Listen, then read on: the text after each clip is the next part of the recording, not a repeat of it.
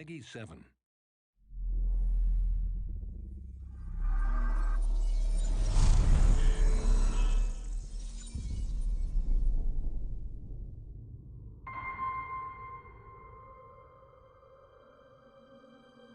Dust. Imagine a power that can burn stars, raise mountains, even create life. As Hey, with Sultan, all how are you? powers, dust has been corrupted, misused. Is it the and long twisted. weekend or not? I don't know. But if I just told had you a Monday I that I found thought a was way a public to holiday. start over, to restore its perfection, to cleanse our sins, the only cost would be to reset, to erase the billions of corrupted souls in the galaxy. Will you follow me? I've got a fan running on in the background, so I hope the noise gate is working.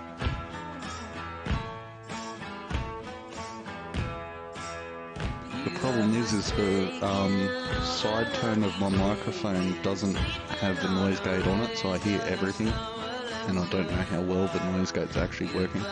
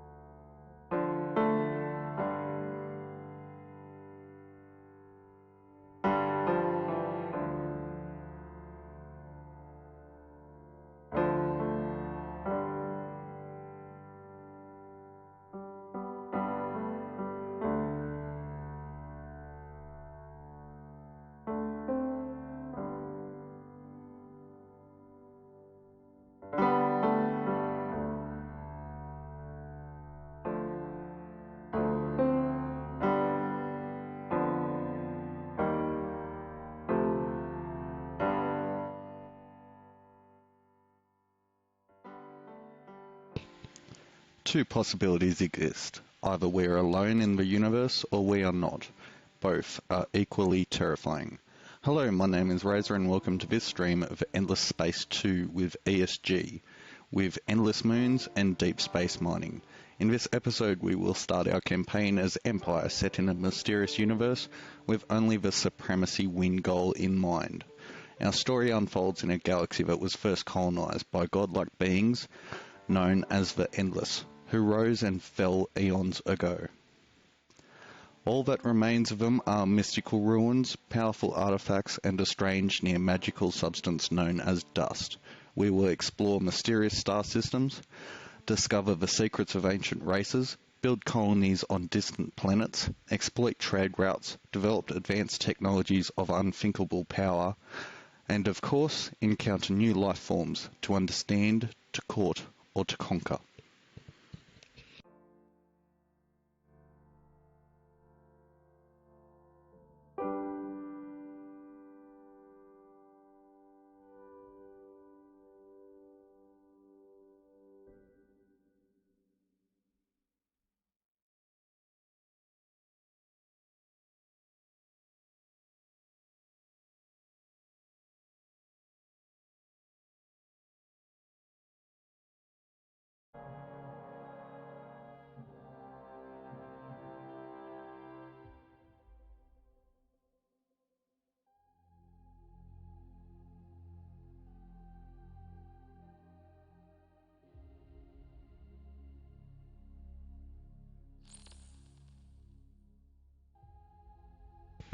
I'm going to play this gameplay through with Supremacy victory only.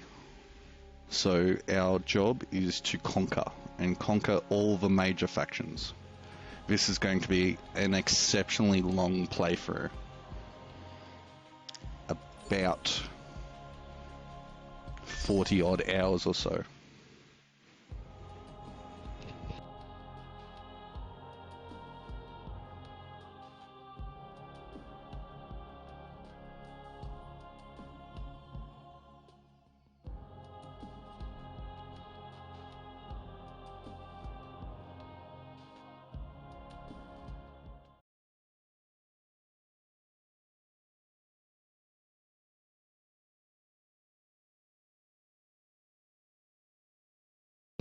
Yeah, Sultan, I think with the number of viewers that I'm getting on my streams now for this game... Under the visionary leadership of Emperor Zelivus, we have become a proud and powerful nation.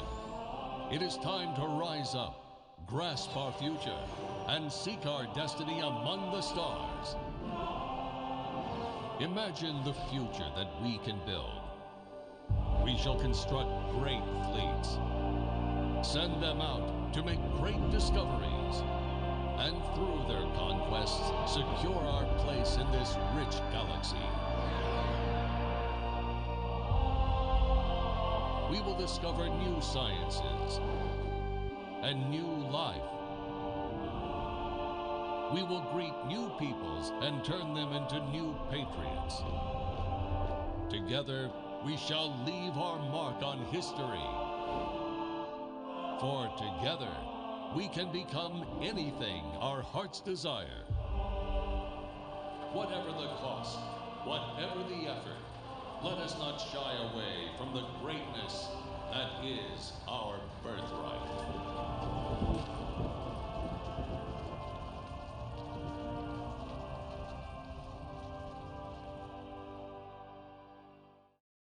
It is a time of great peace and prosperity for the Empire. Usurpers have been vanquished, disagreements resolved, wars ended. The Empire is truly united. Now is the time for your great nation to forge a path to the stars, to bring your great civilization to other worlds, to impress upon any other races you discover that your way is the best way.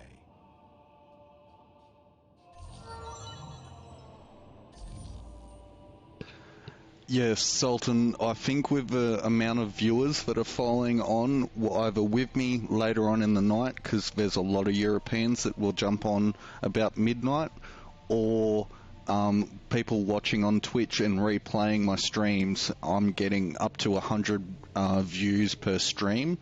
So I think I need to bump up the quality of what I do and how I do it, just out of due respect for people watching along. So I might even start talking through about my choices and things like that so people can understand why I'm doing what I'm doing. So the very first thing that we've got here is our hero. He's a special unit, and I'm going to assign him to my home system of forests. So our home system's here. We've got a Terran realm, temperate, fertile, and it's got an anomaly on it.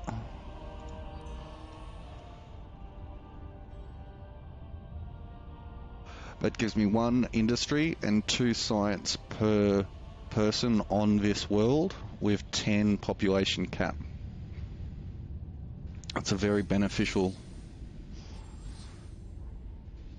We've also got forests 2. Okay, so first things first, drone network, Cerebral and Xeno Industries. It's my first things to do. Now let's see where we are in this galaxy.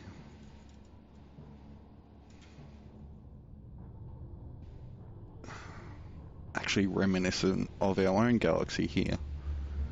It's a twin spiral.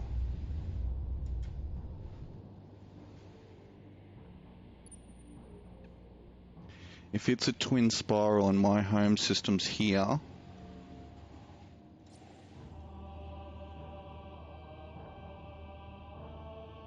that's likely to be a bridging.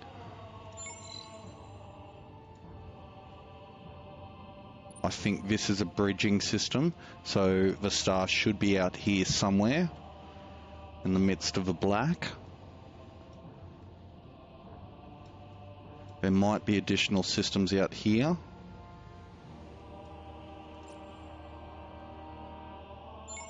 So let's send a probe out this way maybe. Where's the galaxy looking? Out that way. So that probe will shoot up there. And we'll get our patrol underway.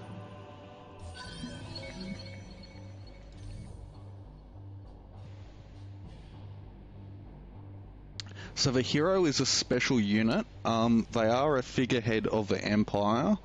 They can be elected into Parliament, and depending on which faction your hero is, you can have anything up to like 40 heroes.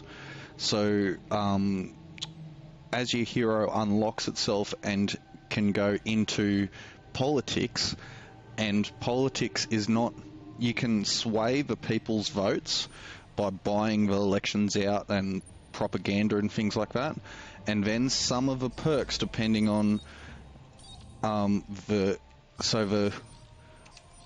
as a player, the commander of the Empire, have a technology tree. If I click on the right button, so I have a technology tree for the Empire, but there's also a technology tree per hero, and what's available on their technology tree is dependent on their traits. So this particular hero here has the United Empire trait. He's a member of my home faction, so he's got particular skill trees here that are based on his race and also his traits here.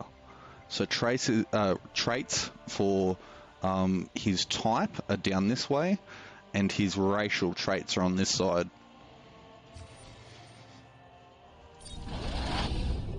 And they also get this cool hero ship, and the ships that they get are dependent on what type of hero they are. Some of these ships can actually be very powerful. So for example, later on, this is a settler crew here. They go out and spawn new colonies. This patrol guy here, he goes out and searches the galaxy. So this patrol guy, I can actually assign heroes to fleets and then unlock traits per fleet, or traits that are specifically for fleets on some heroes. So some heroes that you can send to be guardians or controllers of a colony. Other heroes you can build up so they are the primarchs of a fleet. So we've got in our Empire tech tree, we've got science. What's this one? Empire and development, military, and economy and trade. So there's 4 different sections here.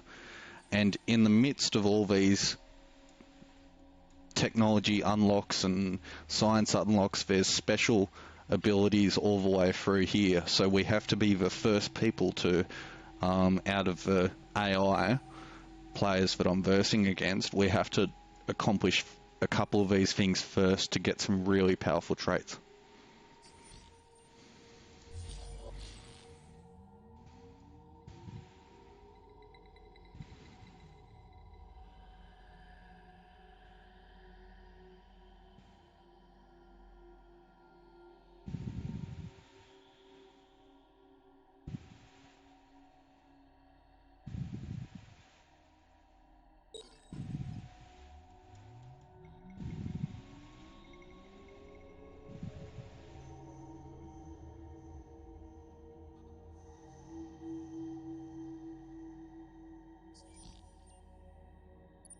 It might still be on sale. I think the sale ends today. I don't know. In the world of Total War, it's kind of the same. It's similar to Stellaris, but I don't have Hearts of Iron. Never played Hearts of Iron, so I'm no help to you. However, Rajan Terra in AAF, he's the one to speak to about Hearts of Iron.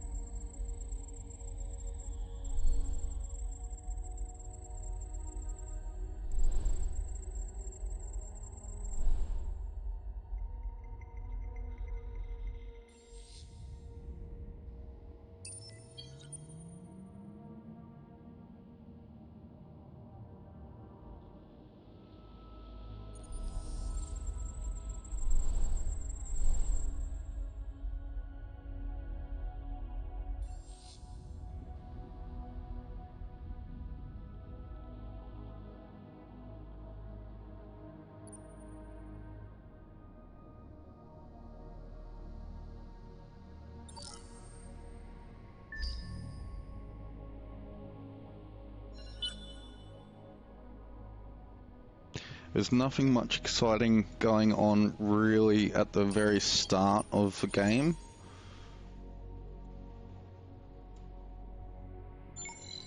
However, I will send a probe out this way just to see if there's any asteroids at the back of my starting world. So Magez here has a world that I can colonize, but there's no industry on it. So it's very hard to set up. It's easy to set up a colony to start, but I can't. Building things will take a long time. So there's things like that that we need to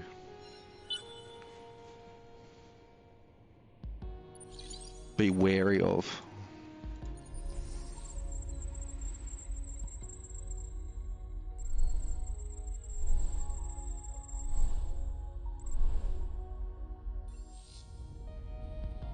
So none of those are hospitable.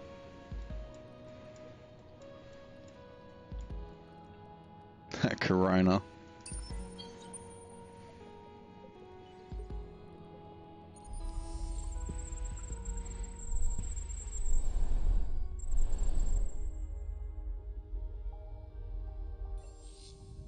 So there's a huge savannah world here that I want to unlock the technology to go and colonize it. I'm a little bit away. I need to build up my food on my home world.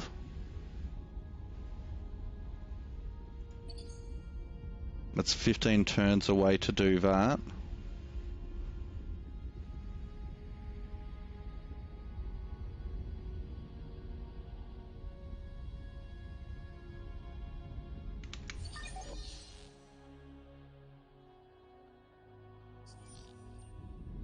And baryonic shielding, the same technology that will let me colonize the savannah world here at Jerem. So I want to try and colonize. That's the best world that I've got to set up my second colony on.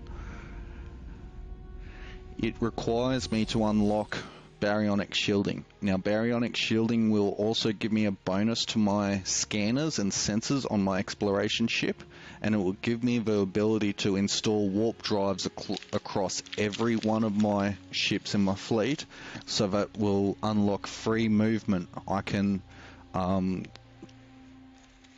as long as there's a planet that I can see, I can move to it. It doesn't need a star lane.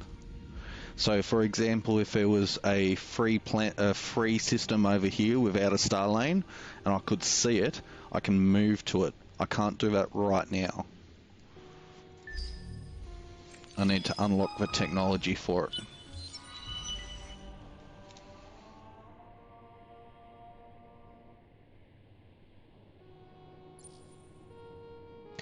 It's like a knife through your heart. You joke, Hidari, you say, knowing that the Sheridan never jokes. He shakes his head. The weapon signature leaves no doubts. You stare out at the starfield, anger growing. A United Empire fleet fired upon by a fellow UE vessel of obsolete design. How old, you ask? 25 solar cycles at least, Your Imperial Majesty. We think there must be an outpost out there somewhere. The knife twists. This is no reactionary rebellion.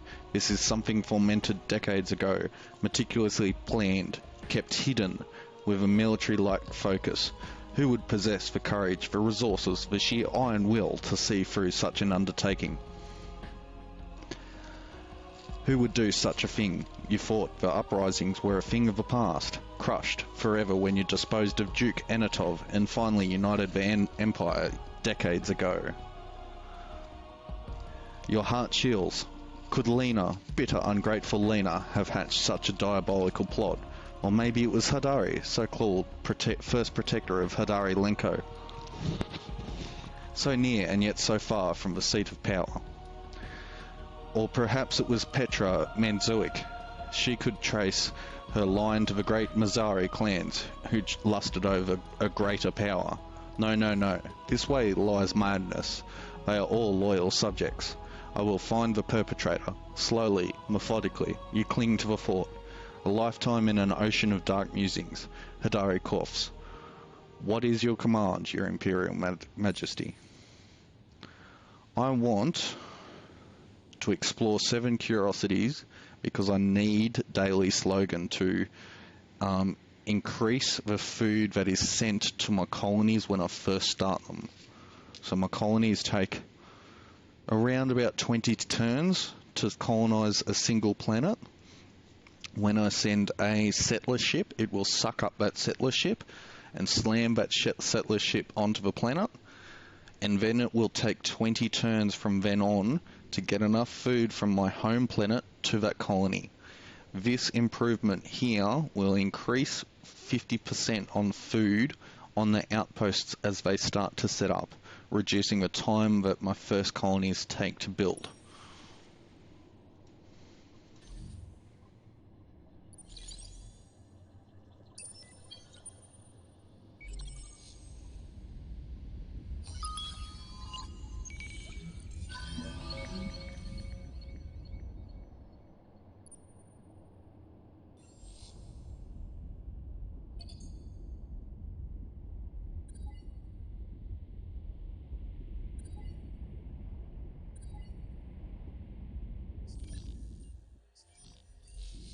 In the meantime, I'll build another scout ship and start using my settler ship to explore the galaxy a little bit.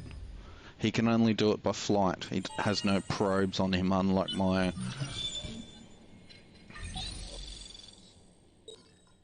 baryonic shielding will be unlocked in my technology tree in 6 turns. Yeah, so this is a settler ship here.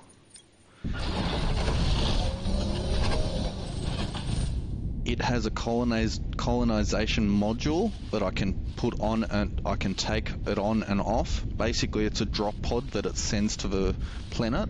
It then sets up a colony on the planet around that drop pod, and it will request resources from my home planet. The main resource is food, so I'm trying to get as much food off this main planet as possible, get its food production up as fast as possible.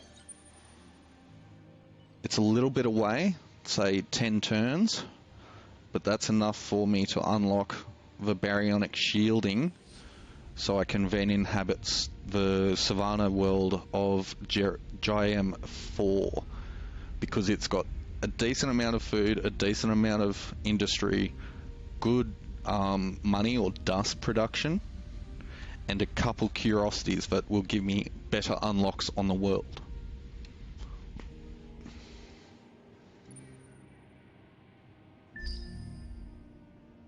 So in the meantime, my explorer ship is stuck on Jyrem trying to explore these curiosities.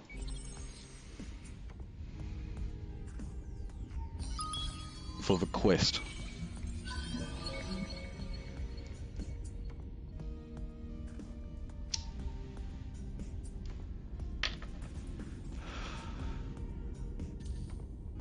This world, Gyram 4, that I want to inhabit my first colony on has an anomaly called Huygens Rings.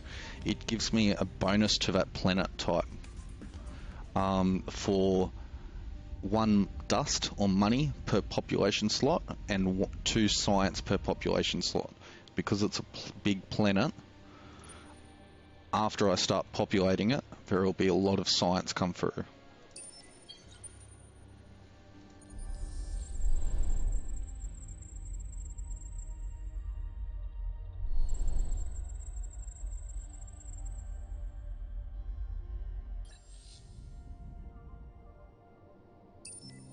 I wish there was a way that I could put chat in the screen so people can, watching back, can find out what people were saying. Well, there's probably a way, I just don't know how to do it. Alright, that's my turn for now.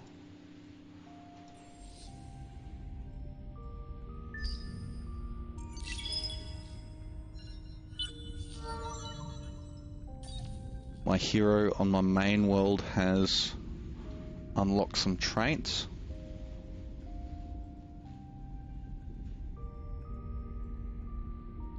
I'm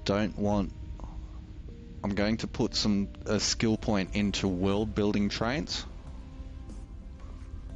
Yeah, I should ask people. I just, don't know how to do it. I'll ask around, see if I can do it next time. So we've got some population building on Raya, my home world, which is good.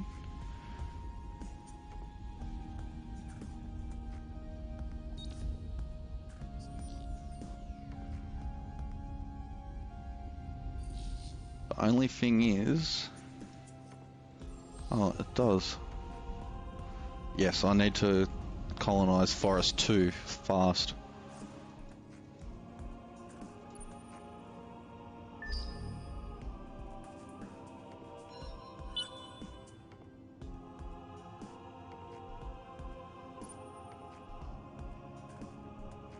So I'm going to send my settler ship down this route. Hopefully it'll be fast to turn him back around, because he'll have to come back to Gyram.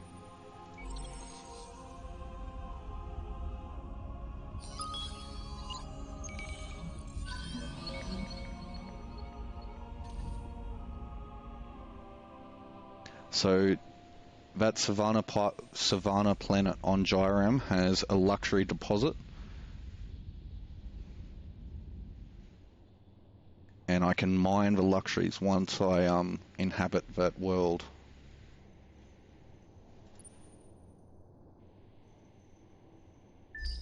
I'm just waiting for my construction yard to build. There we go, it's built.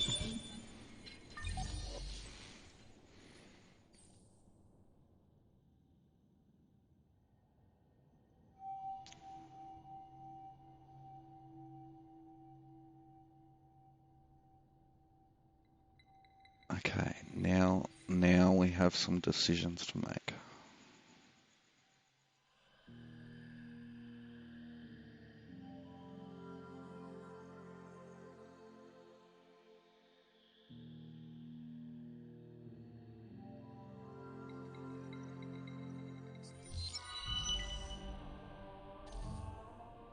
New quest line, I need to unlock 11 military technologies. I don't know whether this system is hot or not. Okay, my next technology is planetary landscaping. So I can get some more food production. Doesn't necessarily help me on my home world, but it'll help me in Gyam. Now I have just produced another patrol ship that I'm able to move out and start exploring these curiosities faster.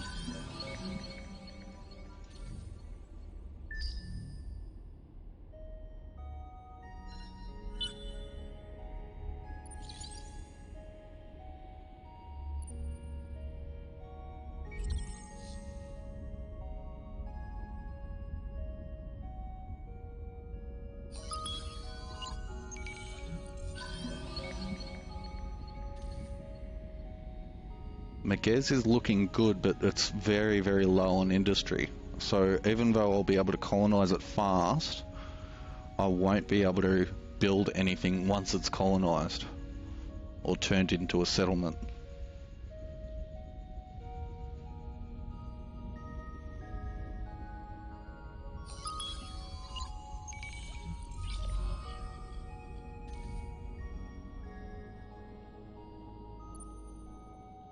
Okay, I think it's time to bring my settler ship back.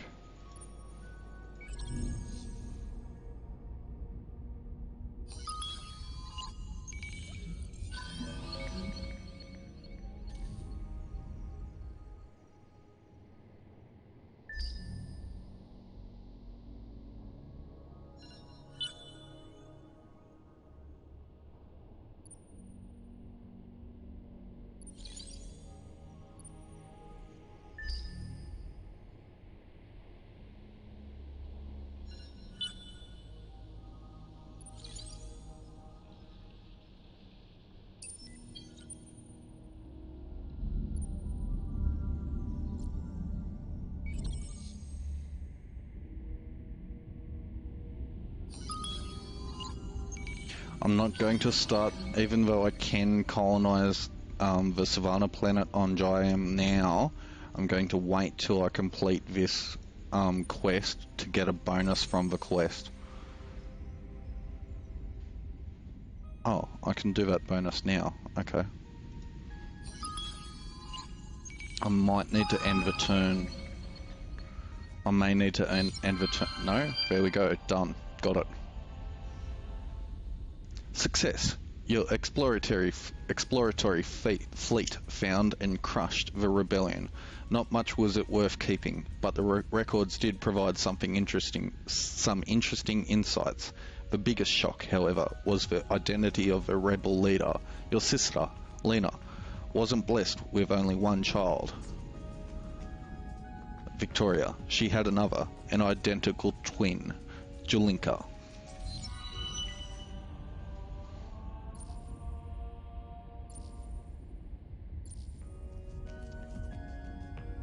Julinka, the traitor, refuses to speak. She's too young to be the true mastermind behind the rebellion, but of that individual's identity there is no clue.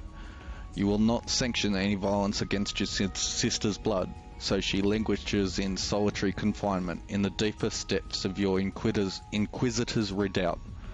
Lena claims to have never laid eyes upon the girl.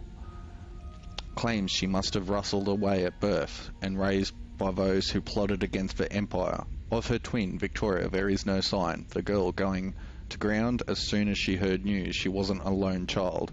Out of shock or something more, you do not know. You need time to untangle this dark web. The rebellion might be no more. But the fact it ever existed in the first place haunts your days and disturbs your nights. Who can you really trust? Every day you grow a little older and get a little closer to the day you will no longer be able to lead this great empire. You decide now is not the time to name the Emperor-elect and consolidate your power while you still hold it. The three candidates are obvious. First Protector Hadari Lenko, stalwart bodyguard for so many years, and a hero amongst the Empire Hawks. Lena Zavales, your own flesh and blood sister, a woman who, despite her smouldering anger, would make an iron leader and keep a Zavales on the throne. Or should it be Petra Manzurek, the brilliant head of advanced research, a woman who pioneered several chilling technologies that had transformed your army's fortunes? English. Somebody who could grasp the opportunities of this new star-flaring era. The choice is not easy. Peace of mind is hard to find until you learn the identity of a rebellion ringleader, though you will have no real peace. It could be one of them, but you must choose. I want to do Lena. She's an industrialist based, that's what that symbol is, military industrial science. She's an industrial based leader. When you can no longer lead this great empire, a Zavala should remain in the seat of power. Lena will be the emperor-elect. A fitting tribute should be constructed to mark this great honor you have bestowed upon her. Gameplay hint: boost dust production through system improvements, trade routes, colonization of new systems, or other means. So that will give us Lena as a hero. Inquisition time. Not yet. Not yet. I need to build my power. We're still so early in this game, it's not like this is probably a 500 turn game, if not more, and we're into turn 10, essentially. And you want to go out and kill things. Just easy, dude. This is going to be a long play game. So, now that that is unlocked, I have the trait ability to send more food to my colonies. This colony here has a little bit of food and a little bit of industry. That's enough for me to get started. Let's go.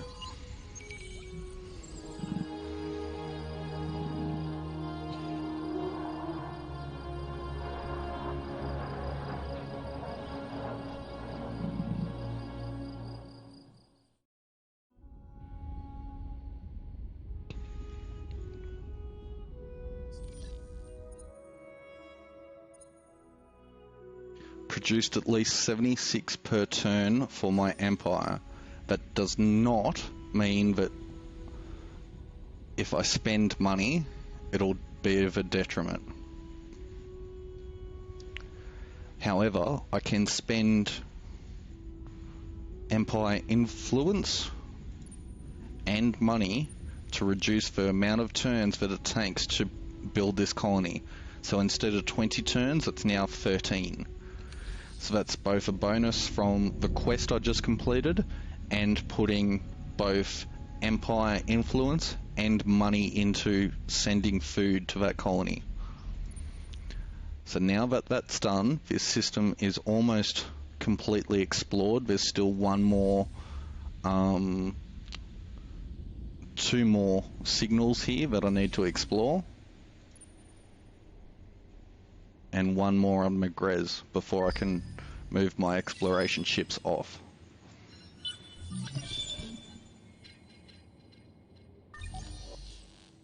So my starting food technology has been unlocked, and I want to start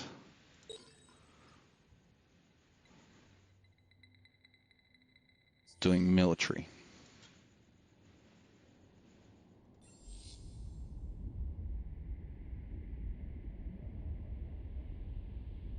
In 2 turns, this planet will be colonized.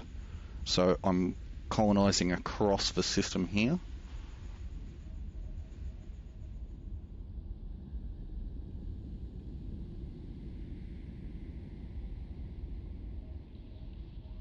And this system has a massive drop. So we've got 35 food from the outpost. Down the bottom here it says 35 food from outpost. This outpost here is sucking 35 food per turn from my home colony, which in turn reduces the population growth extremely. So I can't just go out and colonize a butt ton of planets fast.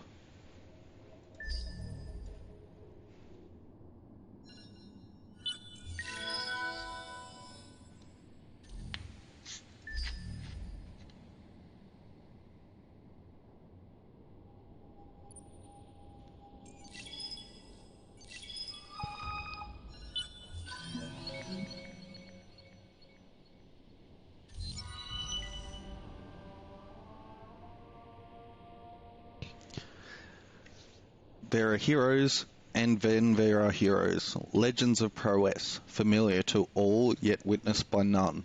The heroes of these tall tales are a dime a dozen. But in the leaders you have met in the murmurs of your crews and colleagues, there are stories of other heroes, living heroes, whose actions and efforts have changed the course of battles and bureaucracies, whose actions and decisions have been pivotal in the rise and fall of entire empires. And when one speaks of these heroes, masters of dust and its vast powers, one also speaks of a place where they studied, where they learned the feats of strength and genius. It is simply referred to as the Academy. Some seem to present it as a centre of higher learning, while others mention it in tones more suitable to worship and epiphany. It would be good to know the truth of all this. It would be good to know if your ships were the first to make formal contact with it and meet its leader, shrouded in mystery. They are as few in number as they are great in power, the heroes of their galaxy. They learn the skills at a place simply referred to as the Academy. Be the first to find this place, and some of its secrets will certainly be yours. So I need to backtrack the paths of these heroes that went to the Academy by exploring 5 atmospheric curiosities. Unfortunately, I've already explored most of the atmospheric curiosities that I can. There's one on Alioth.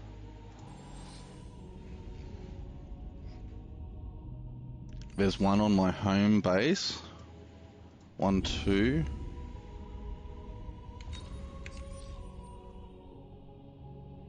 And that's all I know of at the moment. What's this one?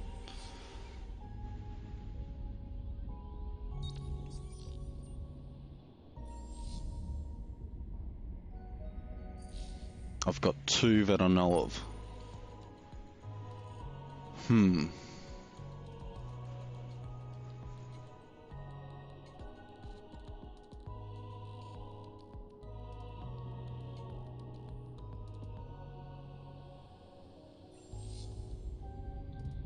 I need to build another patrol.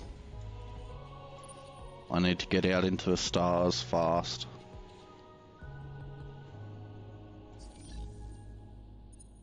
Let's pin that.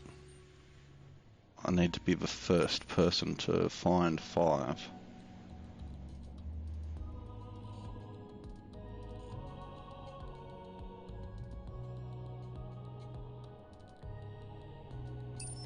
Yeah, I actually forgot about that quest.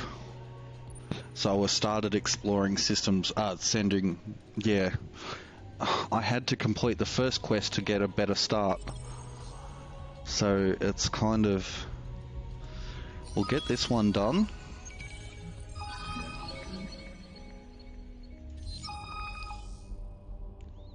One of your planets in the system first appears to be lifeless and poor in resources. A second scan at higher power, however, reveals the entire planet is a hologram, and in fact there is something hiding beneath a cleverly constructed camouflage. Perhaps you can figure out just how the camouflage worked. Now I can spend research, or I just ignore it. I need to spend the research on it. It's a key part of starting this campaign. However, it will slow me down a little bit. These are some of the civilian ships. This is a civilian ship. I can't control it. It's sending food from my home world over here. The further away I am from a setup system, the colony systems take longer to build. Now in one turn this is constructed.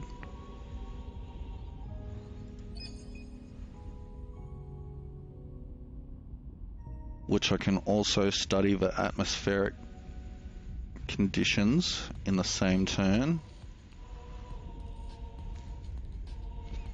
Increase my food production. I hope that should pop both of these at the one time.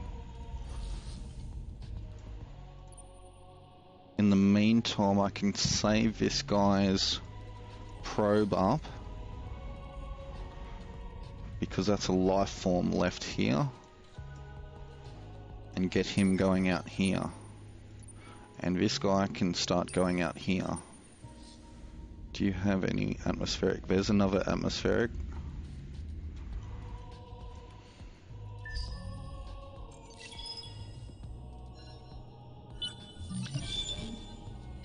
Research has been completed.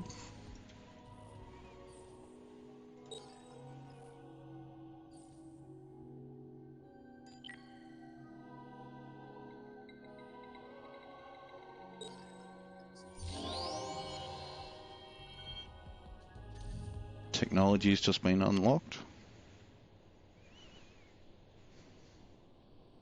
I will still find it, it's just whether I'm the first to find it or not. It's not game breaking.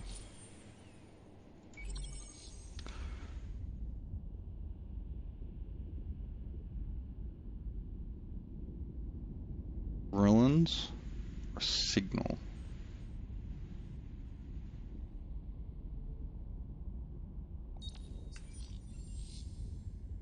One turn to study.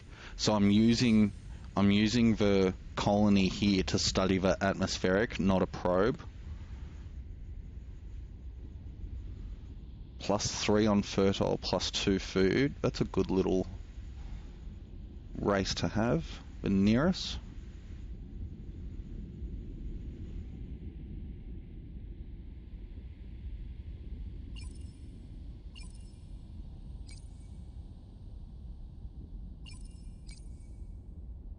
Boost to science, boost to food. Doesn't do much if I move him to there.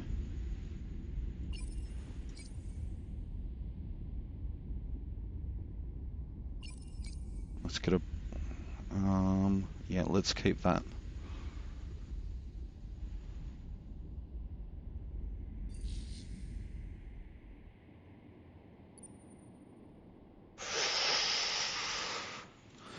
There's a curiosity here that I'd like to explore, this signal, curiosity. Electromagnetic message of unknown origin and age, but it's on a planet that I can't actually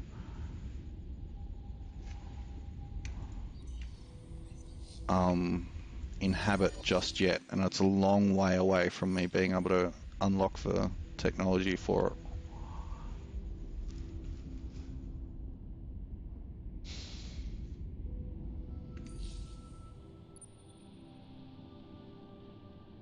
I might just save up this explorer ship's movement points. Send 2 explorer ships out this way and 1 down the arc of this arm of the spiral.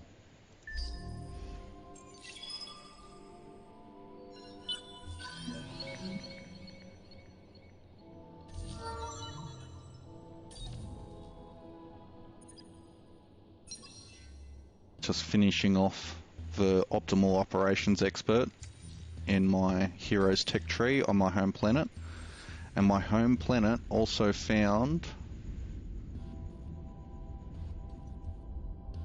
a permanent monsoon on forest. So it's an ice planet with a permanent monsoon.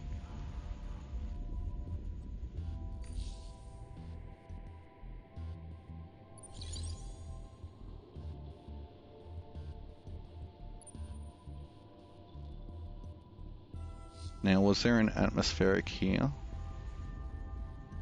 Yes. I want to use leave the one with the less movement points here and move the patrol with the more unit movement points, this is movement down here, out.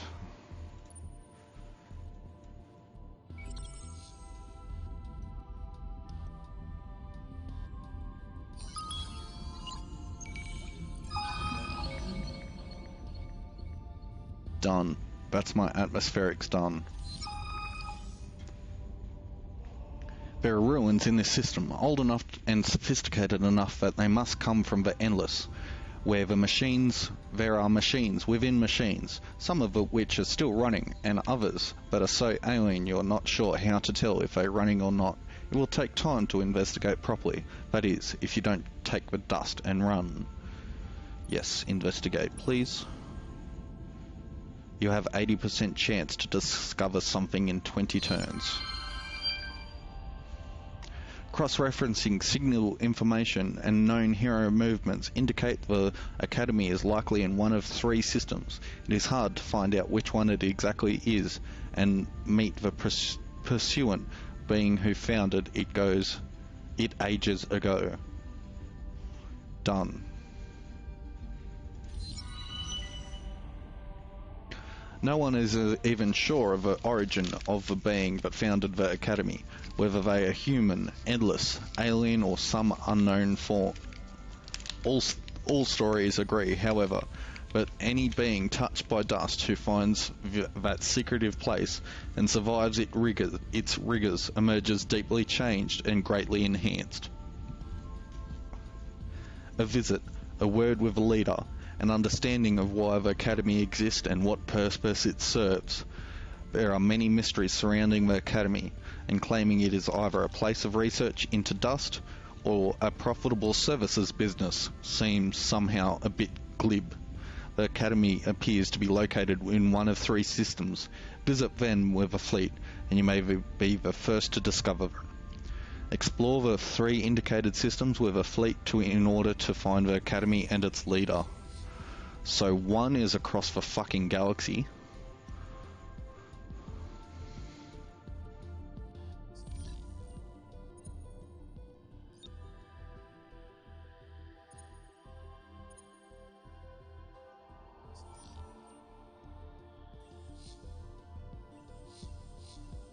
Nope, they're all across the fucking galaxy.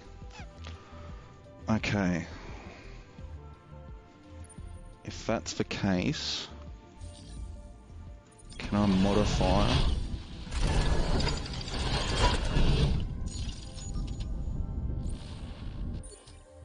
Yes, I can modify a patrol to have more movement speed.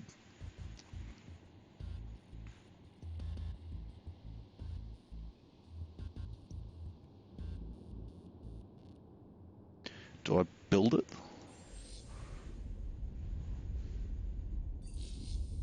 Or do I modify an existing one? I probably should have done this. Nope. Fuck.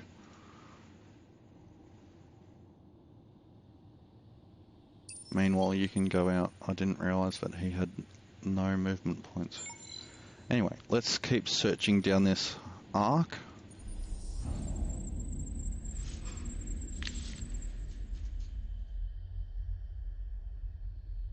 Another thing, like in Total War, if you colonize a planet that is really small, there's not much population slots available on that planet, so you can quickly over-colonize the planet and burn it out. Not permanently, but you'll have reductions on the planet's abilities. There is a very tidy medium forest planet here on Takum 4.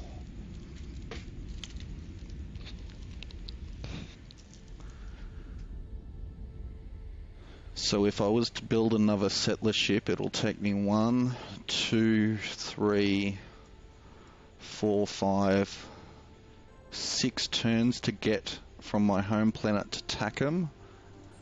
Maybe 1 turn to start it up, and then by that stage this colony should be built. It'll take me a couple turns to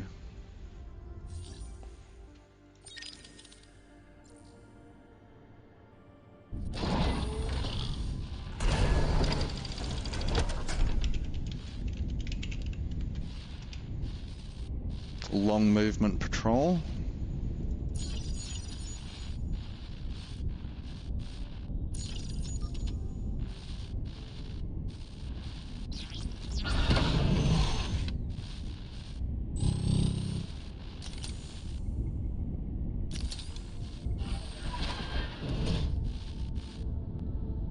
Long movement patrol with no armor or no guns.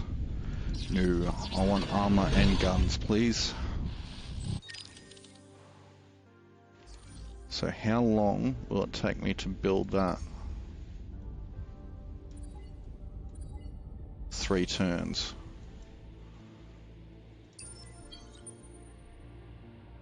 I did a mistake by moving this guy back home. I was going to edit him.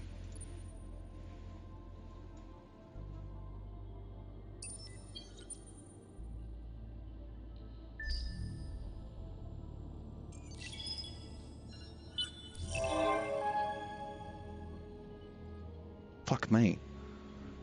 Control at least 4 systems in the same colony. I've only been able to set 1 colony up. How big was your starting empire?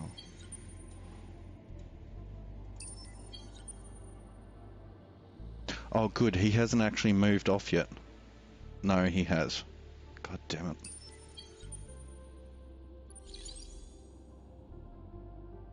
This is a long star lane. It's a jump lane. So there's like groups of stars. This is a long jump lane. So it's going to take me forever to get over here before someone else does.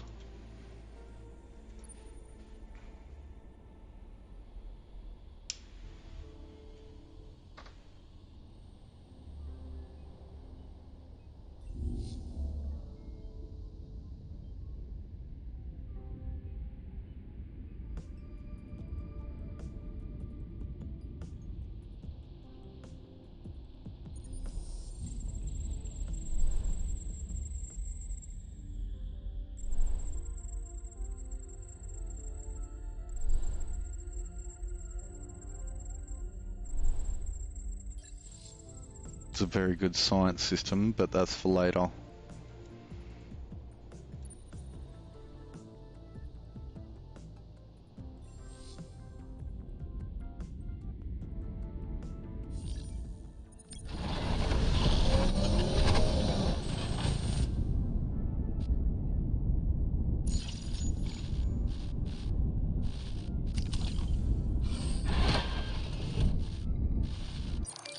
And just edit out the settler's design so when I build it, it builds faster with longer movement.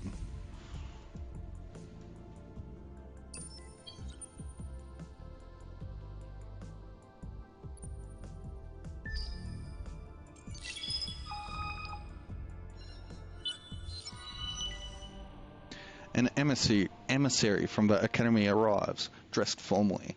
They only agree to speak or communicate in public venues while it's being recorded. This is no ordinary discussion.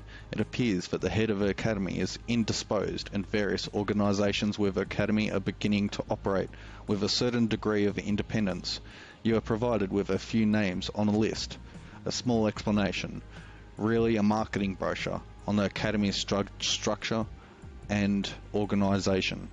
Once the discussions are over, you place an encrypted call to the hero in your employ, who is so visibly uncomfortable. You understand, they say, we are beings of exceptional power. We are trained to seek only strength and knowledge, but you seek more, you finish. Yes, there are associations, fraternities within the Academy. They are theoretically just clubs for heroes with shared interest. Those who seek power often use them for leverage. However, in research, training and exploration. None of this is shocking, though it makes you uneasy. But as long as they lack access to resources, you say, they are not a threat, at least. Not to friendly empires. Your employee nods, as if agreeing, and prepares to end the discussion. Then at the last second changes their mind. They add, remember that they are unclaiming places of enormous wealth out there, and everyone is starting to look at them. The transmission is terminated, leaving you curious and yet concerned. Find another 10 curiosities or discover 4 systems outside of your constellation. I'm heading outside my constellation anyway, and this RAM scoop's really handy.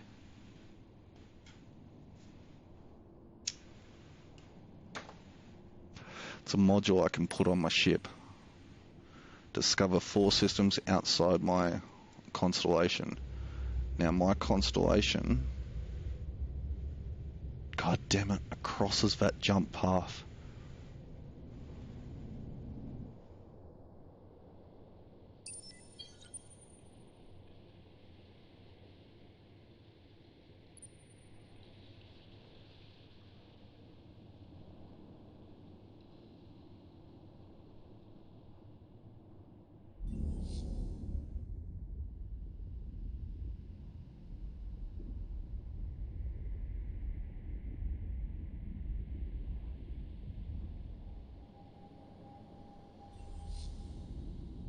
That's a science system. Is there anything of interest on Maguez? Industry system. It'll take me a long while to build that up.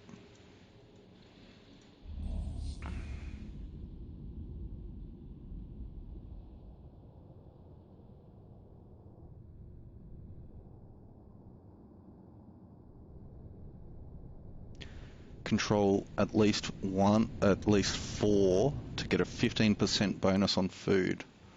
1, 2, 3 in about 10 turns. Is your design cheaper too? Yes.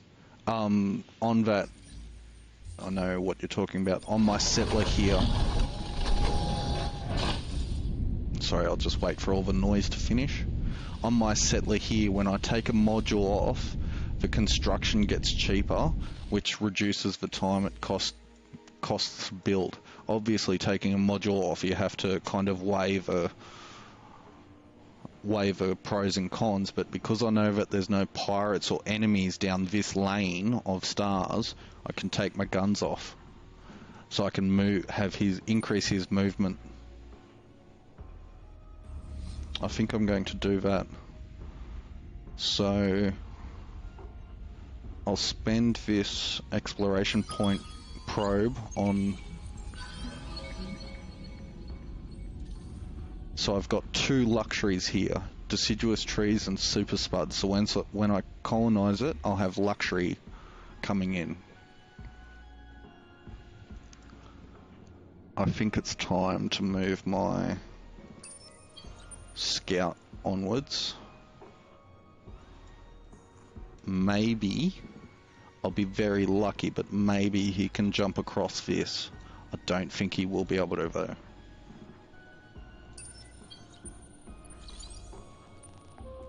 Xenodos.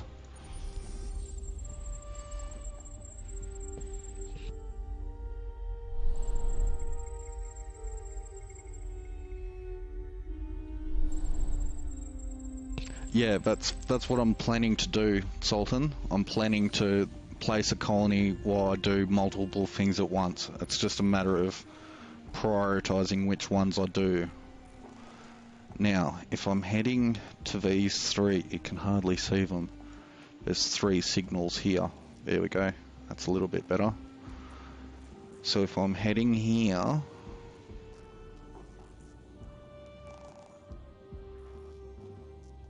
I need to find a jump gate across here, because I don't want to go all the way around the fucking spiral. I need to find a jump path across. So let's try and find a path across, hey?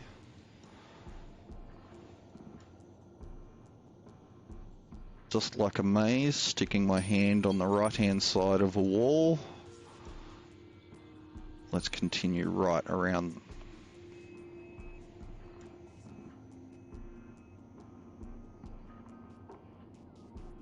In the meantime,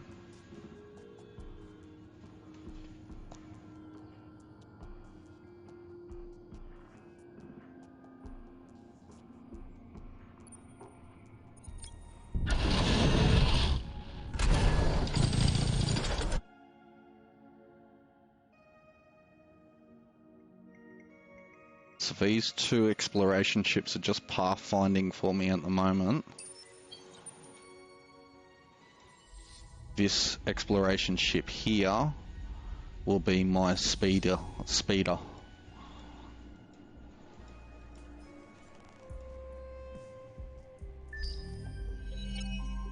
Election time.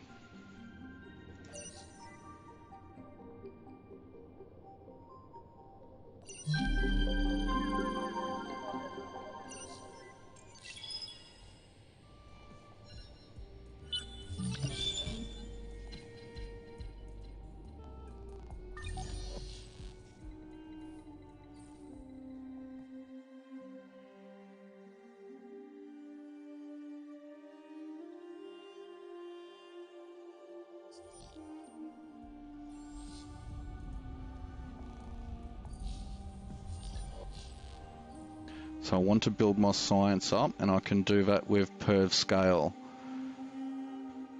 +2 science per population per planet with anomalies on those planets if I build a certain building. Okay, so my Pathfinder has been built with fast movement speed. So let's get him out here. So he's got 3 turns to move there. Very speedy. Where this guy's got 3 turns just to move there.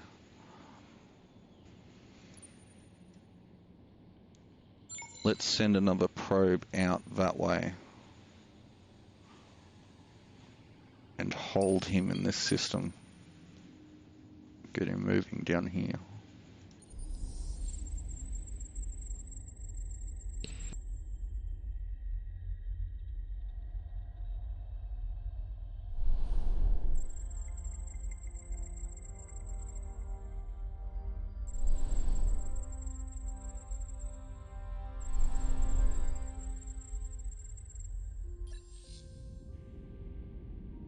That's an exceptionally good science system, but there's no way I can build on it. Oh, I can use large Arctic to build. Yeah, okay.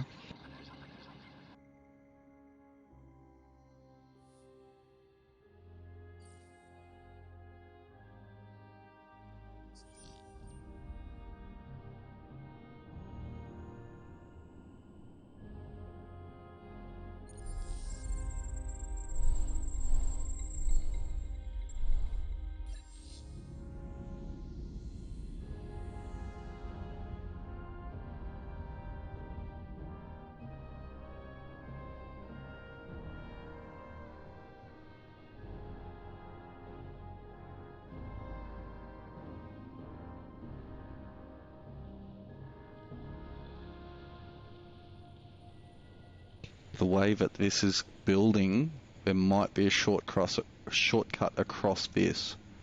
I'll be very lucky that the generation has done that. Be content. Fortune smile.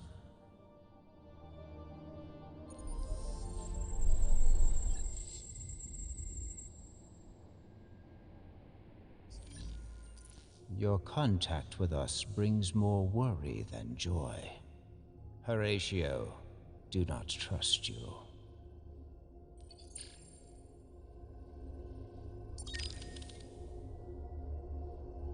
Pay 1,000 dust to uncover what they know about their empire.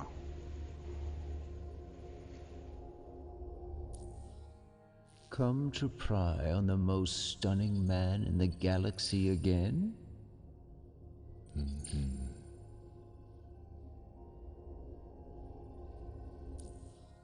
Okay, so they don't want peace and they don't want trade. Again, lesser mortals would tell you get lost. But I am no lesser being. Yeah, okay, so let's put some pressure on them by creating a bureaucratic imbroglio. Through a deluge of formal diplomatic requests and actions, you manage to clutter the diplomatic channels with this empire and increase your pressure on him. This pressure bar is very, very key to politics in this game. So I'm going to spend some of my... Horatio acknowledges your decision and looks for the hidden dagger within it. Again, lesser mortals would tell you get lost.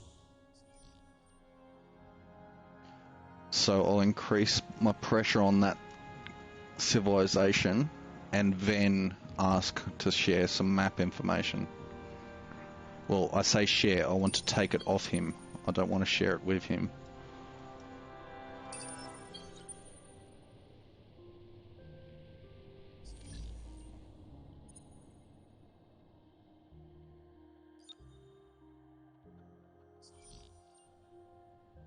Is there another system out here or not? I haven't found another constellation. Okay.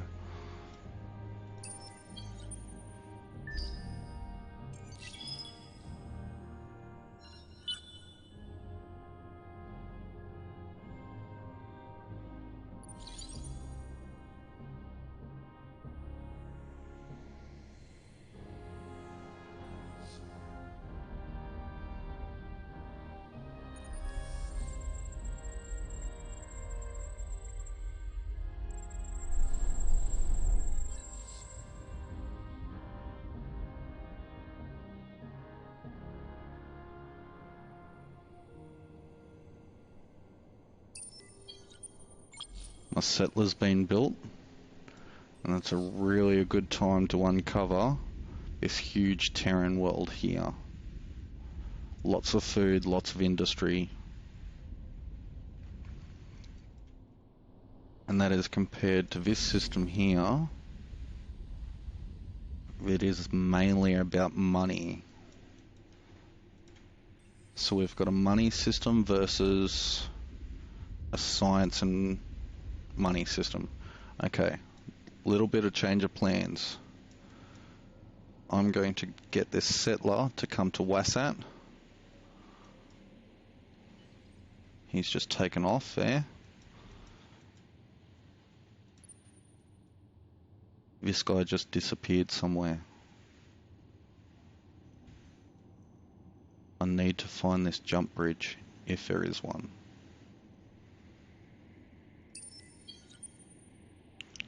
If there's going to be a bridge, it's going to be off this system here. Nope.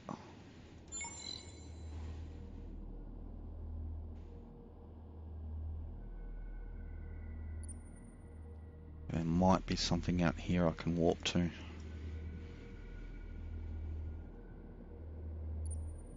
So we've got ships flying all over the place at the moment.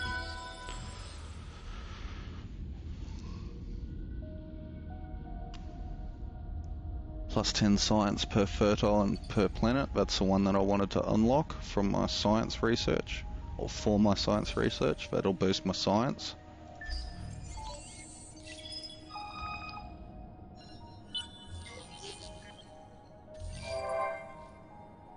So my outpost on Gem has just turned into a colony. Brilliant inventor from the forest system has created a wondrous piece of technology, a neural device that allows one to temporarily control the thoughts and actions of another. Unfortunately, the inventor only created one, and he apparently passed away shortly after testing it for the first time. That's a bit oblivious.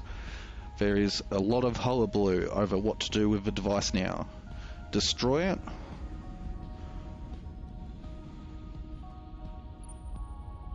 Or get 100 experience gain on heroes in system.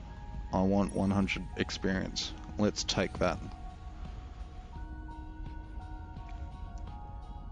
So, we've got a huge savannah. Not much food, not much industry, but I can work with it. We're temperate. So I want food and industry first.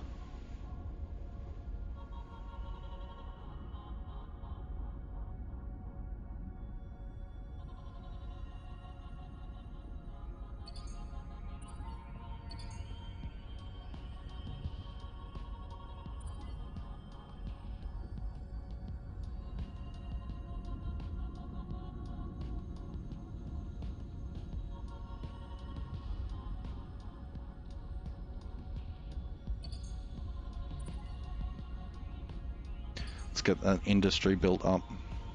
It'll take me a long time to build this system up, but once I do, it's going to be a powerhouse. Colombia. Another science system. Cadian.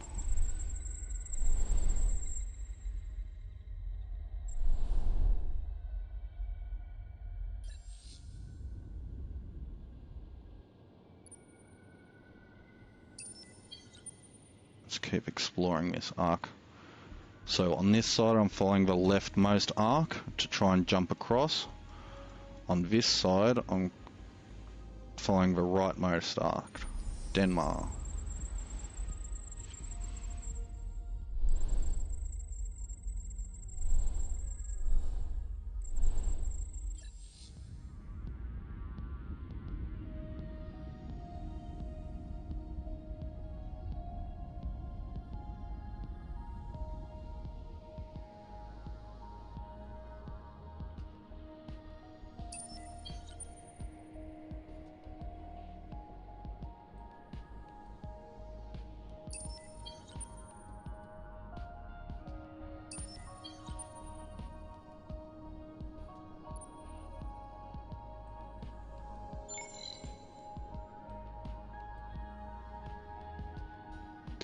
And I've just found a pirate system.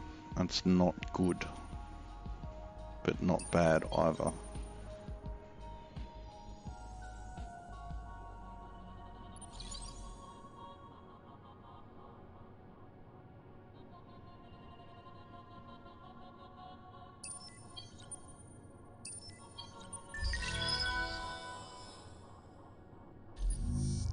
Okay, let's start a hacking operation from Forest to that pirate system.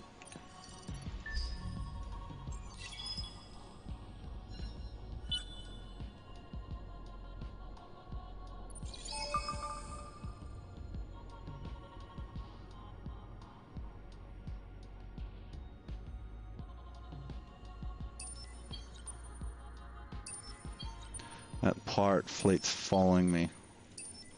So I don't want to stop there, I want to bounce out and move fast. He's my fast mover exploration ship, which is fine. Now,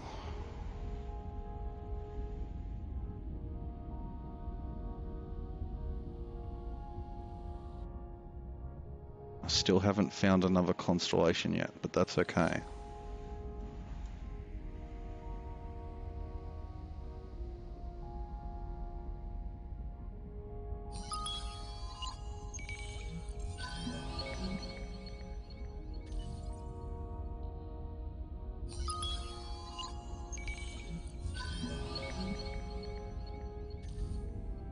Just got a science boost off exploration.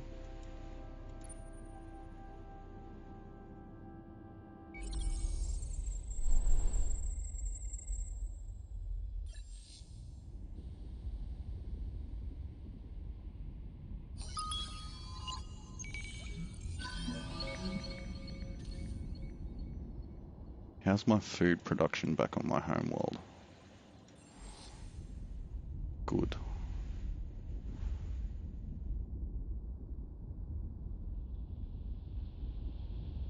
Everyone's content, but not overly happy.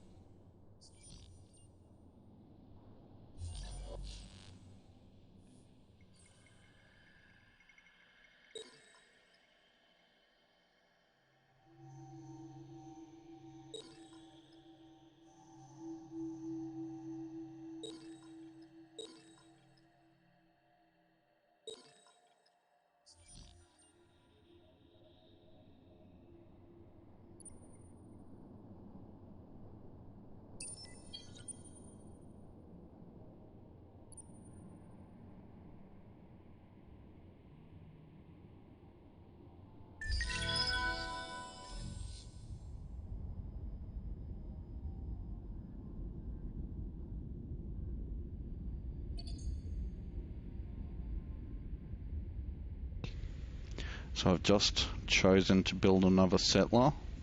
There's nothing I can build really.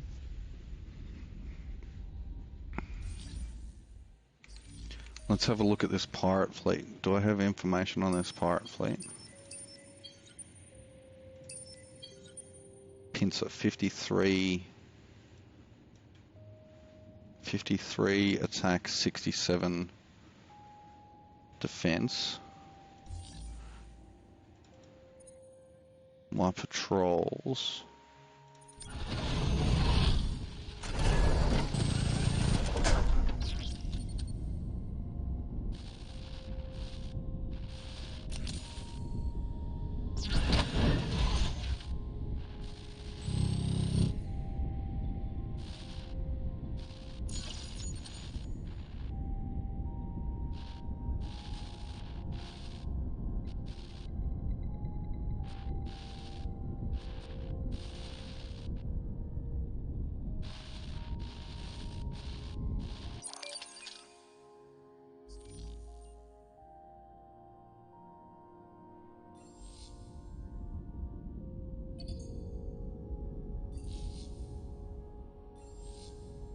Let's build 2 attack ships to defend myself from those pirates.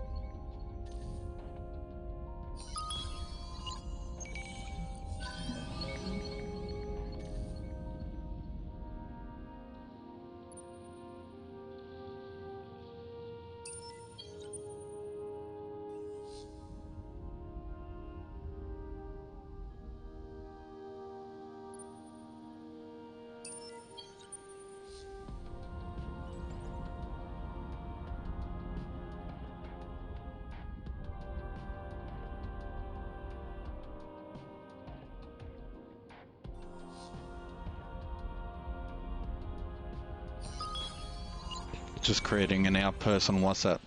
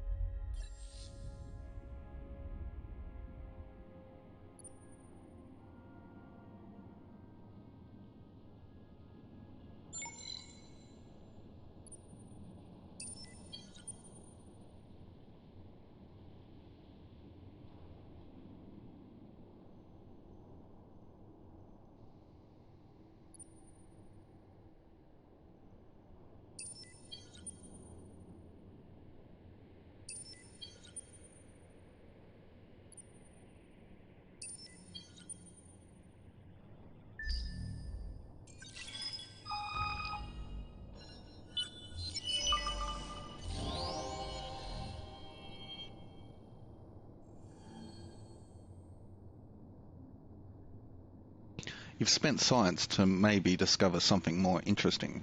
Eureka! Machine bacteria is unlocked across our empire.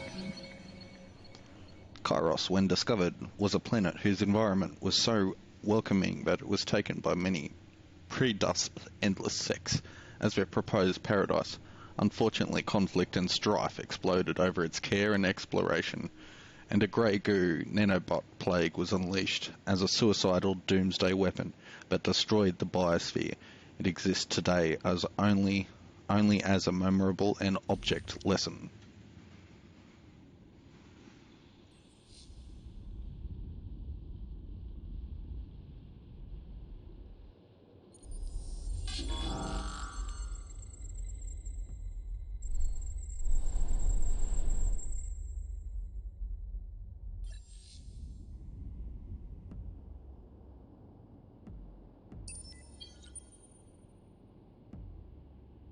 There's another pirate base out here somewhere.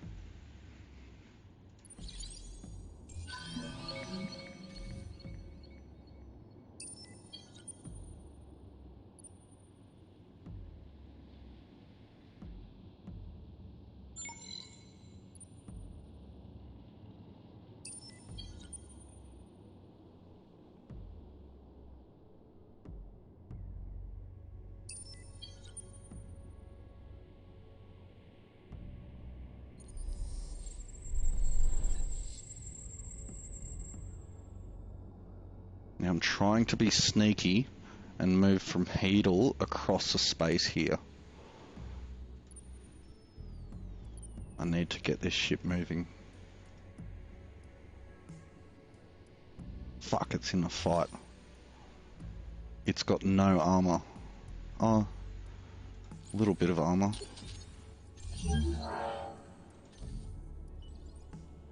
God damn. Go, move, move, move. Get away from that pirate fleet.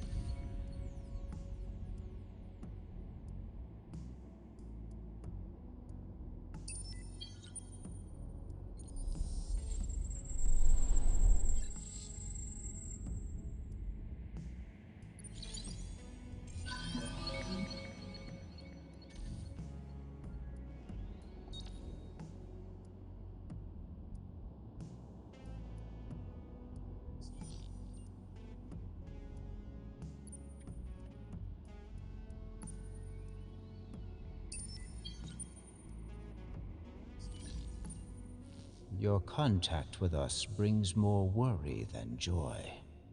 Horatio, do not trust you.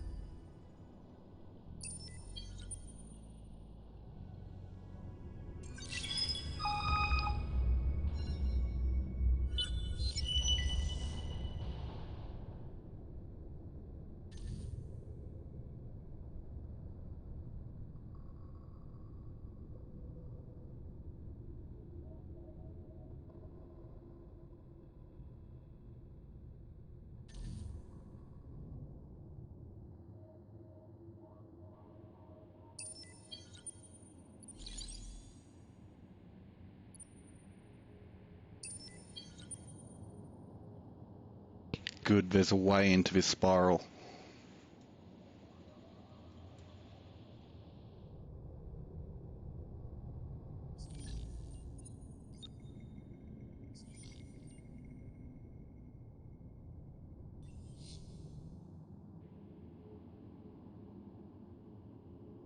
Okay, continue down the right hand side. I think that there's a way into this spiral at the center of the galaxy. It's a good thing.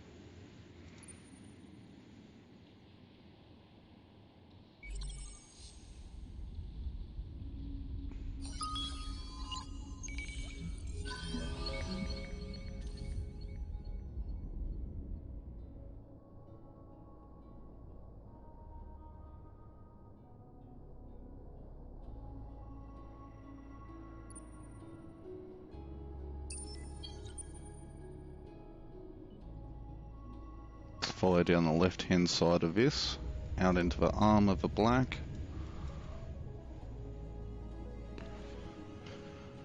Now I'm in half a mind. How many turns are you done? 7 turns. You're a patrol. I'll get this settler to go to Damar in 6 turns. It can colonize Damar, so I've got 2 systems here that are close together. Get my empire some sort of consolidated a little bit.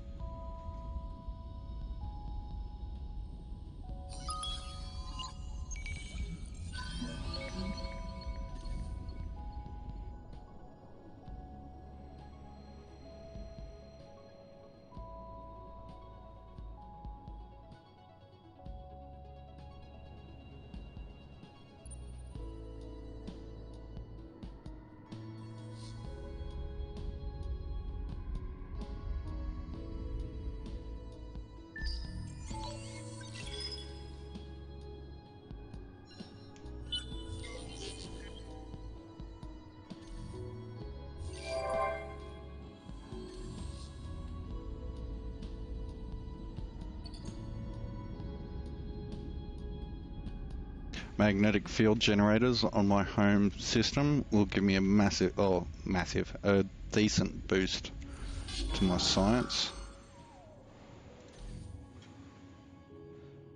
These fucking pirates, man.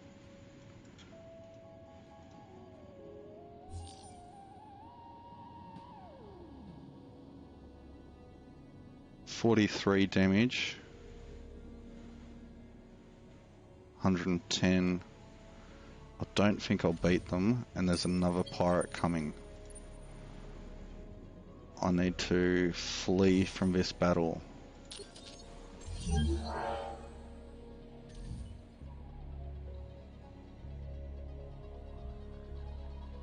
Ideally, I wanted to...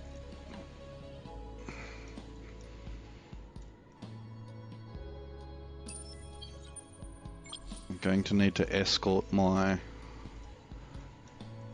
settler ship into Damar. They don't like me around them. Luckily, they haven't actually attacked Wasat yet.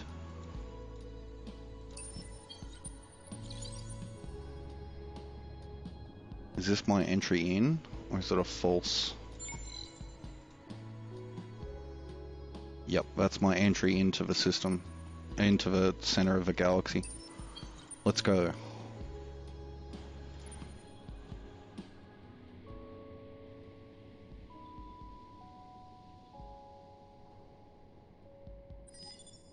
You can defend Wasat. You can go there until...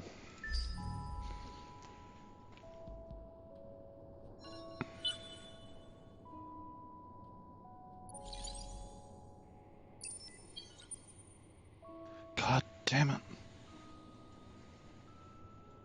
Surely there's a way across here.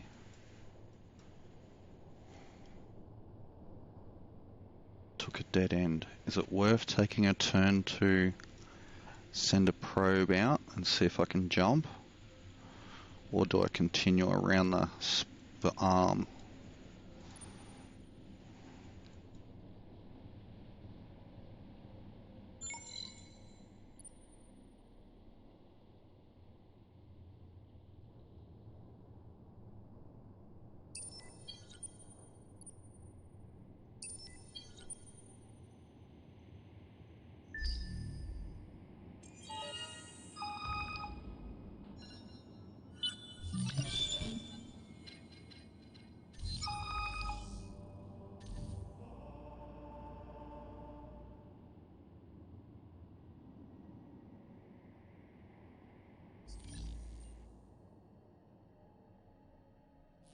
Your contact with us brings more...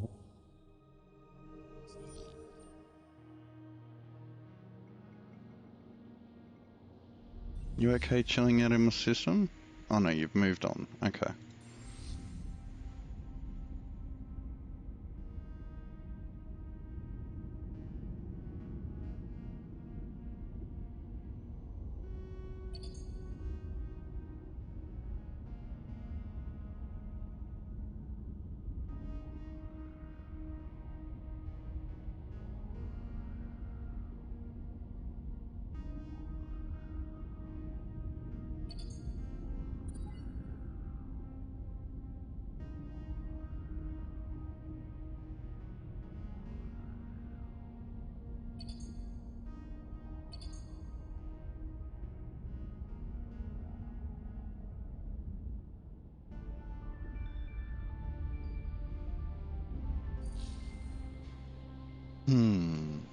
Hello and welcome to the stream. Don't forget to say g'day in chat so I can see who's playing along here with me.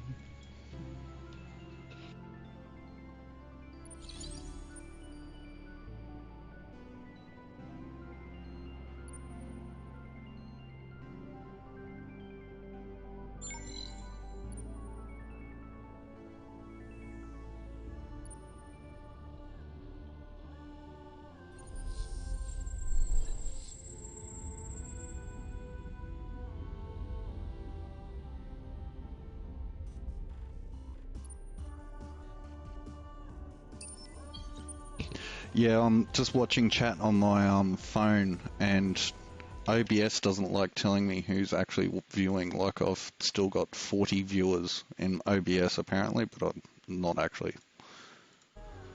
It doesn't like to update.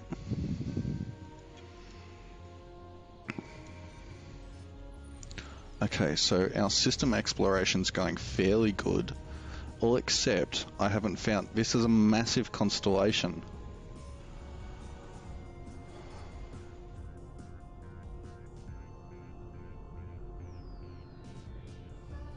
And it seems to be also inhabited by the Horatio.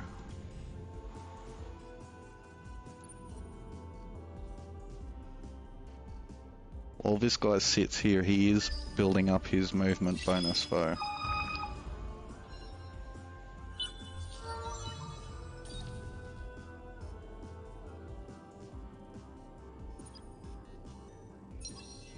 So I've just finished off the skill tree of rousing orator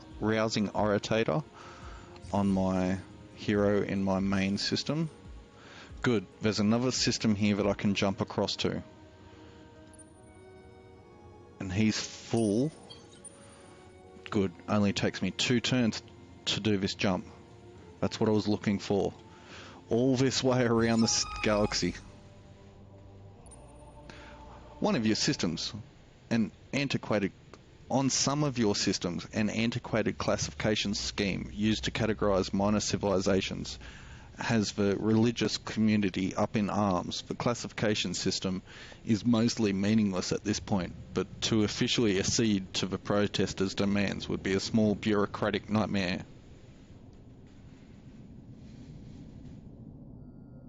Minus 15 industry production on colonies across the Empire for 10 turns. That's fine. I don't need industry right now. Keep Gyram clear of enemy ships for 10 turns. That's fine. I can also do both of those. In the meantime, my patrol ships have made it to Wassat with my settler. Just want to explore.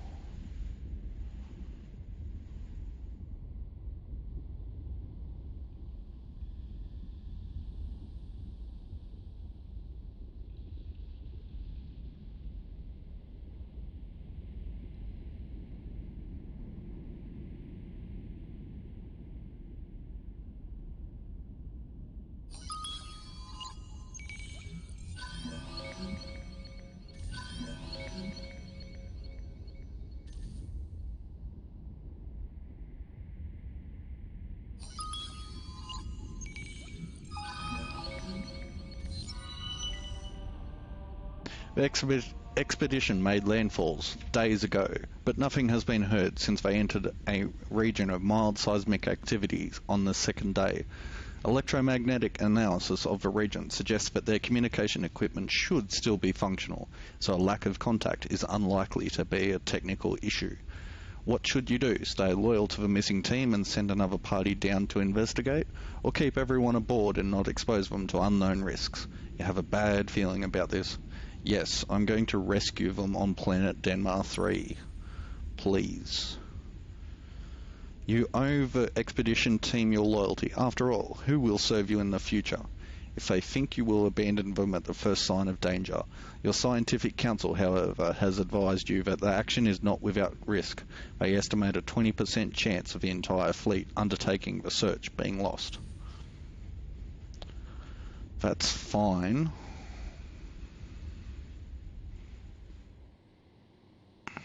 That's final. Now, can I escort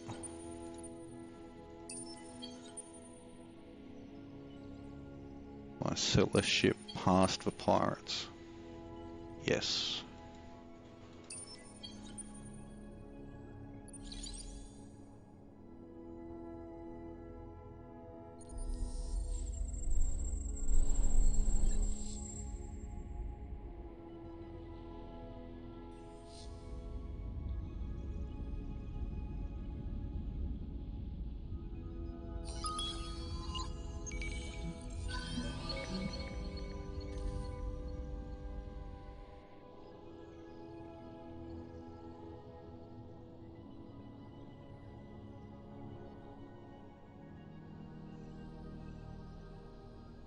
You'll still take another turn to get to Omnidor, but I want you to just recover your stamina for a bit.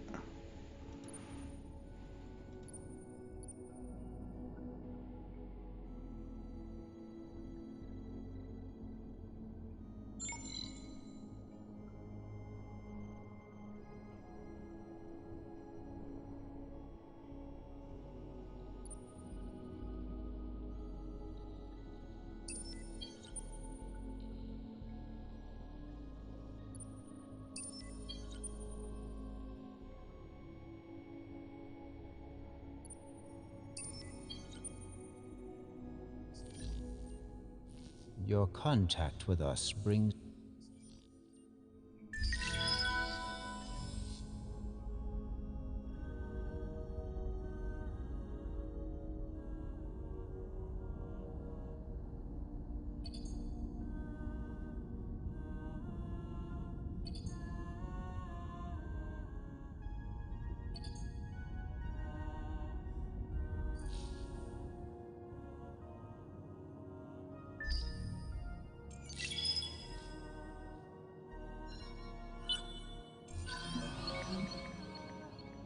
Okay, 20% of the galaxy done.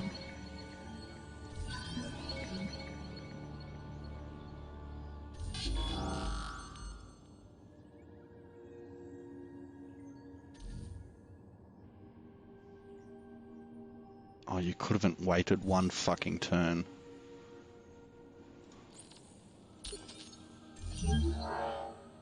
I just lost my patrol here.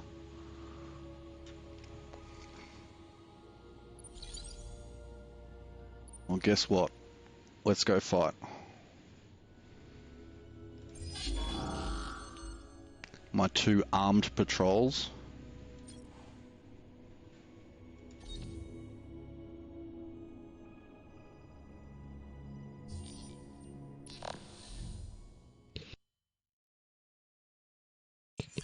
My 2 armed patrols will be fighting this pirate ship.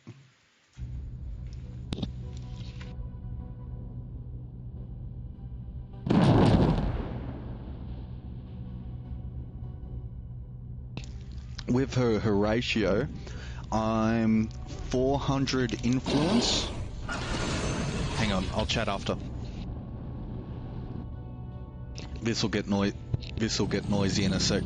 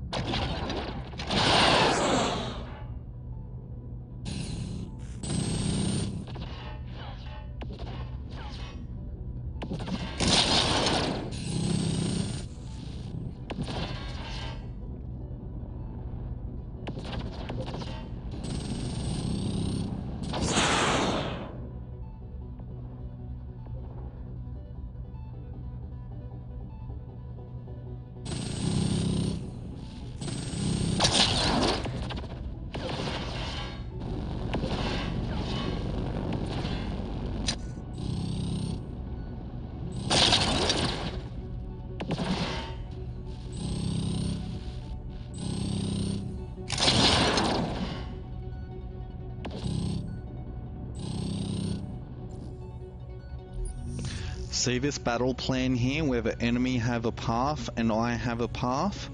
There are particular strategies that I can put in place that dictates how my ships move as well. And that means that depending on...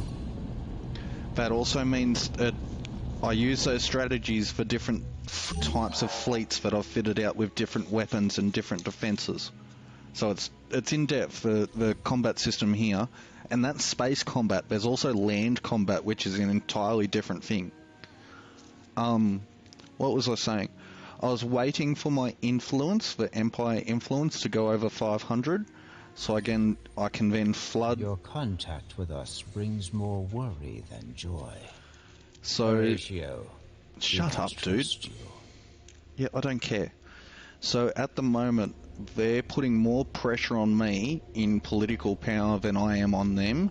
So I was just waiting for another $500 Empire influence, so I can put a force them. Acknowledges your decision and looks force them back the other way. On the most stunning man in the galaxy again.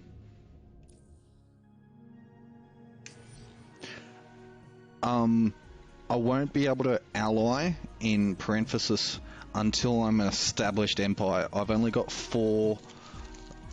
I will have 4 systems set up that I've colonized. They've got quite a few more down this way. I haven't found the heart of their systems yet. They've got, I'd probably say, most of this colonized already.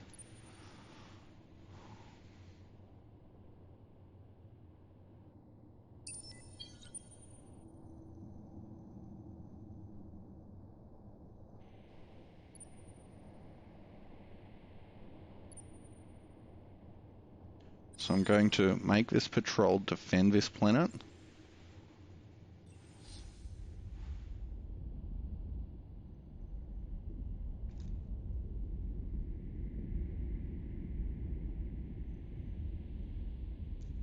And I lost my scout party that was in this system.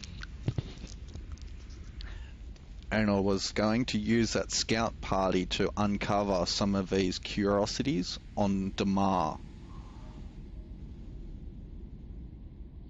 which might boost its food or industry production. But at the moment, from what I can see, Damar 1 is the best to colonize.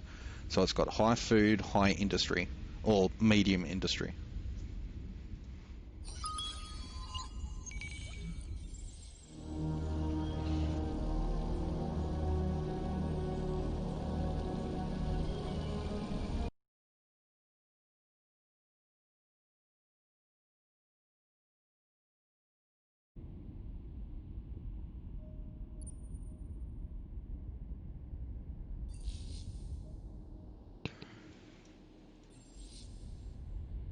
So I've got 2 colonies going down at the same time.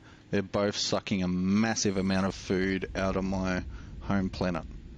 So it's reducing my home planet's ability to create people, but that's okay for the moment.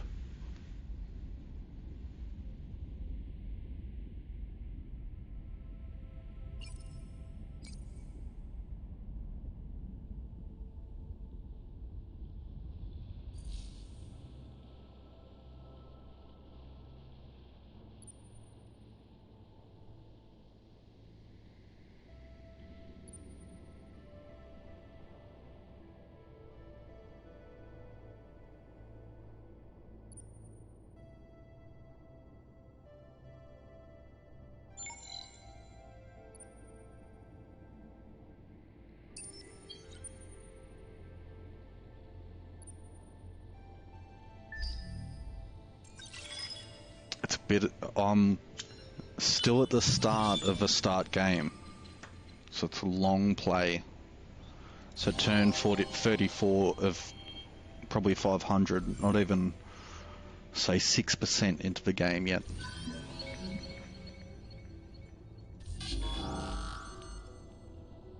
Oh, we've got another fight. Good. We've intercepted because I had these patrol ships on defense, they've intercepted the next pirate coming in.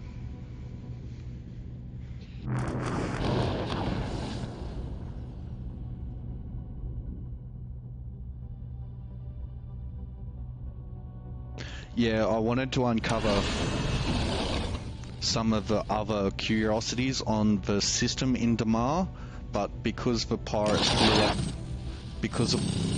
blew up my patrol ship, I couldn't. So I had to choose the best of the planets I had information on. I should learn not to talk in battles.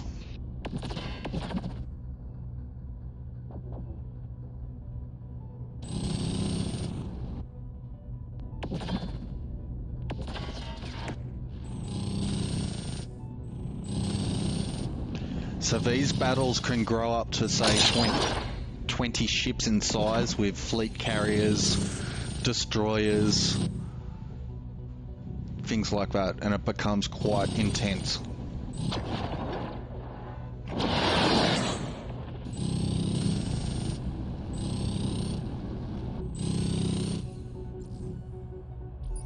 And here's that tactic set that I've got close in, so I'm telling them to come in close and fight them at close range.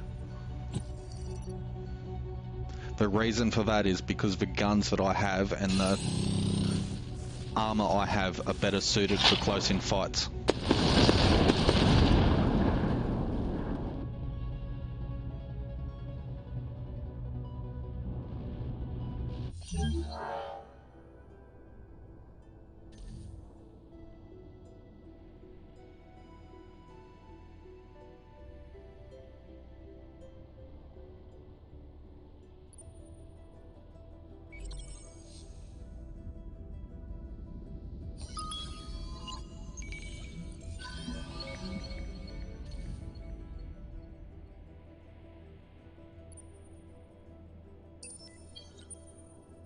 I'm actually going to pull this Seeker ship back, my exploration ship back.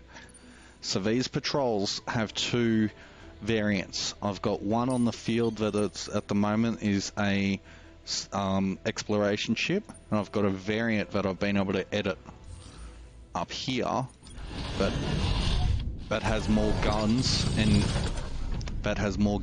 movement ship speed.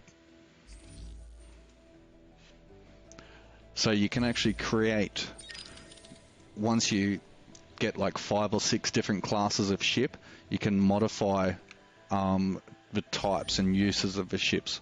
I can have high speeders with low armor and low weapons to create as a QRF, or quick reaction fleet. QRF. Okay, so apparently I've discovered 4 systems outside my constellation, and scavenged ram scoop I've unlocked. That's a better module for my drive systems on my fleet.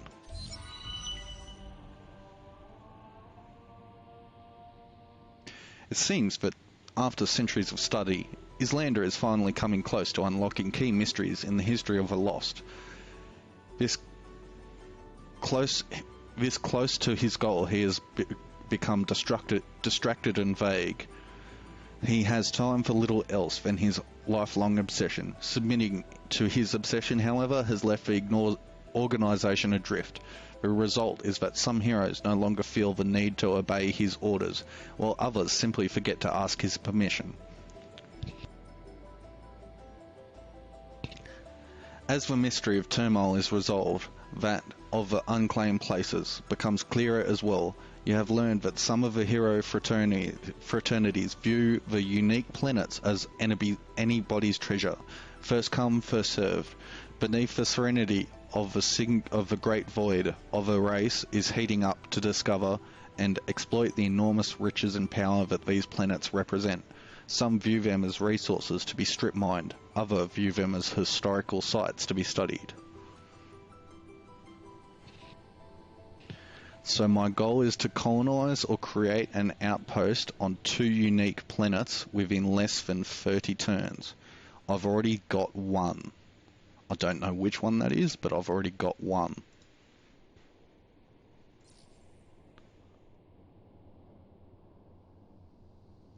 And that will give me a unique hero who seems to be a computer.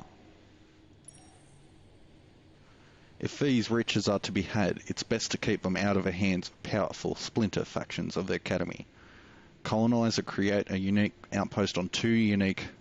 Colonize or create an outpost on 2 unique planets in less than 30 turns. Apparently, I've already got one. Why do I already have one? Oh, Forest. My starting planet is classed as 1, Raya. This one here, over on the right-hand side, it's classed as a unique planet.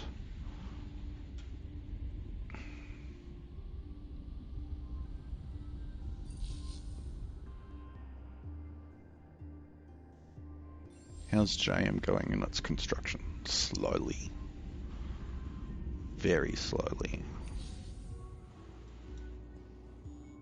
Now, the other unique planet that I know of so far, they've got 2 circles around their planet on the system, is in Supremacy. So I can colonize Supremacy 3.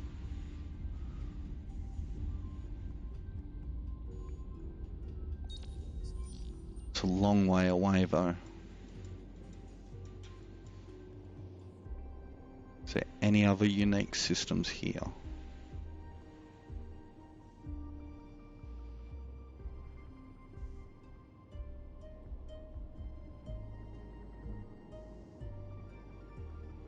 Not that I can see.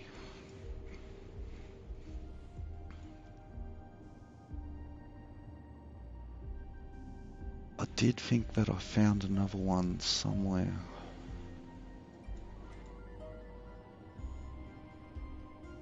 Maybe not.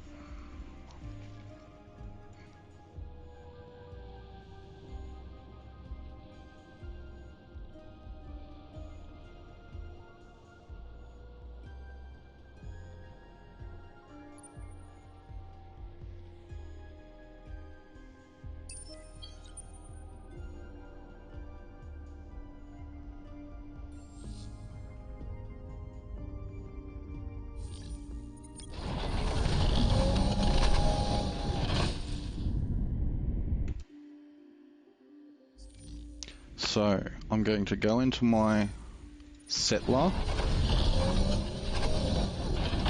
change over to the improved drives. It increases his construction cost, but increases my movement exponentially. So these have this special unlock that I got from a quest module for my drive systems, gives me enhanced movement plus 25% to each point of movement. So for 3 points, for 6 points, I get 9.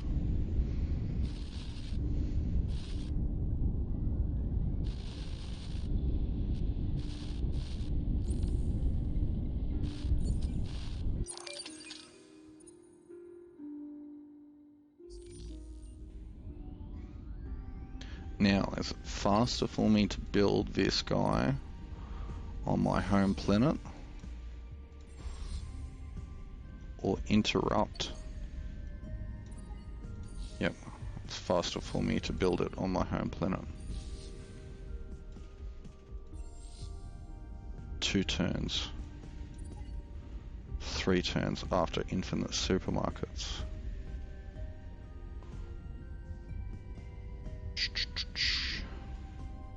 Infinite supermarkets first, that'll be good.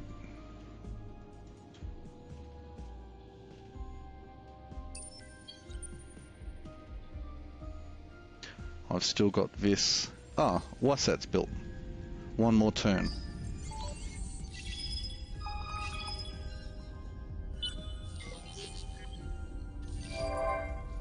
Your outpost turned into a colony on Wasat. That's a beautiful picture. I really like the artwork in this game. Though they appear cold and distant, these castaways have sufficient humanity to beg for help. It is a group of remnants piloting a crippled ship, escaping from an endless site where many of their kind broke down or went mad, though they were forced to flee before they could discover its cause. They have been limping through space without further deaths or symptoms. Whatever once cursed them has run its course, and this remnant population is eager to once again settle, live, and work. They are, of course, those in your empire who counsel against it. Unknown refugees are frowned upon by some, feared by others.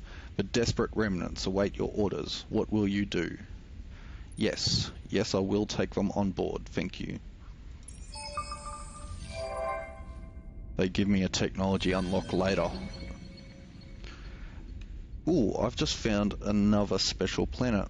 The origin of a strange race known as the Bagaba, who are distributed artificial intelligence, whose calculations are done by random movement of rocks and stones, even grains of sand on an atoll planet.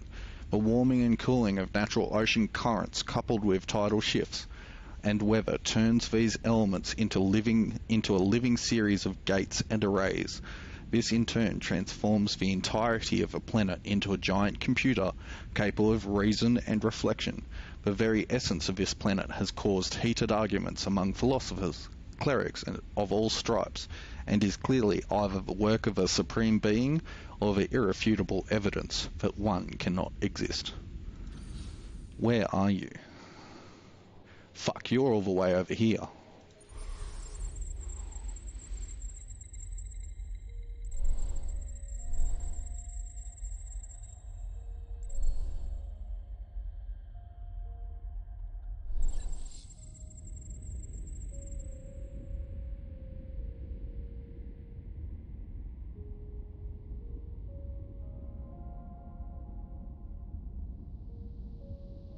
You know what?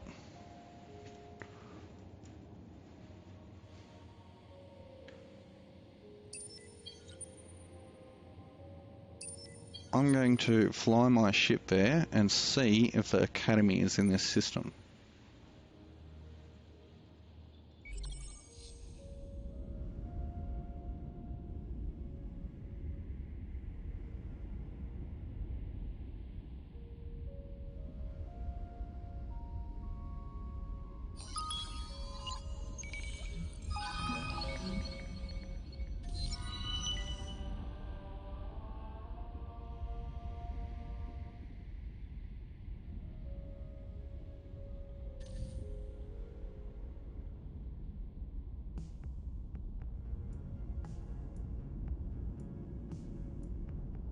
So the Academy's not in that system, but it's my next colony. I'm stretching. God, I'm stretching my... Stretch and consolidate back? Or take the bonus of getting really, really exceptional systems first?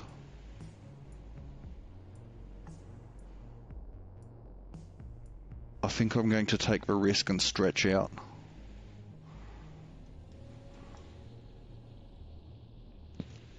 Why is there... Oh, it's Horatio fleet. So how is my diplomatic status with Horatio at the moment? Your contact with us brings more worry than joy. Horatio, do not trust you.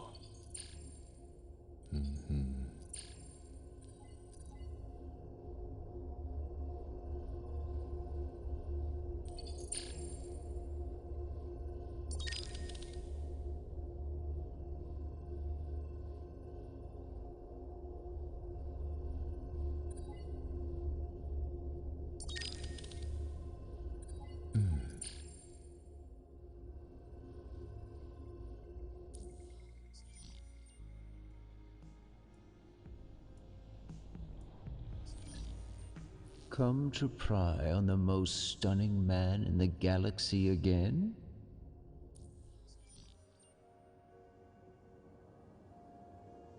Okay, so...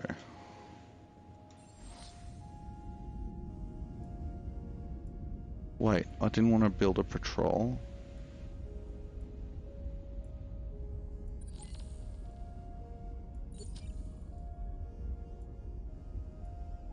I wanted to build a settler.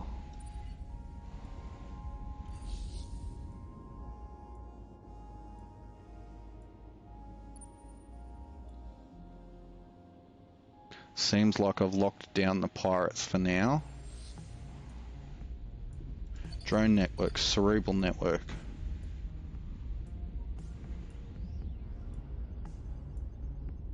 Zeno Industries.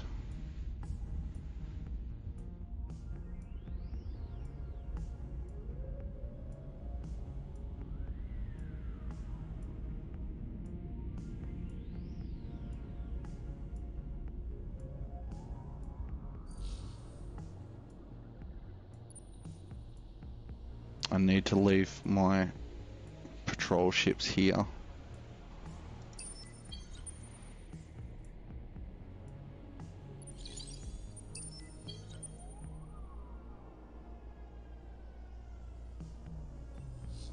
While I'm still trying to find the academy. Alright, let's go searching for the academy.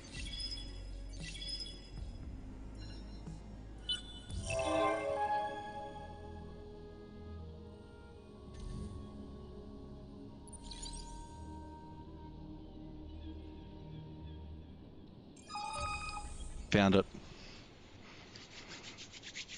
Found it. The academy has been discovered in the tourist system. Famous as the center of training for all heroes, you hear that it is run by a Vidani dissident and a few of his followers called Pathfinders.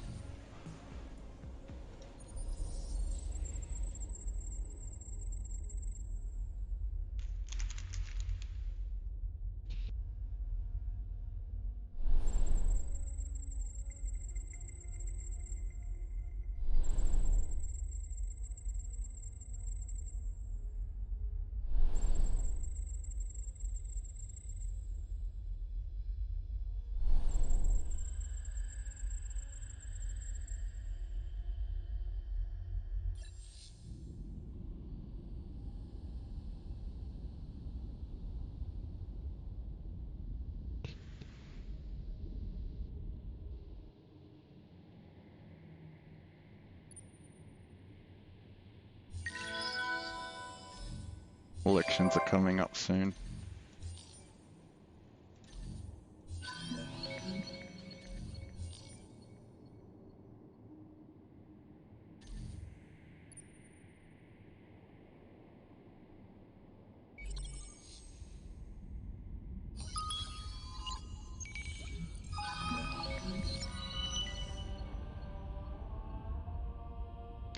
In the midst of a small asteroid belt, your scouts have discovered a unique crystalline building, a fractal-like lattice whose sheer intricacy boggles the mind.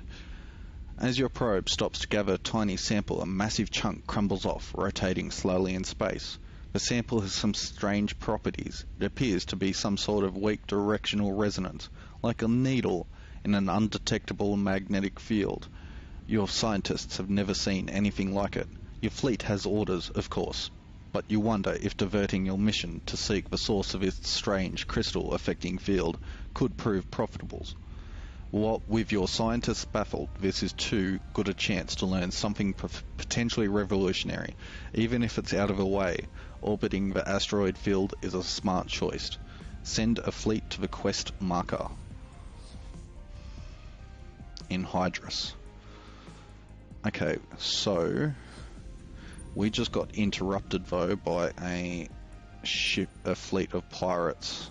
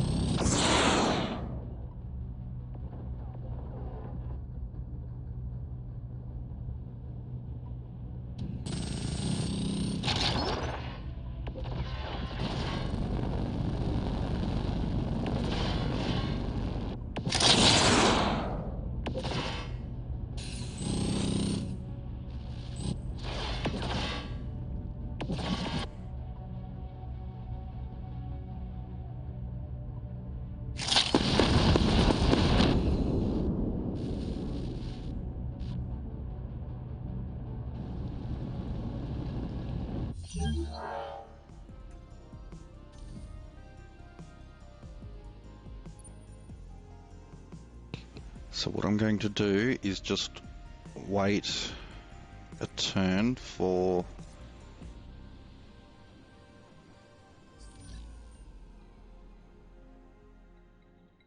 It's got so many quests on at the moment. Send a fleet to the quest marker. It doesn't have to be anything specific.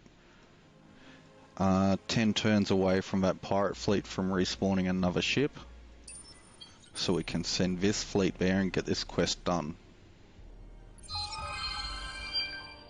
Using the crystalline sample as a guide, you have led your fleet to an uninhabited planet, apparently rich in minerals, but your scanners pick up no signs of life.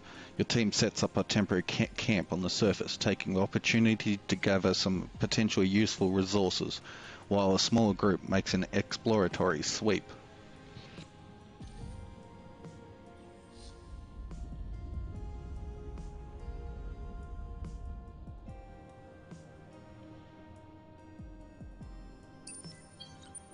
In the meantime, I'll send that ship back.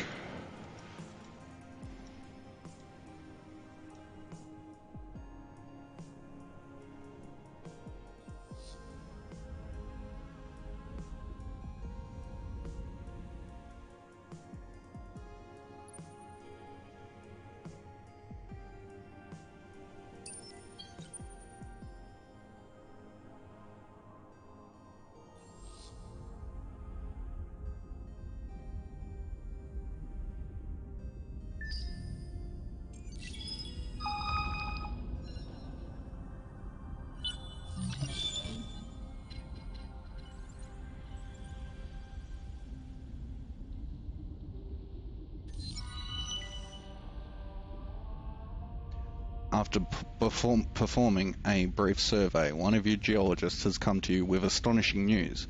This planet is littered with thousands of small pockets of dust. Not dust in its natural form, but dust scattered in clumps and jagged patterns in the crystalline bedrock, almost as if the planet once had been violently struck by thousands of dust-bonded meteorites. A simple piezoelectric test confirms your geologist's suspicions. She advises that it'll take months of further study before the dust can be extracted in any usable form. You do not mention it to her, but the planet gives you a strange feeling. You feel as if you are treading over a long-forgotten graveyard, but a spare cache of dust could be useful. The dead are dead, and even though this might be a somewhat disrespectful act, your empire needs the dust. Send an expedition to the indicated curiosity on Hydrus 3. Dust deposits of this magnitude may have already attracted salvage gangs, so it might be best to ready for a fight.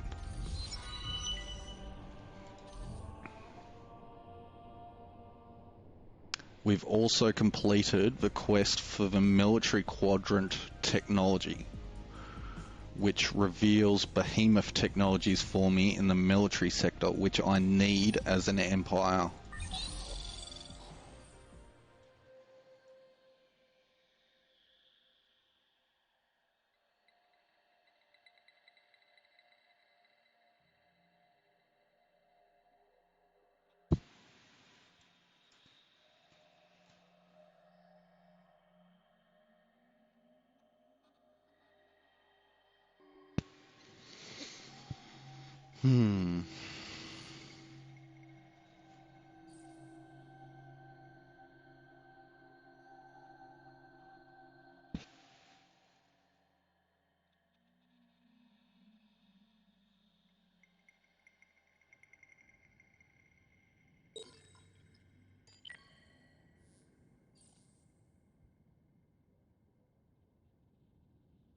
I need to start doing some trade.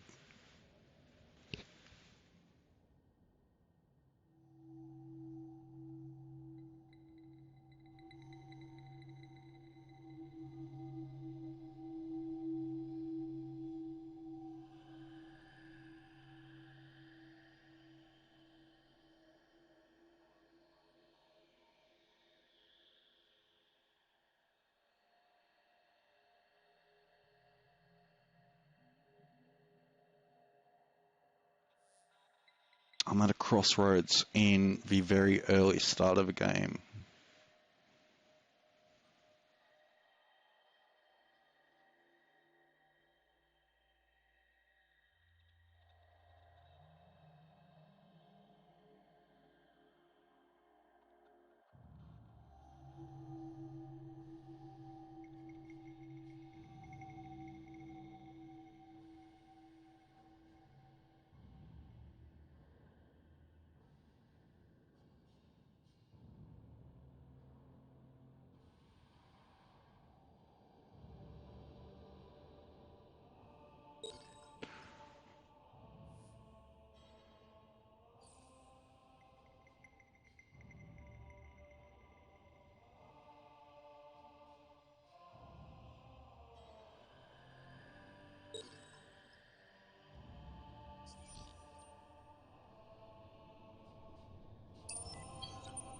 My settler's been built.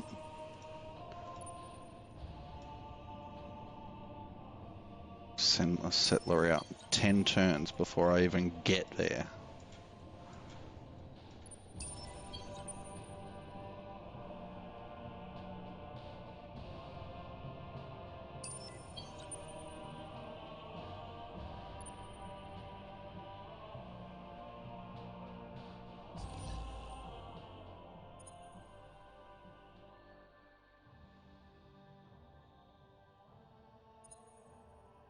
Cert 4 or create a colony in the system.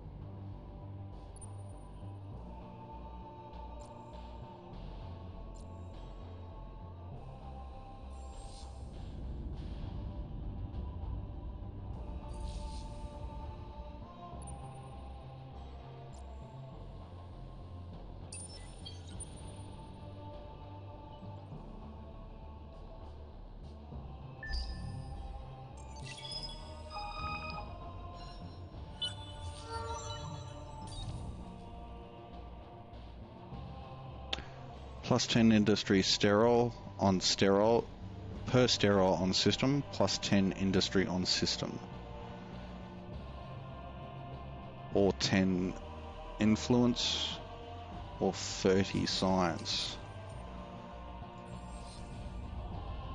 Fertile, fertile, temperate, sterile. Plus 10 industry per sterile, so that's 20 industry or 30 science.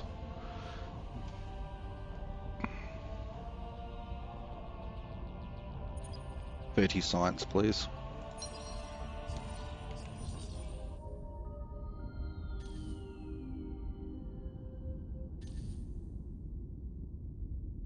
We've also got a population gain.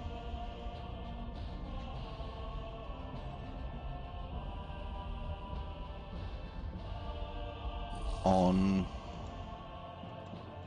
what's that? In one, yeah, it's already done.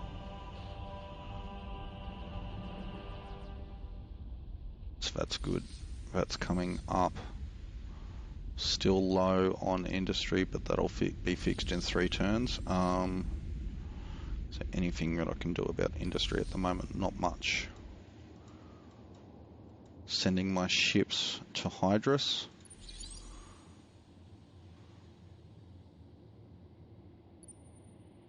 I'm going to merge these off before I send this exploratory. Now where's that quest? There it is. Let's do this quest.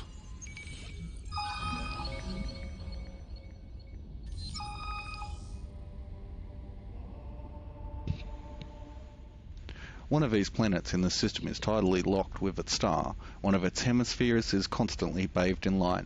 Some long-gone civilization apparently used the planet as an enormous farm. Now lush jungle grows over neat, barely recognizable rows of food crops.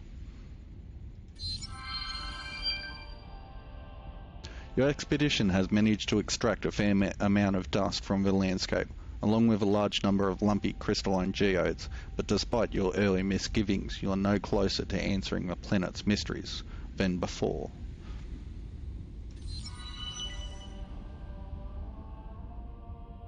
Dust to Dust Part 3. As your ships ascend, kicking clouds of dirt up from the planet's surface, a small warning lamp illuminates the communication station in your capital ship. Before you know it, you are receiving panicked transmissions from the rest of your fleet. You are under attack from rocks. An explosion makes your ship lurch, snapping you out of your confusion. There is no time for contemplation. The battle is in full swing. The expedition to this planet's surface has awoken something angry. Even if it's only rocks, you're going to need to keep your wits about you. Prepare for battle. Destroy the pirates. So a pirate fleet here has spawned.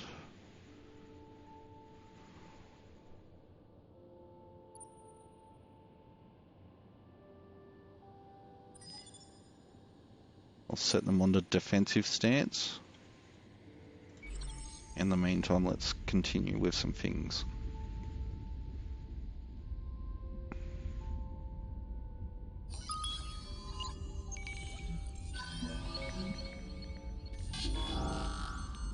There we go, that's triggered the fight.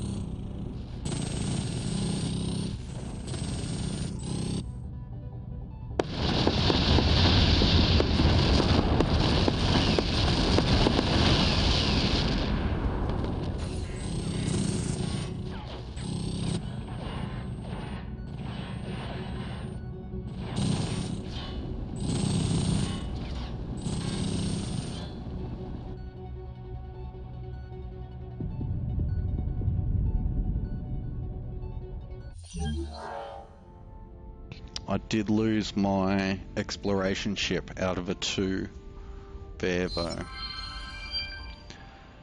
The dust settles as your ship limps smoking out of the atmosphere, literally. You caught a glimpse of one of the attacking ships, a ship made of bright blue crystal, hidden beneath a layer of rock.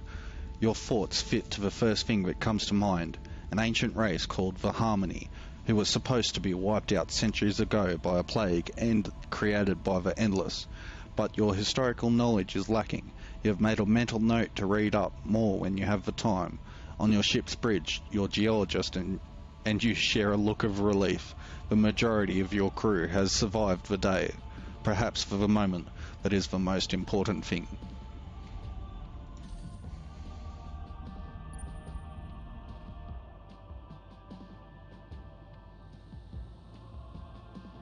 Wait, did I lose 2 ships there? The battle said I only lost 1. Oh no, wrong system.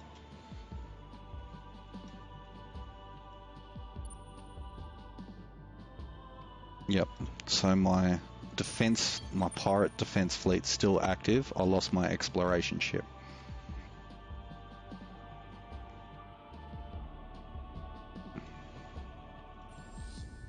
In one more turn, I'll have another defensive base ship. It's a slow start game, that's for sure.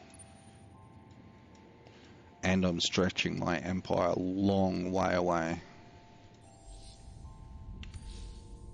But once we get established a bit, I'll be able to backfill.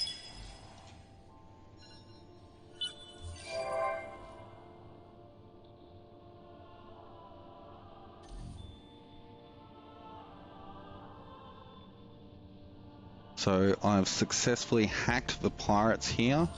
I want to create a backdoor using their system as a point that I can start off my next hack.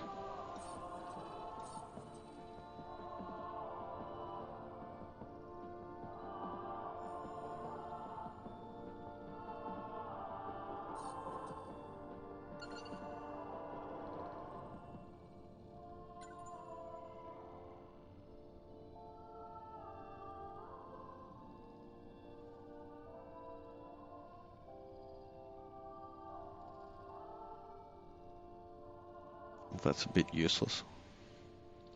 14 turns for hacking. Okay.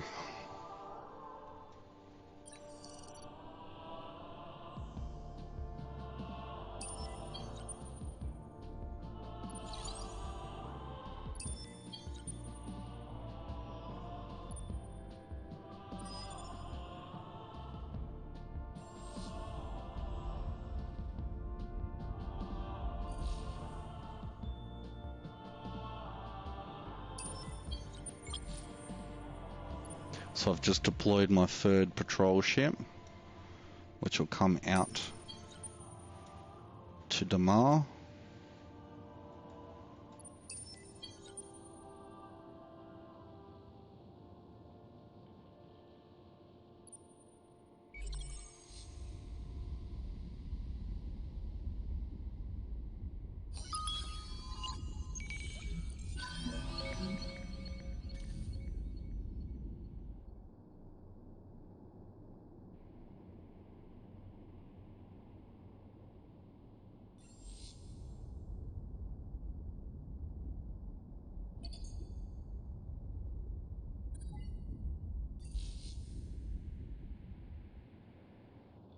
In the meantime, I've just chosen to build another settler ship because I want to possibly deploy a fleet into Hydrus.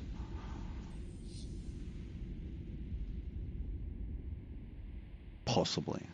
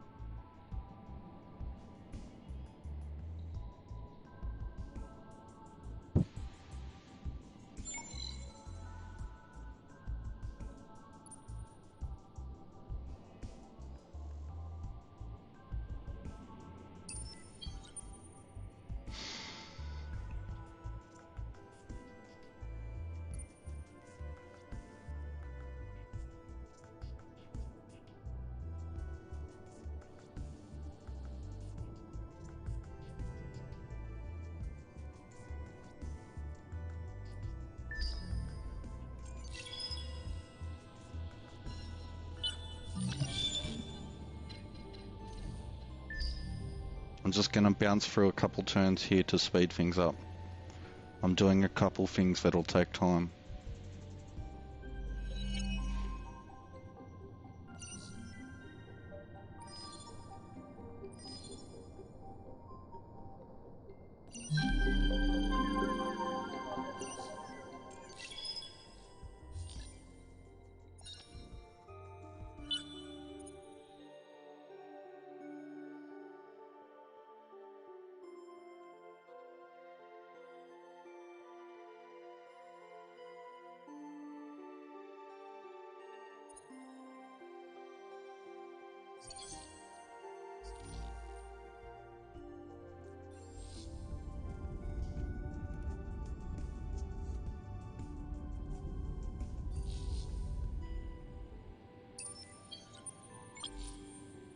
Okay, so how far away are you from getting to Cert? 6 turns?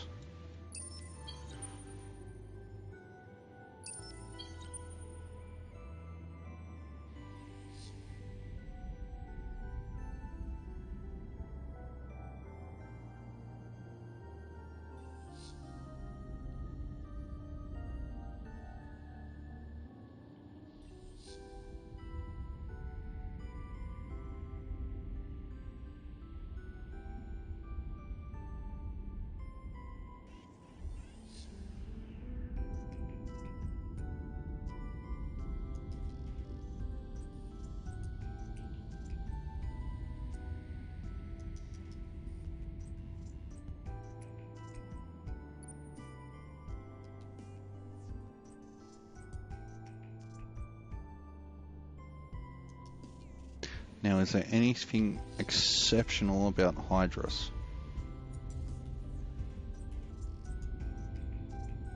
Yes. It's a huge planet. I need the population space.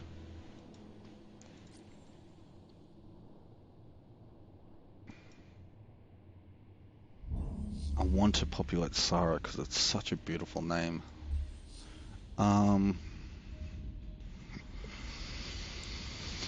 Otherwise, I do Magrez.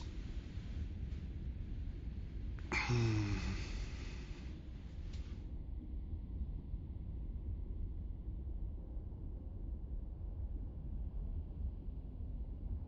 start pumping my industry out from Magrez.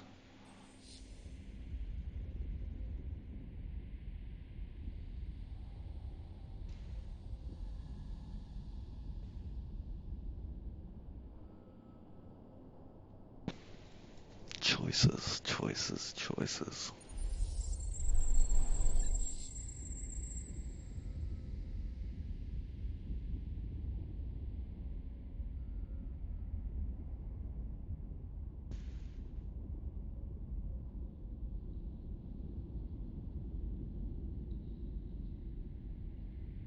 Though there is a small moon on Hamal.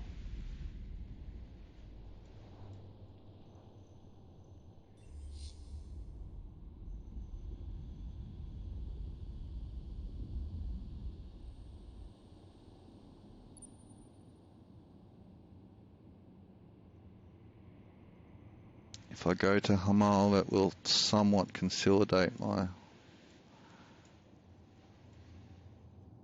standing at the moment, and I'll be able to fill in.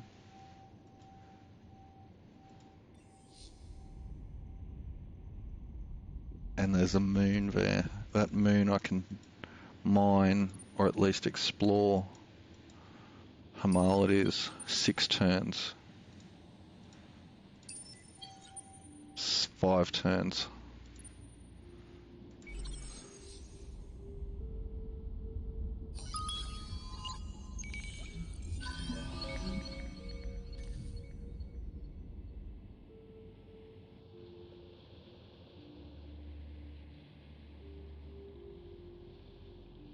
I think I'll move to Hamal and lock down this arc of the Centra so I can close my borders if I need to. Your contact with us brings more worry than joy. Horatio, do not trust you. It's fine, you don't need to trust me, just keep getting pressured.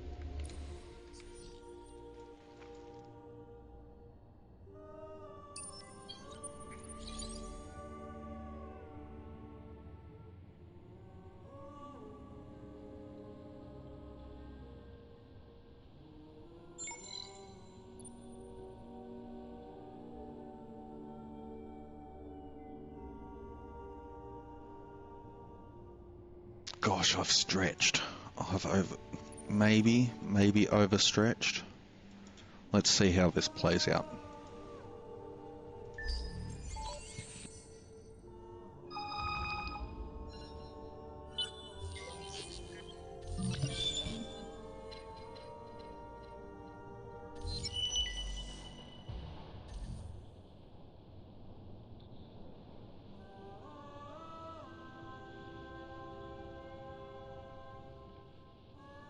Your system, JM, has been selected as the host venue for a major diplomatic summit. In the coming months, all eyes will be on you. Watchdog groups across the galaxy will be monitoring JM's infrastructure, stability and security in preparation for the summit. Make sure the event goes off without a hitch, and you may find something surprising. New opportunities open up for your empire. Protect your system from intrusion while the diplomatic summit is held. I actually forgot completely about this quest. The event went off perfectly. There were usual small scuffles that accompany cross-species diplomatic debates, of course, but overall you find yourself breathing a sigh of relief. Done.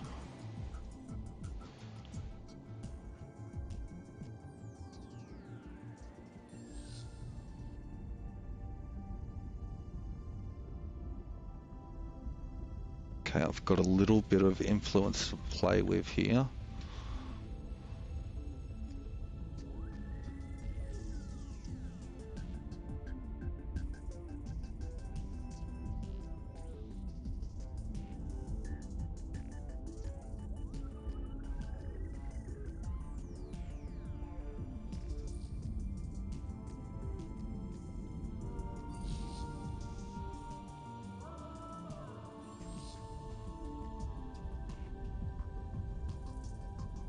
Okay, because I've got a little bit of influence to play with, let's get this colony on Damar up and running.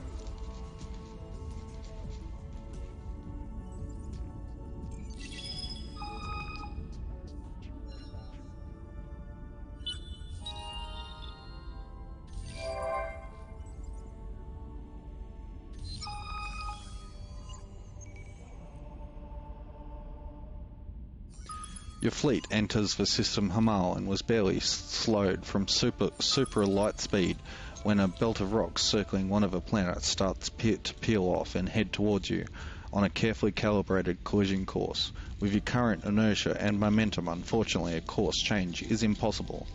Either study it and take 20% fleet damage, or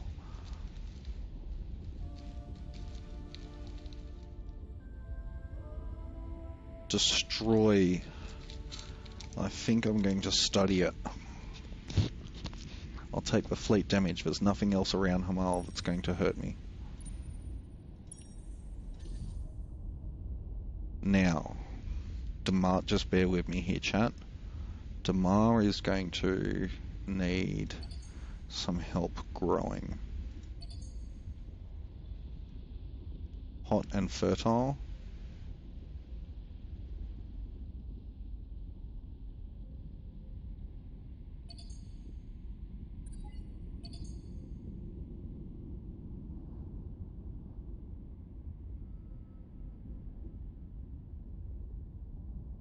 Wait, why is that saying that there is no industry here?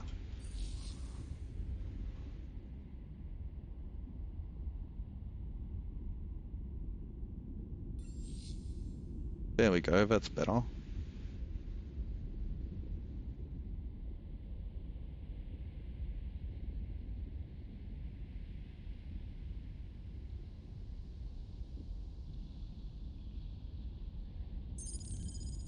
Drone networks, 1 turn. Per fertile, temperate, per planet. hot and fertile. It's not temperate. But I will need Xeno Industries eventually.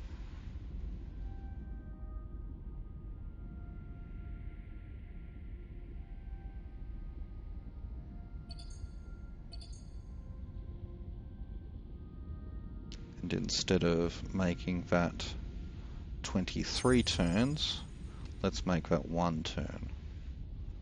So I've got Xeno Industries and Drone Networks going to punch out some industry on Damar. So we'll go away for a little bit. I'll merge these guys off. Damar's still being guarded from those pirates here, because they like coming to Damar more than Wasat, luckily. You've still got 3 turns before you go to Hamal. You've breezed past Hamal and 3 turns to Cert.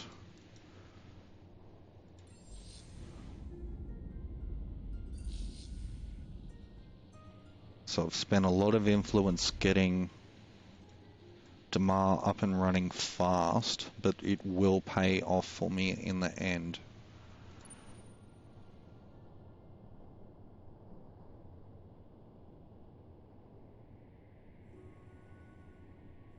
Okay. What am I going to do with this exploration ship? Actually, you can come back.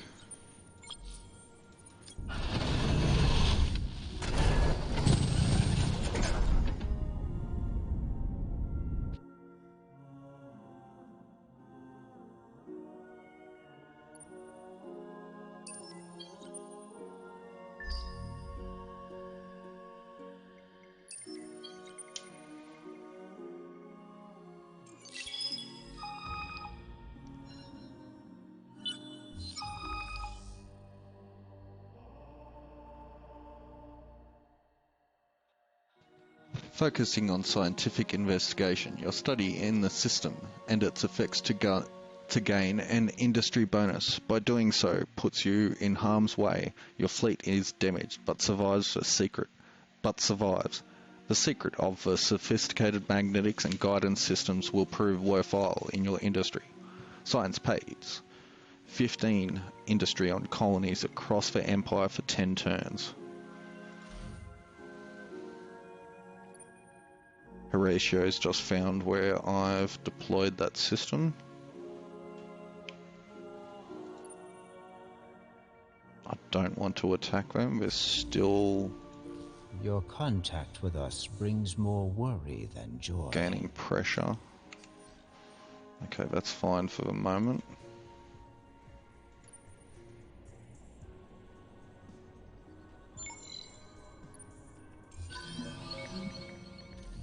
Ooh, Cat's Eye asteroid field. Cool.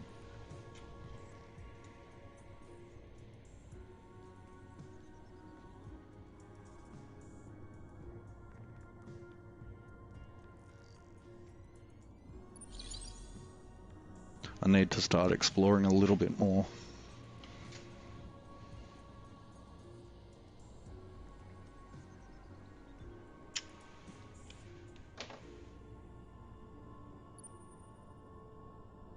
But in saying that, Damar is up and running very fast, which is good.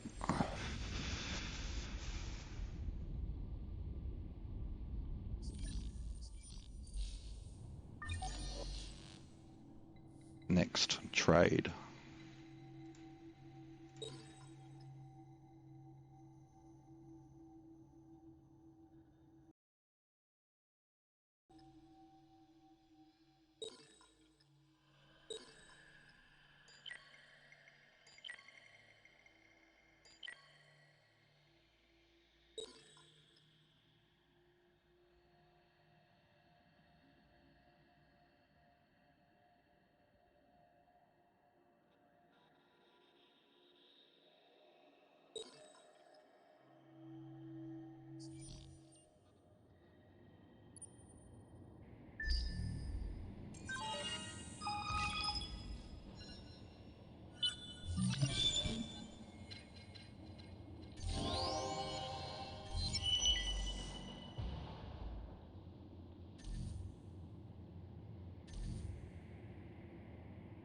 Okay, I should now be able to build behemoths.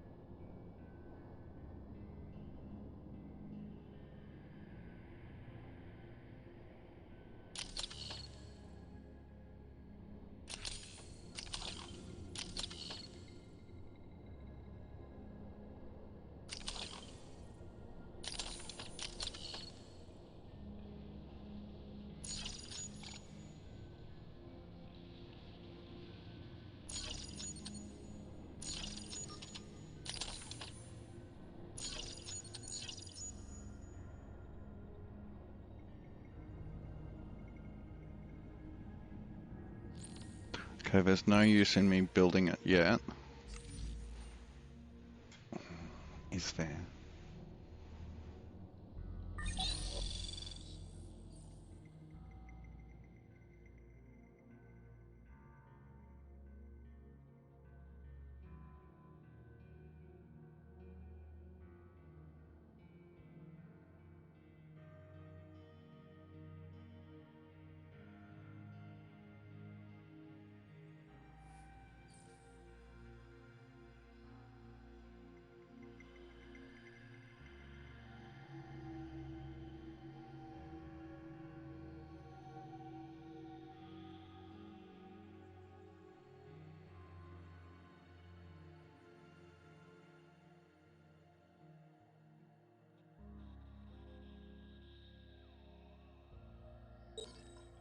No, there's no use me building that yet.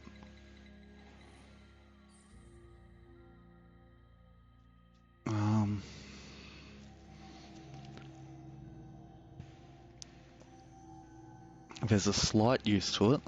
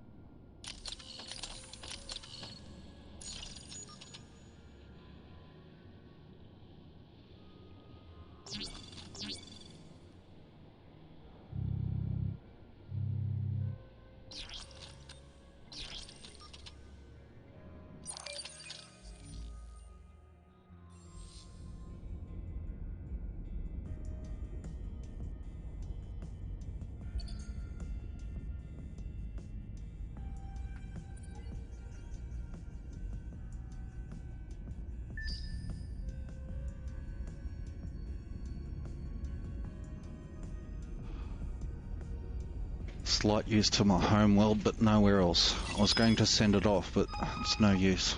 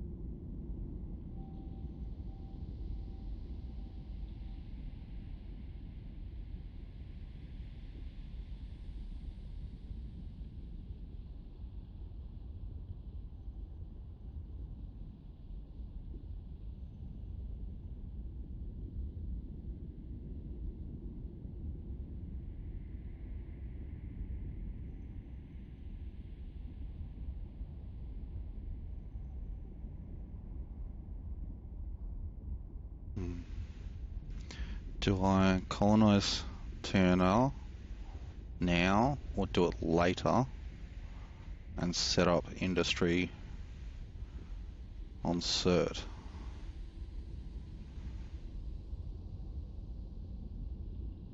Create an outpost on the planet Cert 4 or colonize its system. Let's create an outpost. Get that mission done.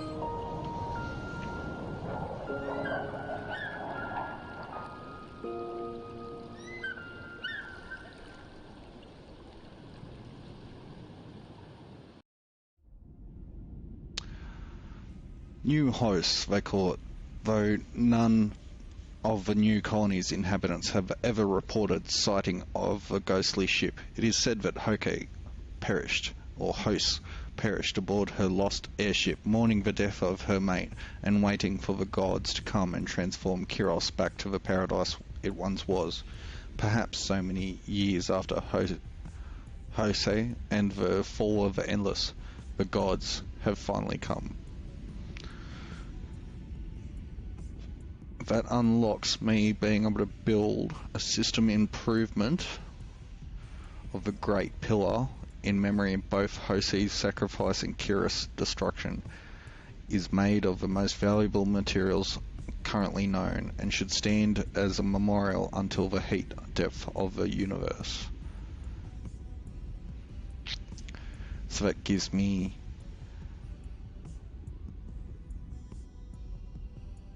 influence as well as happiness. 6 influence per temperate.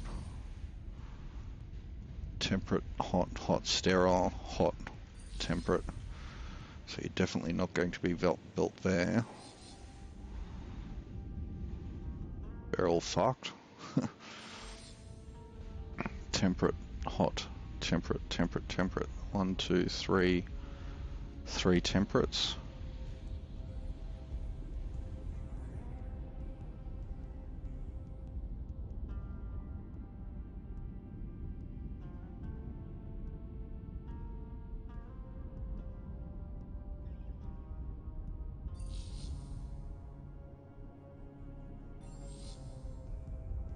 Temperate, temperate, cold, cold. What's my home system looking like? I don't think that there's many temperates. There's 2 temperates. 3 temperates.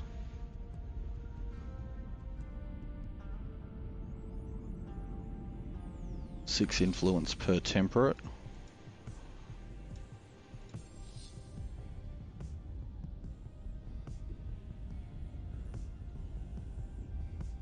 Later on I can terraform Damar 1 to be temperate.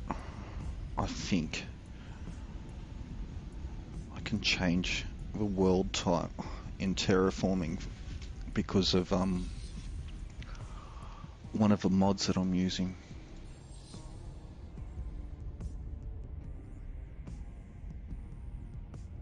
I think I'll build the Obelisk of Remembrance on my home world.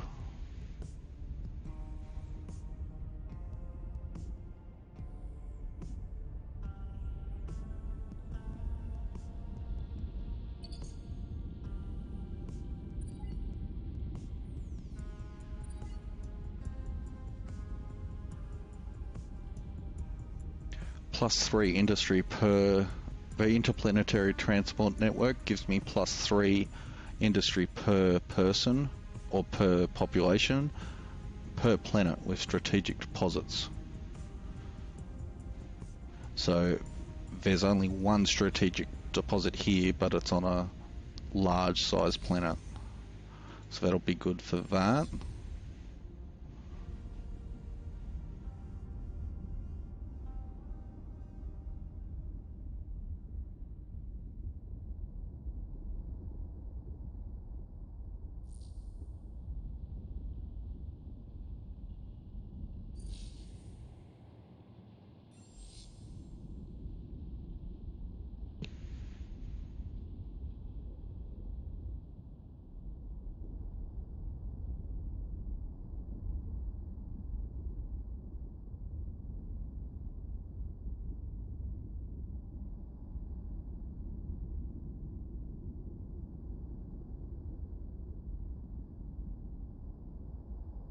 There's no strategic deposits in Damar, and I don't have a population to warrant it at the time.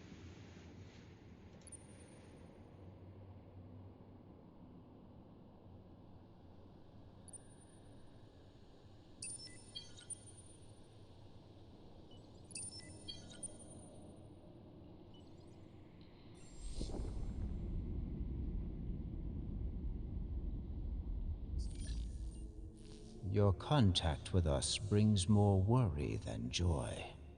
Horatio, do not come Okay, to so try on the most stunning man in the... Horatio acknowledges your decision. I'm going to spend some more of my political influence to keep pressure on the Horatio, but spend dust to increase the speed of my outpost going down on Cert 4 and colonize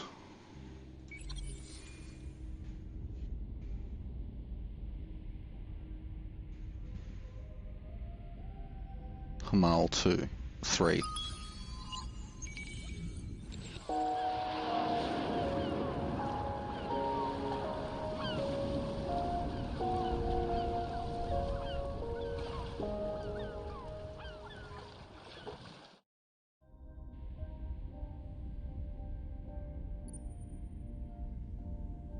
And then spend some money again. Now Hamal's got a small moon on it, which is very handy for me. I can start doing moon stuff.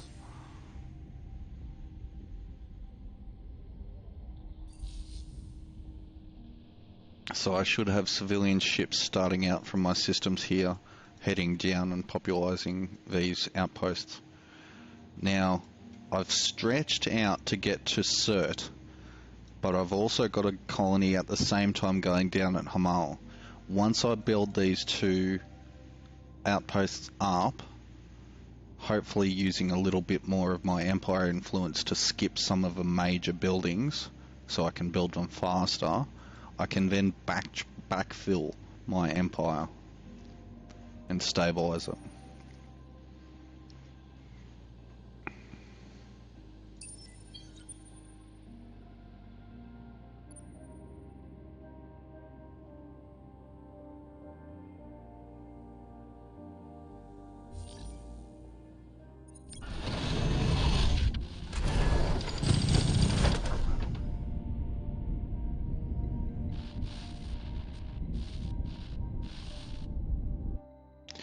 In the meantime, I'm going to upgrade my fleet with a cloak ability so I can sit here and guard.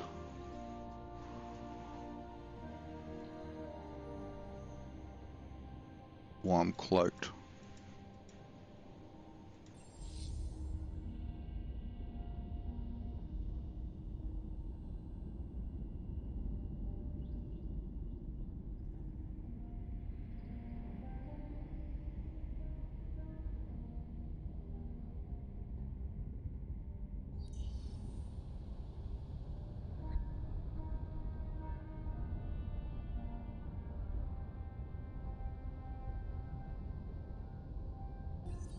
Gosh, this game's beautiful.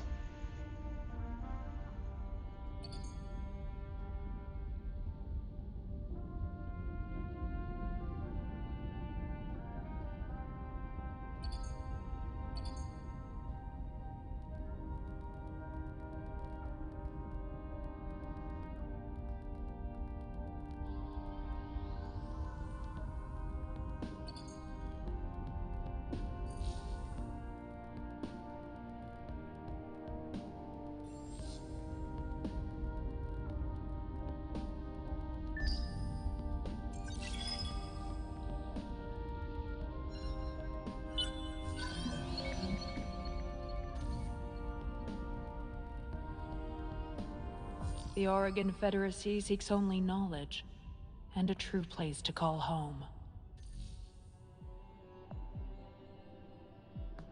Wait, where did I see you?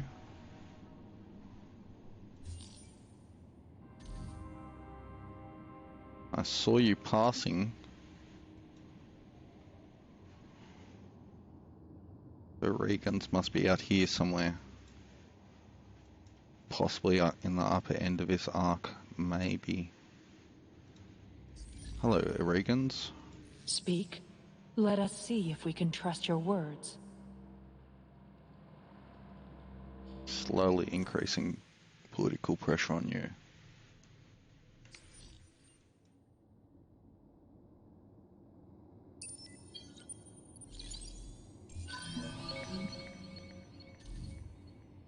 Whoa, there's lots of things going on here.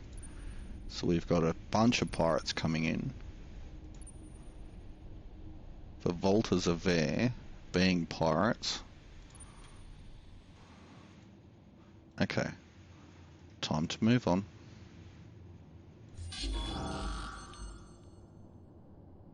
Jesus.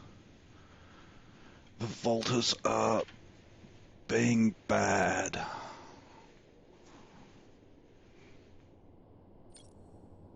I'm going to lose this patrol ship. Okay.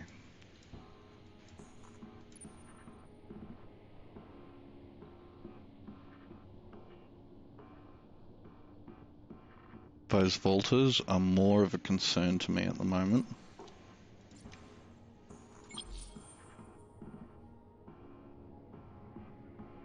Than anything else.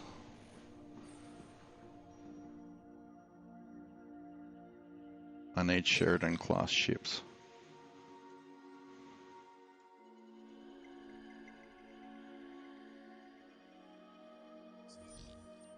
Is it Sheridan's?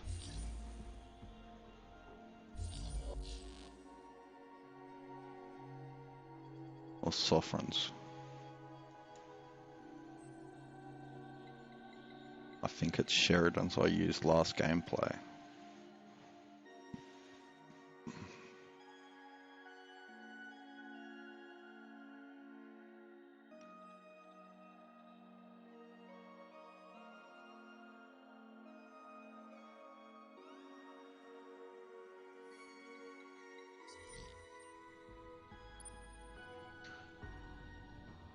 If they jump over to Cert, I can't do anything about that.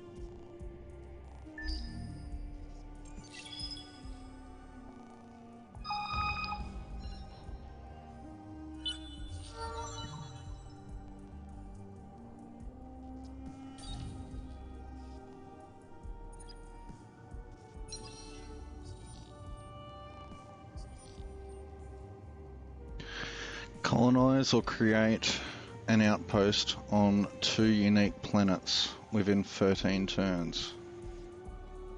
Have I not done that? Colonize or create an outpost on 2 unique planets.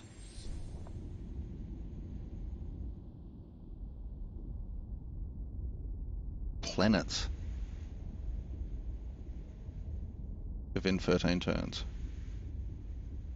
Oh, colonize. Okay, so I've got 4 turns before this boosts.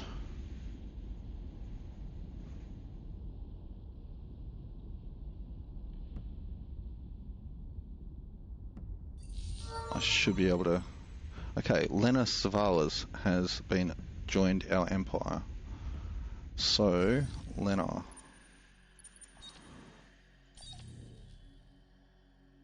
This is from the first set of missions that I did.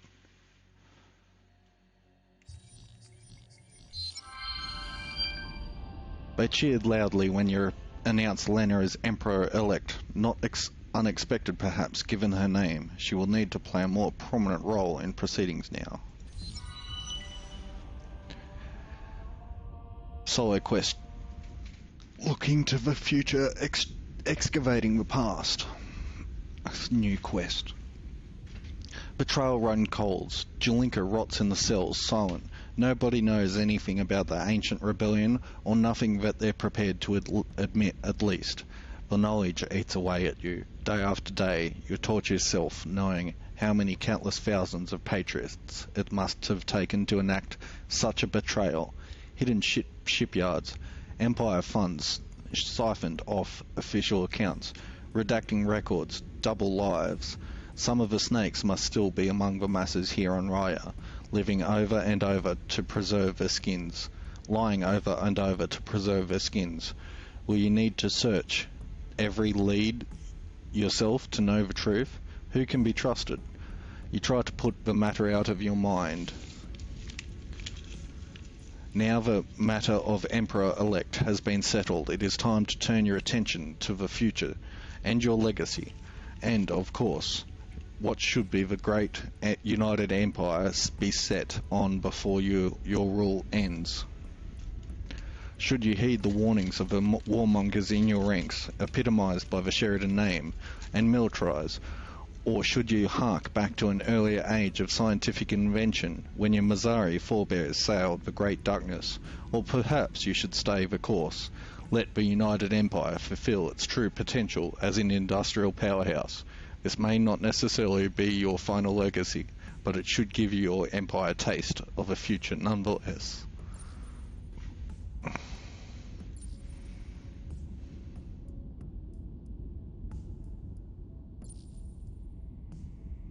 Hold at least 3 systems of 2 or higher. Stay as a United Empire, thank you.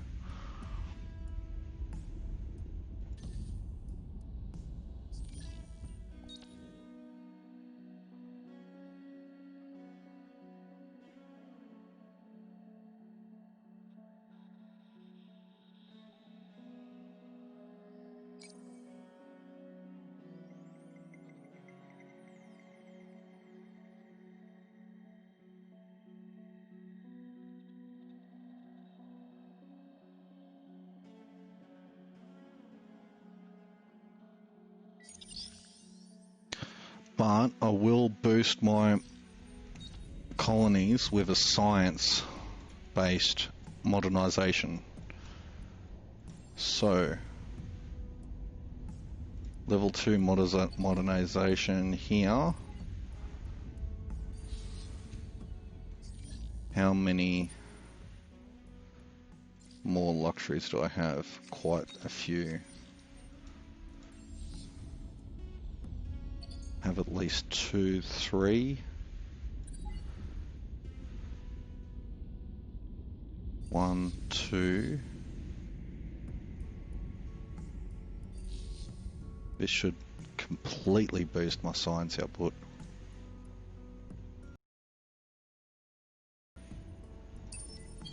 No.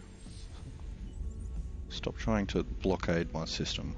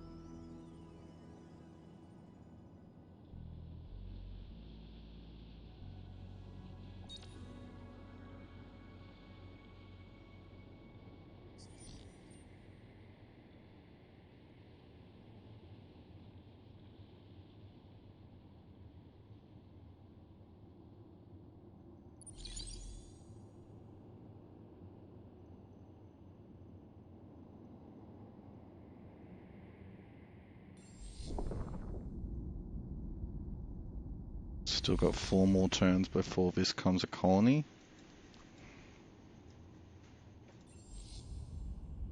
Six more turns before this becomes a colony. Let's have a look how my political status is going. Let us see if we Okay. can trust your words. I do Stop not putting trust your pressure on words me. or your motives. I don't care. Stop putting pressure on me. Thank you. Otherwise, you could have just started to demand things. And the Horatio do demand things. Sorry, the Volters do demand things. Okay, Lena has been left unassigned. Which system are you going to, Lena? JM? Or what's that?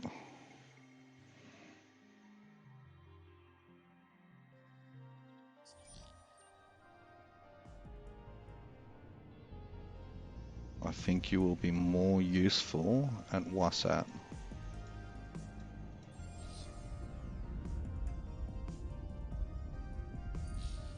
But the system's currently under blockade, so I can't send her there.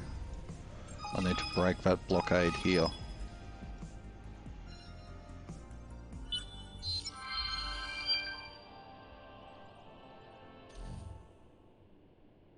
The Empire grows, a picture of its end state slowly emerging. It will be glorious, there is no doubt of that. What troubles you, though, is whose glory it will be. The betrayer is still at large. Jalinka is still silent, despite being encouraged to speak. Now your empire spans light years rather than light minutes. The scope of uprising seems greater than ever.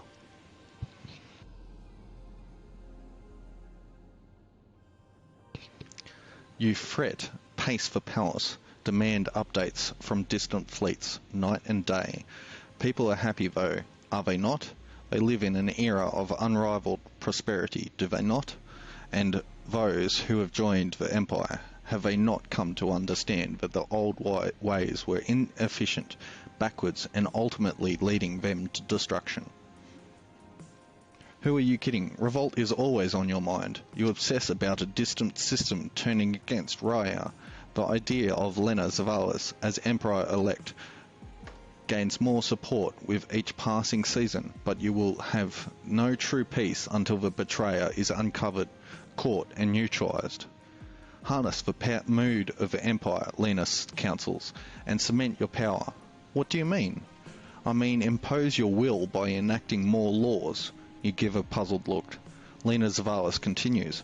Men are strange creatures. They will rail against spoken words, but give those same words permanence in writing, and they will obey to their dying death. Never forget the power of the rule of law, your Imperial Majesty. Lena Zavalis is right. You can tighten your control of the Empire by strengthening its laws. The industrial base of the Empire has never been stronger. The time is ripe for passing industrial laws to cement your grip. Maintain at least 2 industrial laws for 10 turns.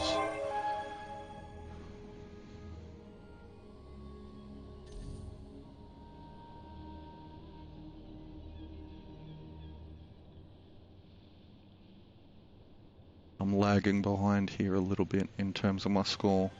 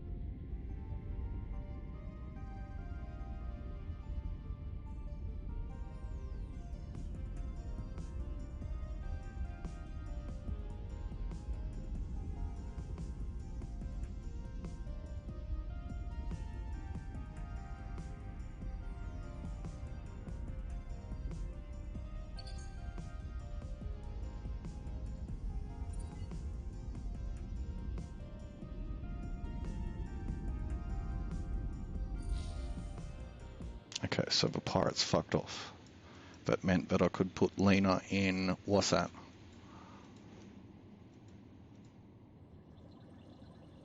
And I just realised that I could have passed a political law to make these outposts faster. But that's okay, I've still got 3 more turns. Then I need to colonise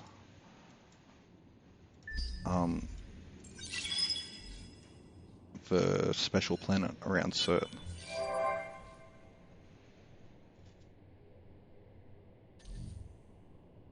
Okay, I need to create a back door here on my trace.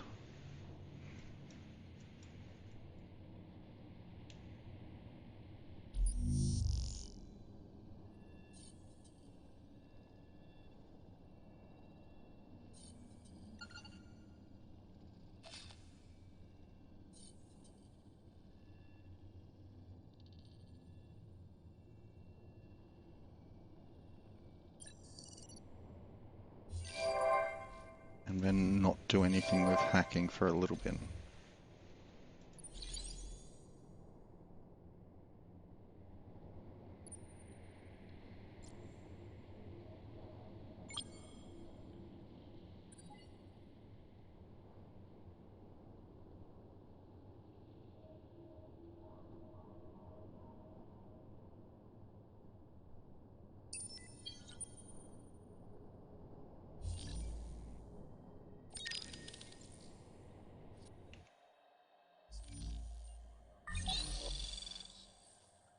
Okay, soon I'll have the Sheridan class unlocked. Yes, I know, hacking's not done. So then I'll start building my fleet up.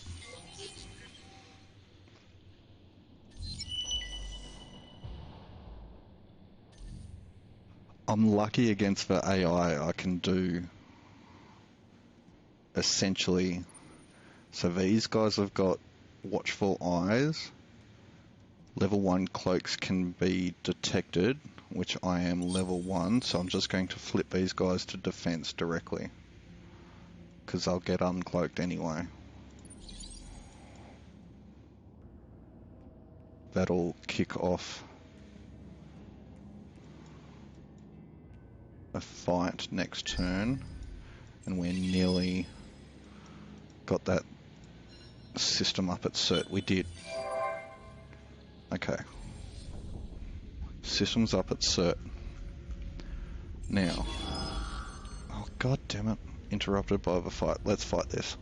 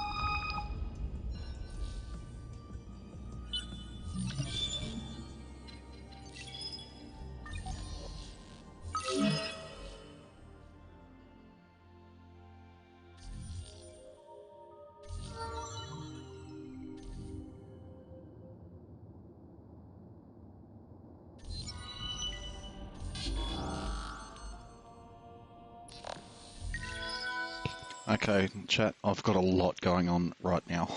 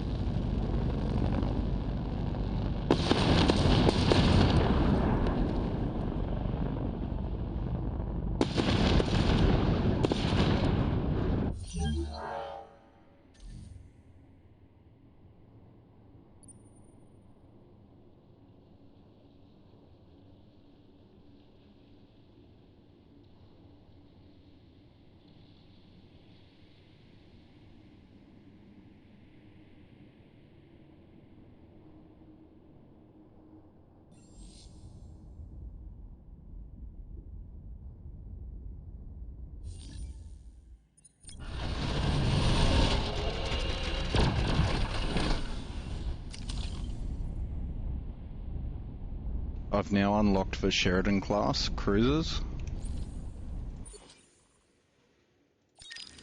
So I'm going to create a Sheridan.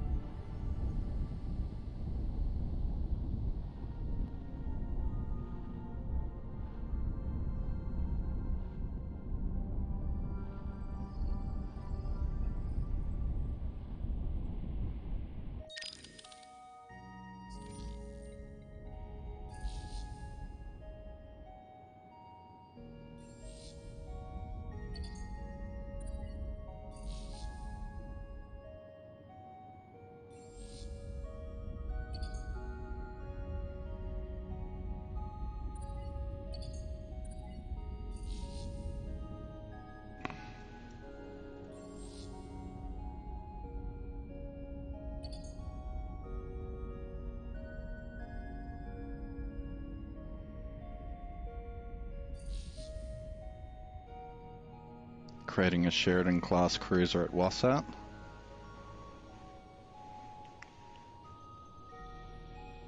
I know we can agree on a price. That price is extremely expensive at the moment, mate.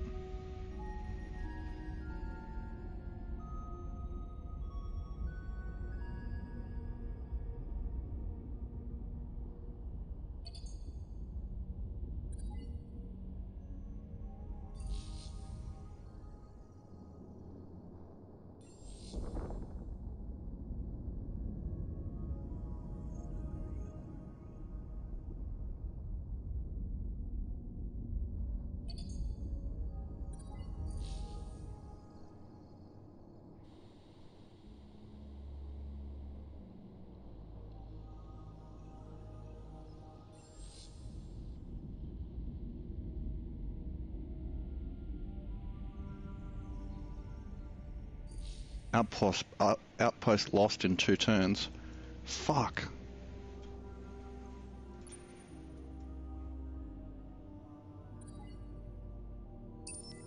It'll take me 6 turns to get there. Fuck you, Volters.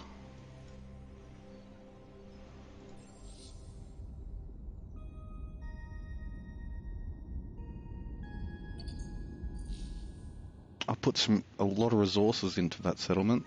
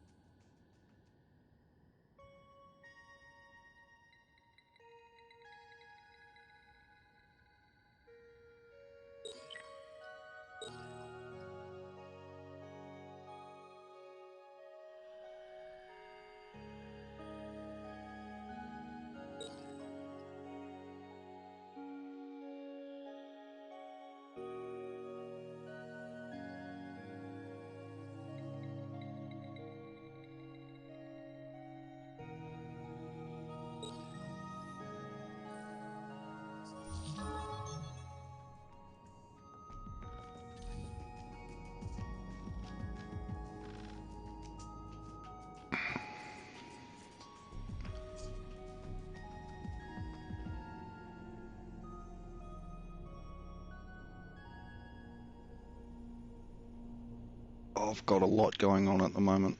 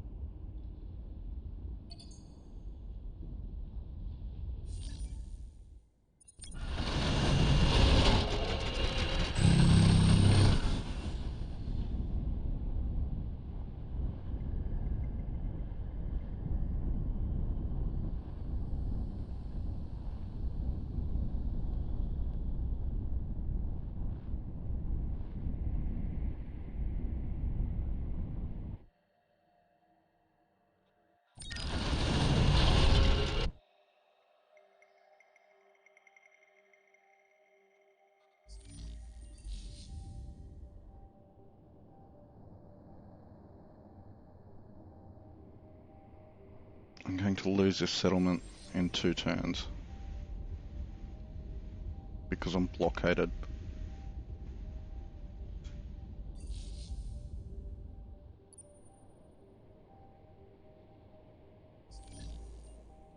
Speak.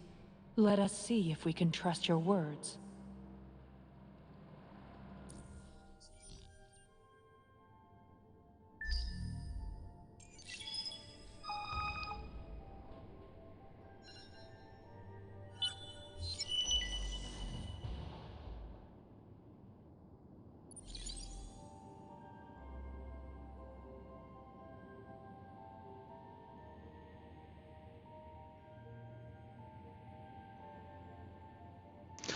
These Volters are going to be a big problem to my endgame.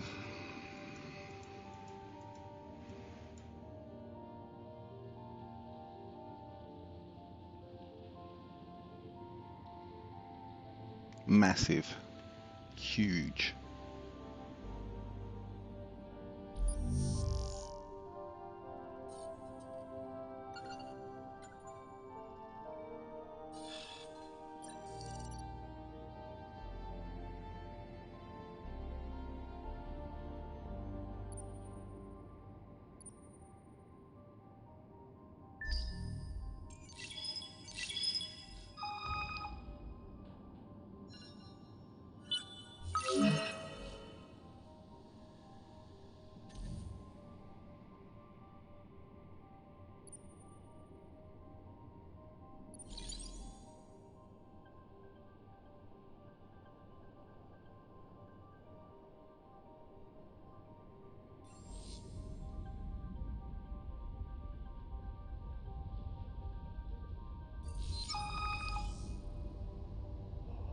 Forest, a major industrial hub for the Empire, is holding a fancy summit for industrial leaders and politicians to mingle and talk business away from the scrutiny of the public eye. This year, ecological groups have organised a massive protest condemning the summit as a secretive way to pass elitist, eco-unfriendly laws. You have just received your personal invitation to the party.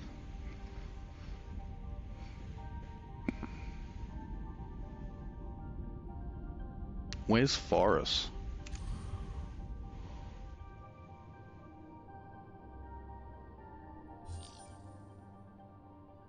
Plus 10 industry. On Forest for 10 turns. Yes, please. They can go fuck themselves at this point. I've got much more. I've got larger problems to deal with.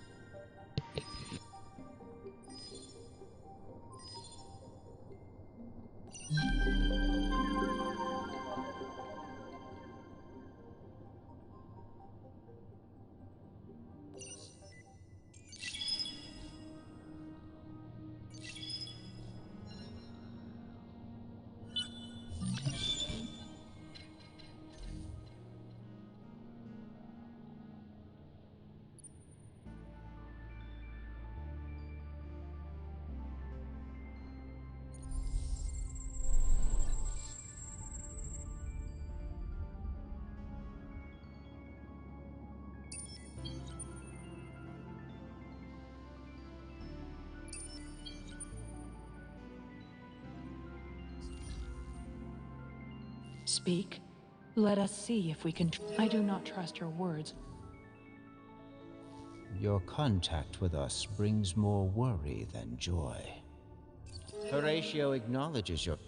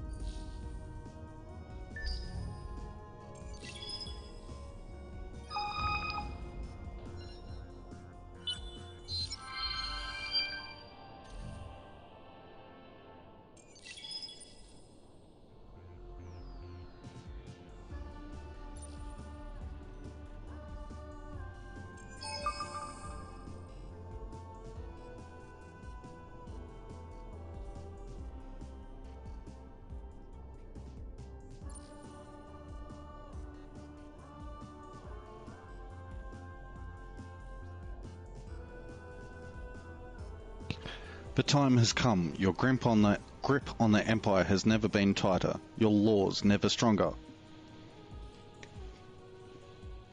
The restless nights that plagued your last few years now seem like a bad dream. Every night you lay your head on your imperial pillow, you quickly drift into a deep sleep, waking well rested and content. What musings thread your dreaming mind are not concerned with paranoia or rebellion, or the fate of a young woman slowly growing old in the depths of the imperial prison. The question of who masterminded the rebellion all those years ago no longer vexes you like it did. You'd be lying if you said it no longer troubled you in the slightest, but like your aging body, it is something you will grow to accept. What occupies your thoughts more is what the historians will make of your legacy. Before you hand the reins of power over to the Emperor-elect Lena Zavalis, you might decide the fate of Empire, decisively.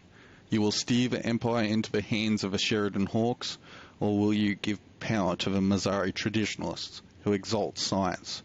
Or perhaps you believe in staying the course, seeing through the project to conquer the galaxy as the United Empire. Whatever you choose, there will be no turning back, for the fate of the Empire rests in your hand. Stay as Empire, please.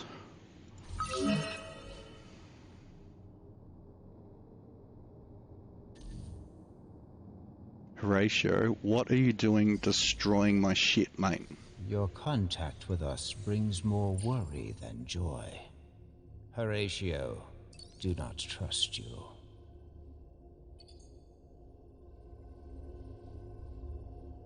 Horatio acknowledges your decision and looks for the hidden dagger within it. What?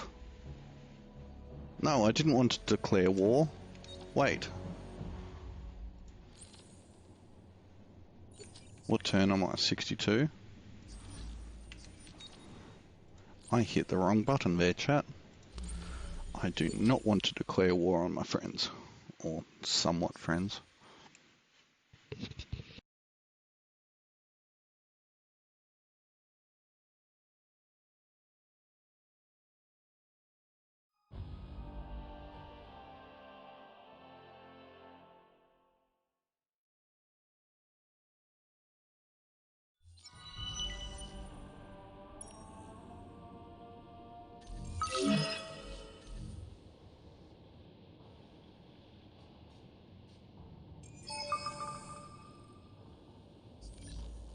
Come to pry on the most stunning man in the galaxy again?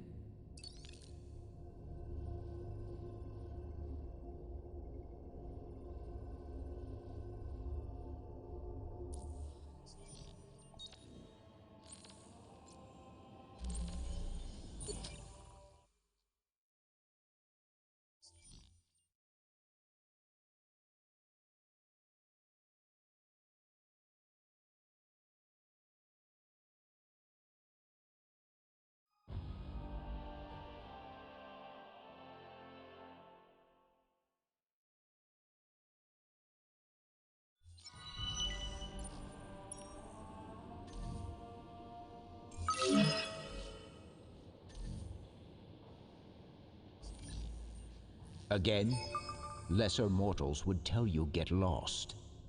But I am no lesser being.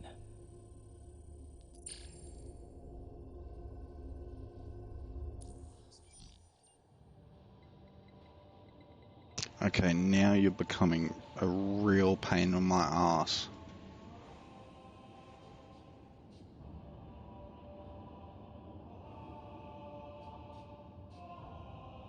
Right. We're almost surrounded.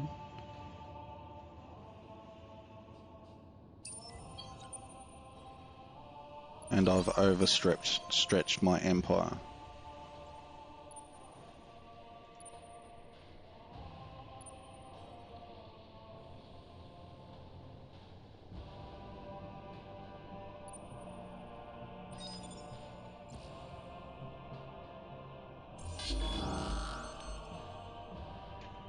Oh, fuck me.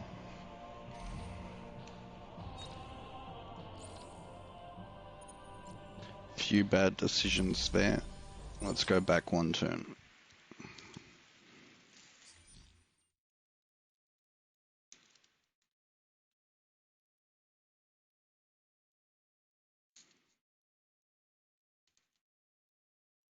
I'm losing the game fast here.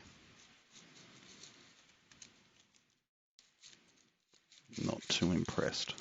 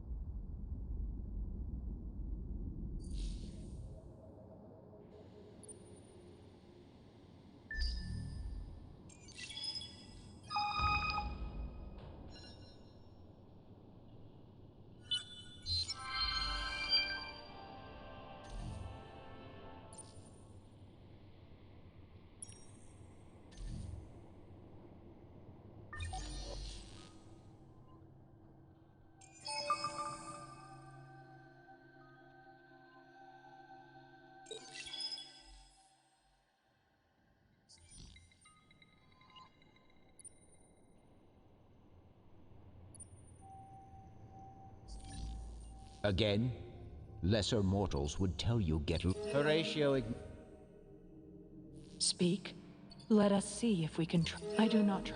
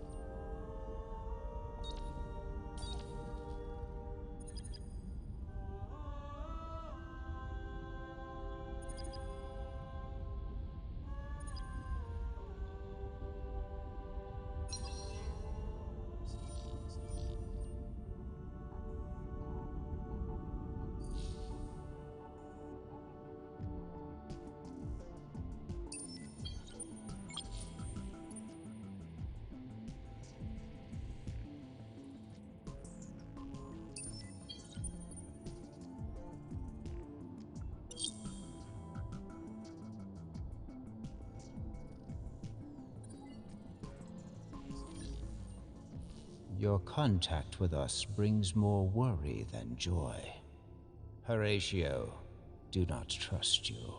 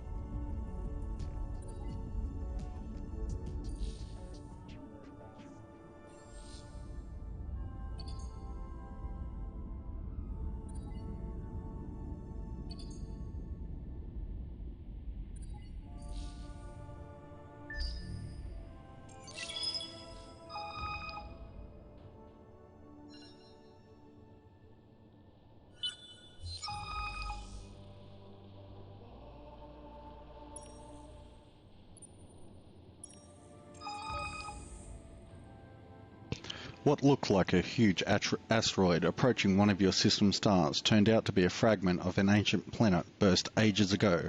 What makes it different are the remnants of strange alien structures on it. What will you do before the planetary fragment flames into the sun? Send a team of scientists to get as much information as they can from these structures.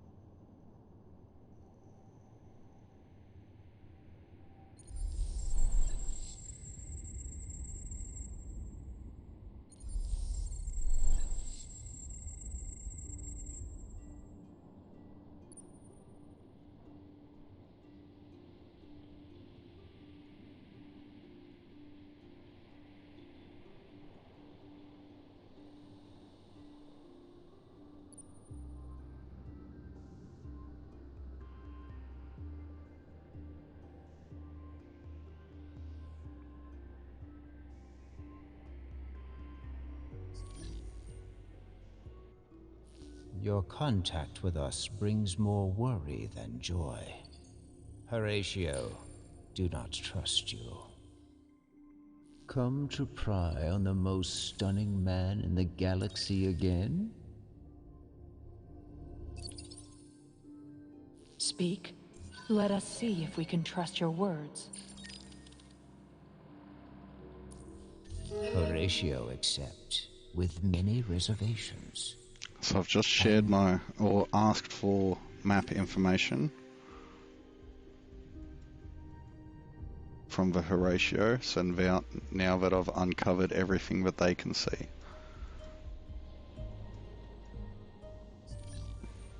Again, lesser mortals would tell you. No, I didn't. I gave them my map information.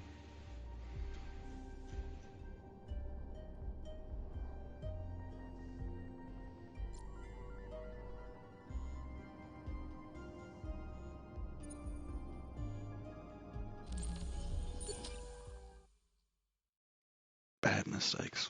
Thank God for autosave.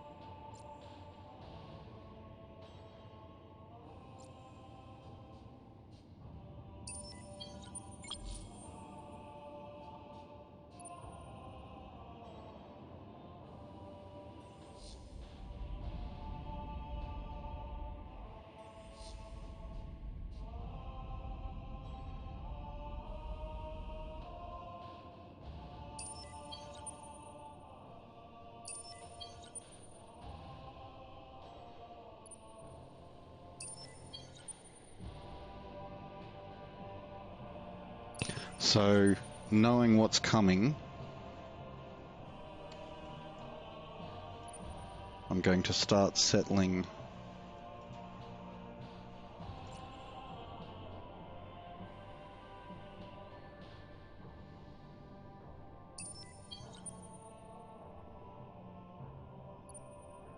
systems around me to lock down my empire.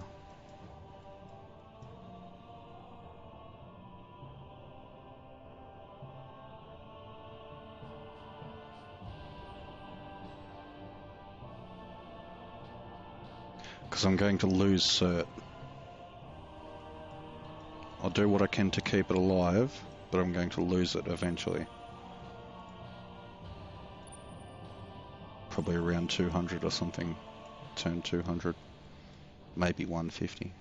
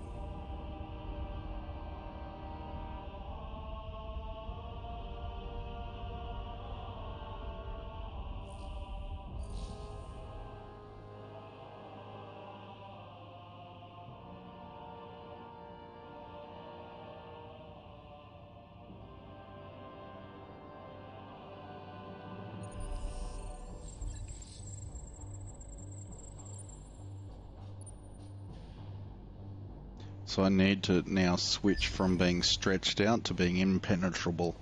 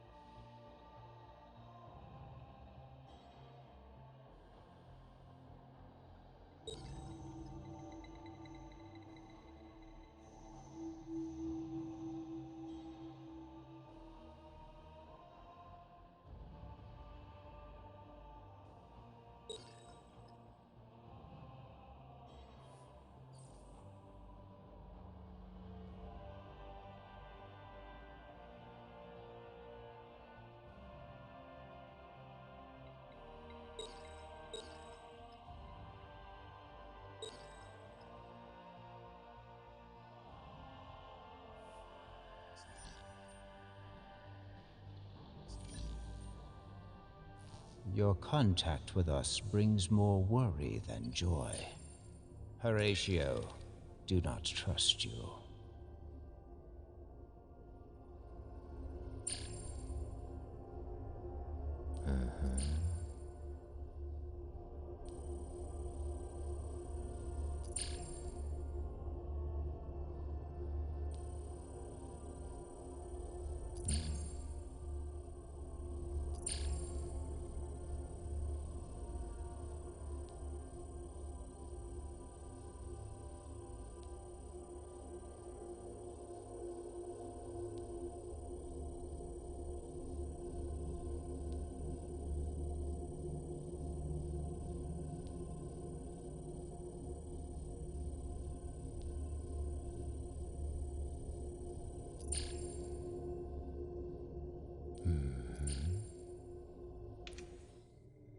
Okay, Horatio, you just get fucked.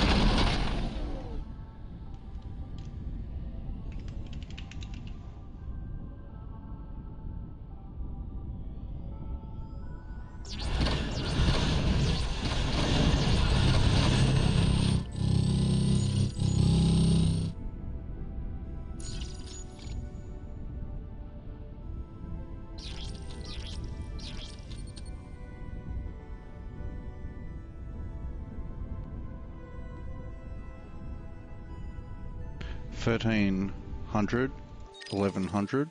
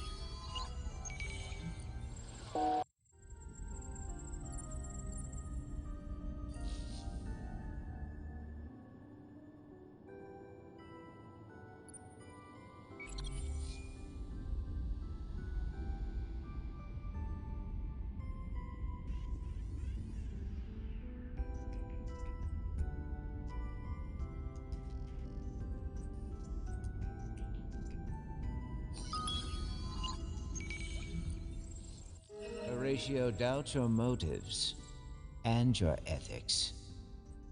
We also deplore your lack of refinement.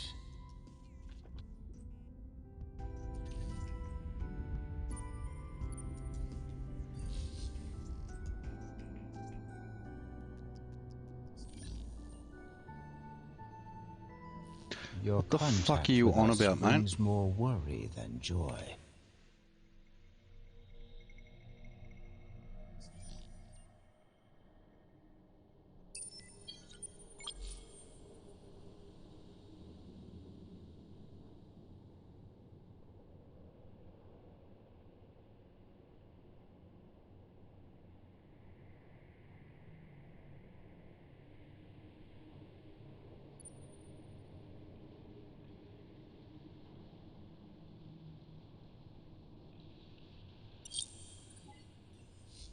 Can you travel out here?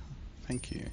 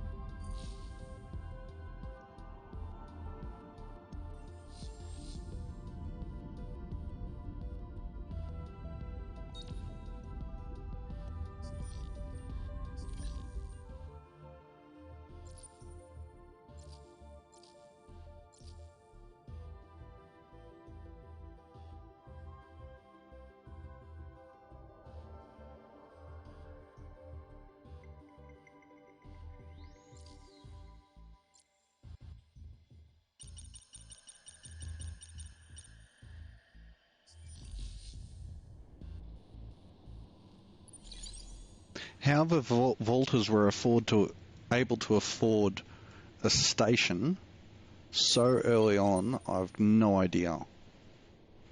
I wish I could do that in a game. A vaulters playthrough.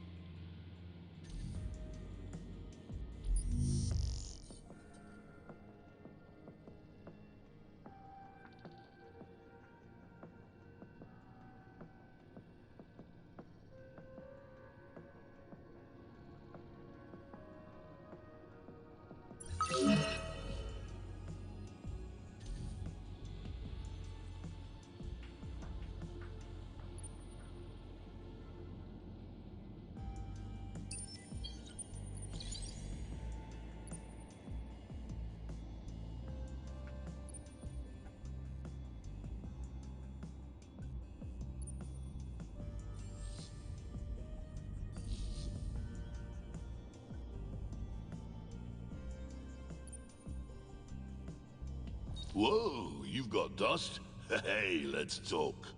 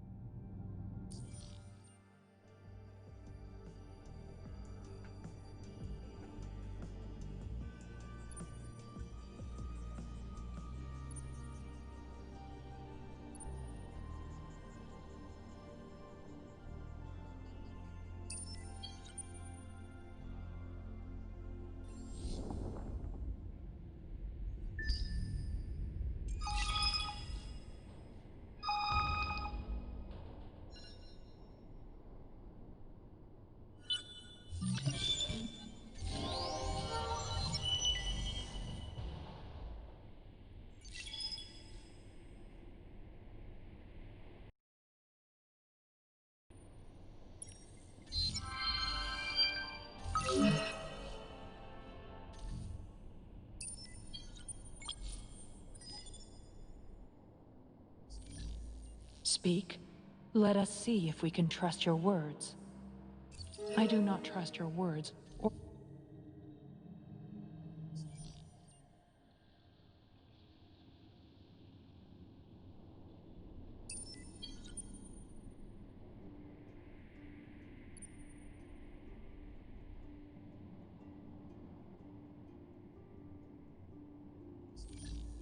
The kin do not yet trust you, nor do I.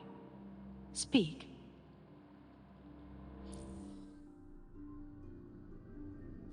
Your con.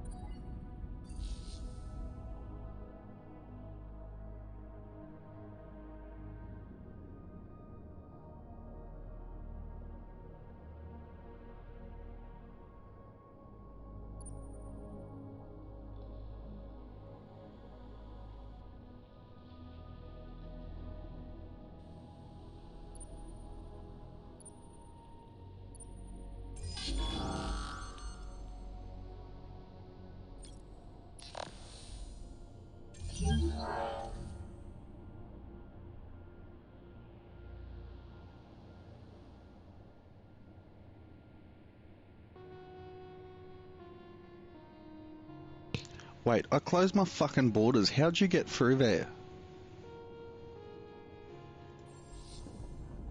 It just makes no...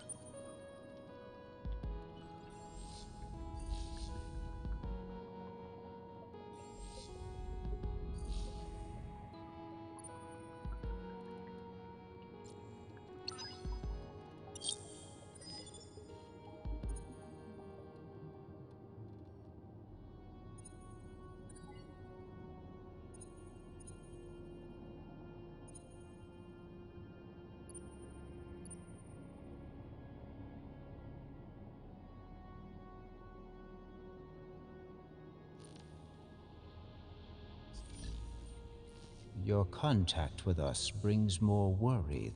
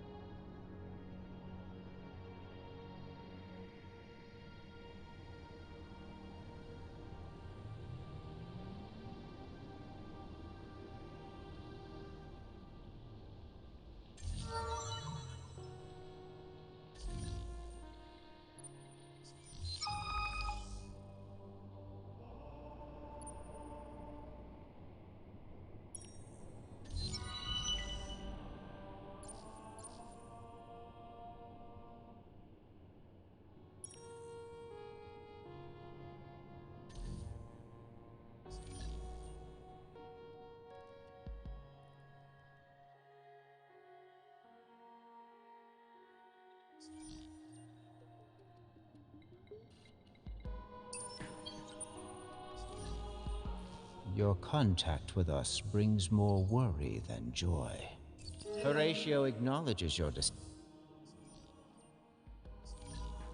come to pry on the most stunning man in the galaxy.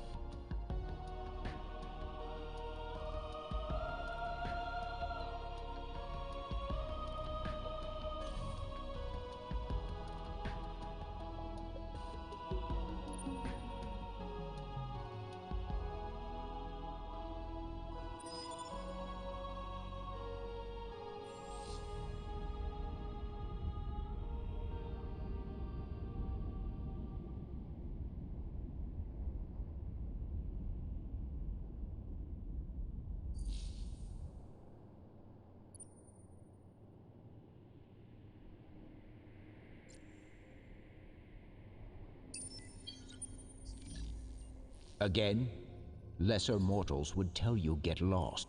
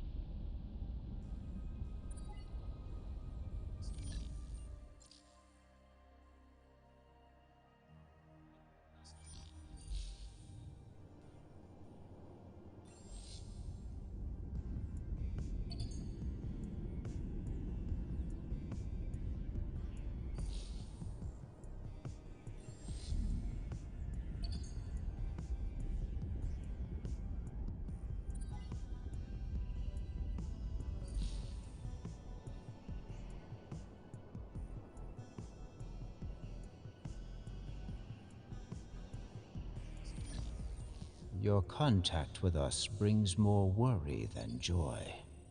Horatio, do not trust you.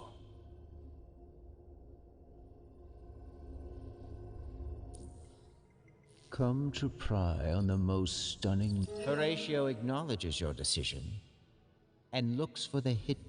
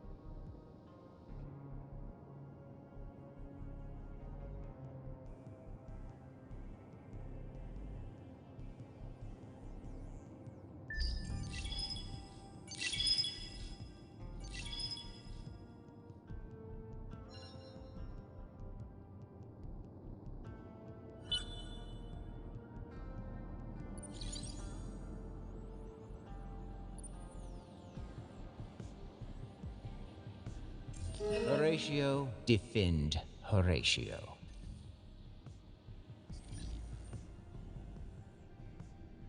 Your contact with us brings more worry than joy. Horatio, do not trust you.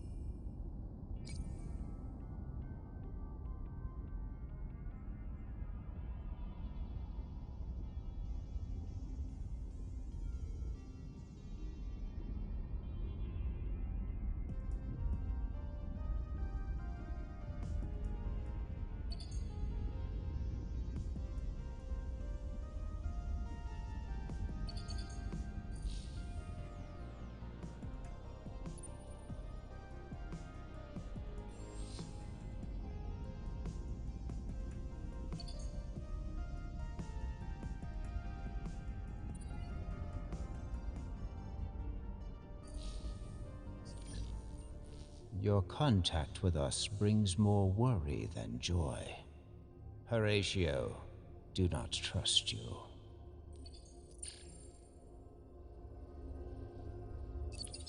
Though Horatio are many, and watch each other's backs, we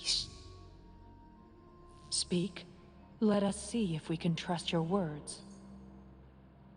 I do not trust your words.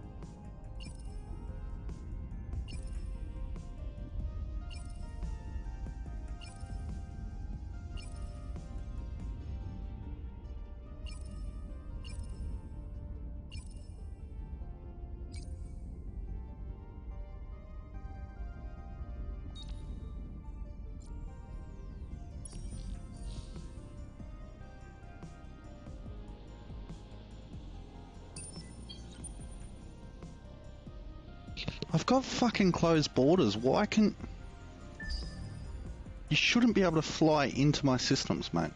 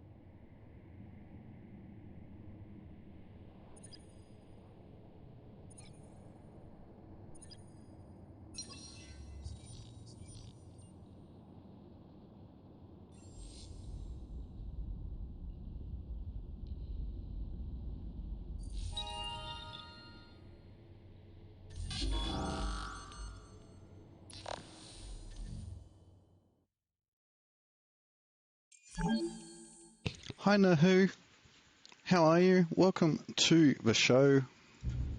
We're just struggling at the end of a start game of a long campaign for Supremacy as Empire. Just struggling a little bit.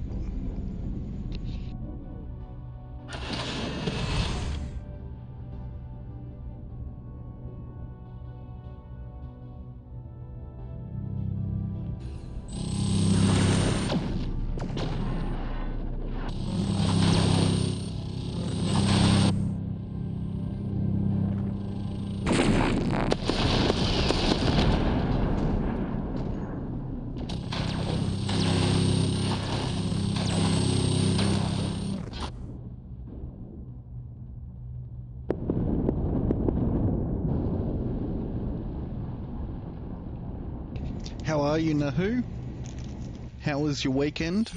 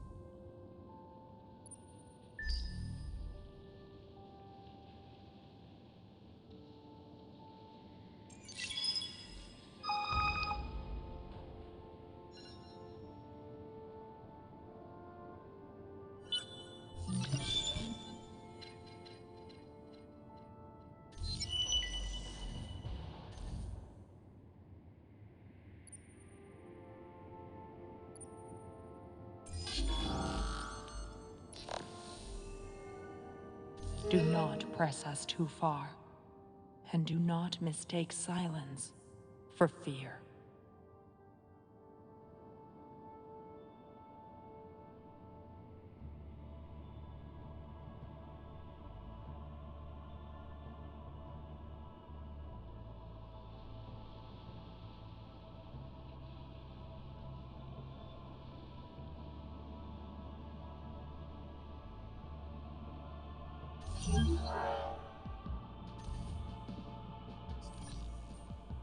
Speak.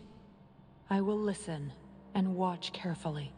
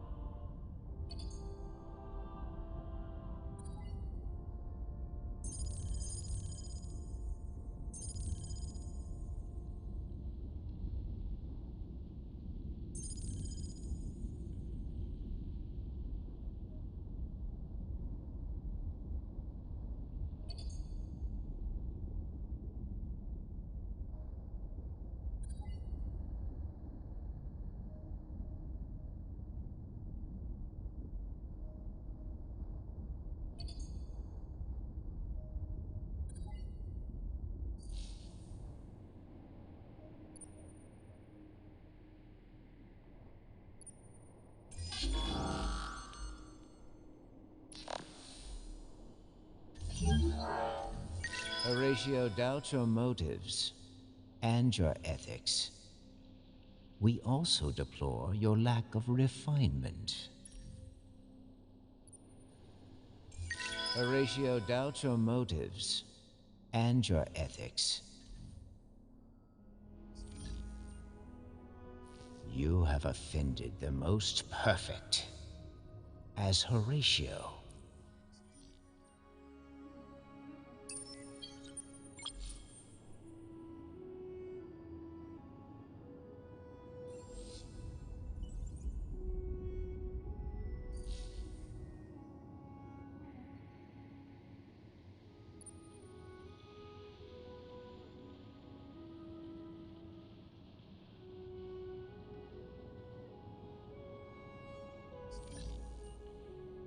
Again, lesser mortals would tell you get lost.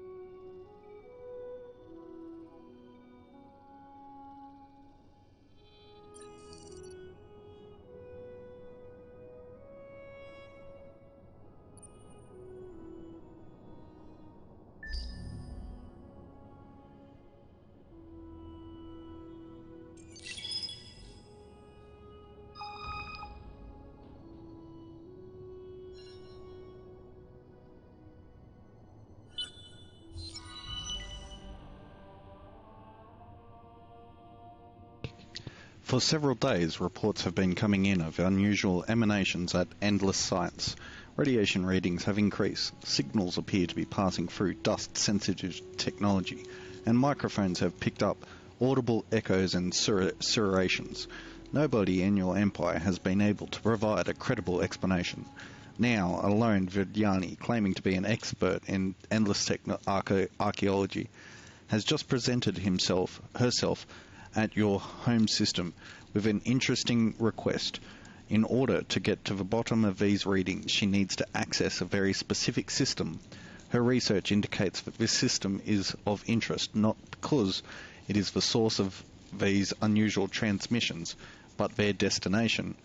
Unfortunately, there are already hostile fleets there. She cannot defeat them alone.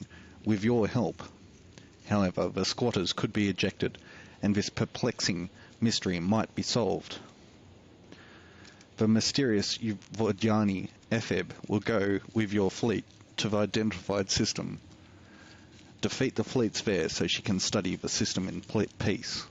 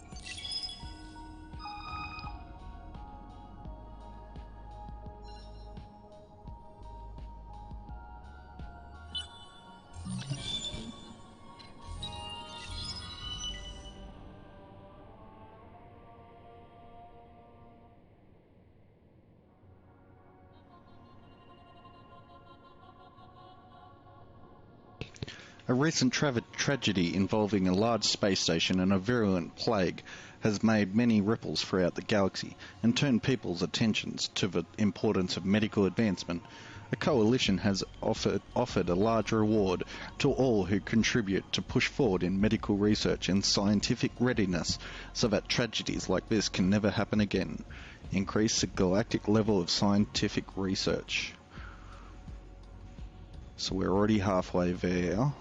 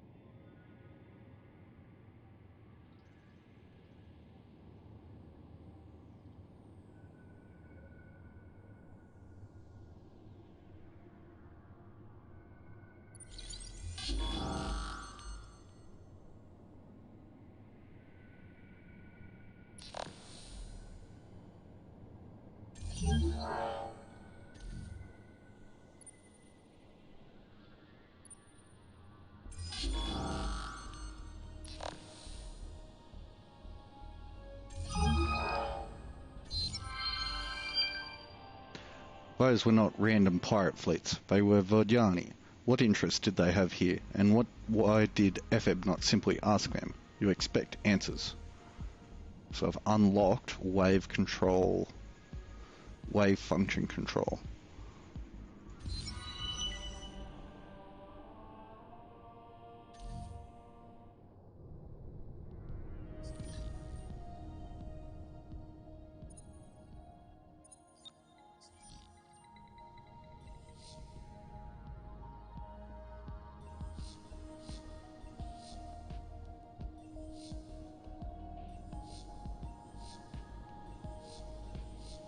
It's going to be a long way off.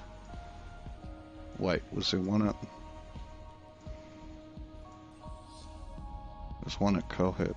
Good.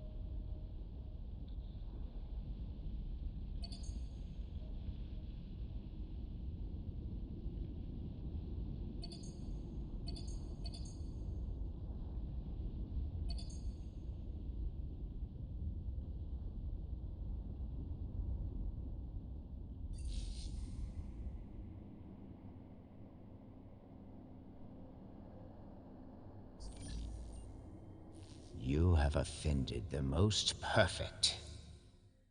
Speak. I will listen and watch carefully.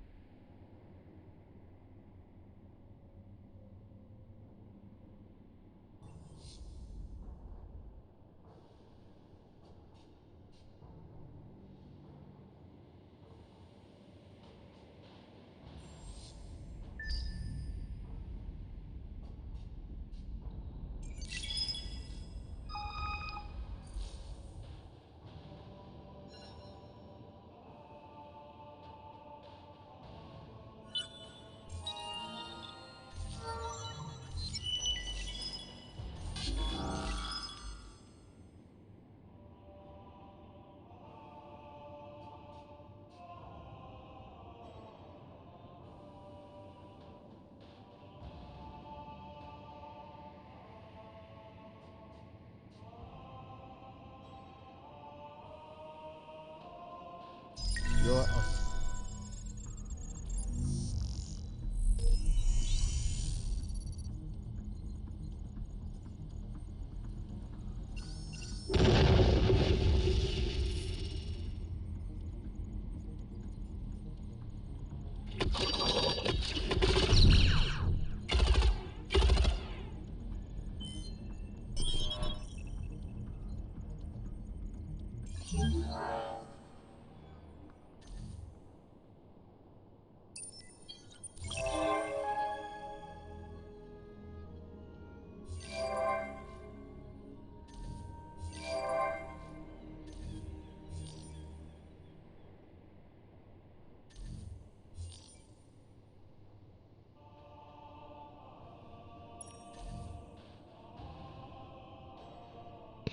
Your offensiveness drives don't Horatio to anger and distraction.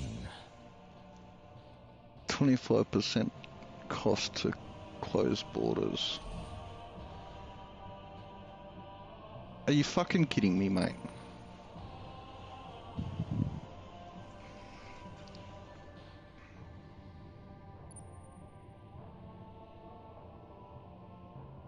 Okay, you know what?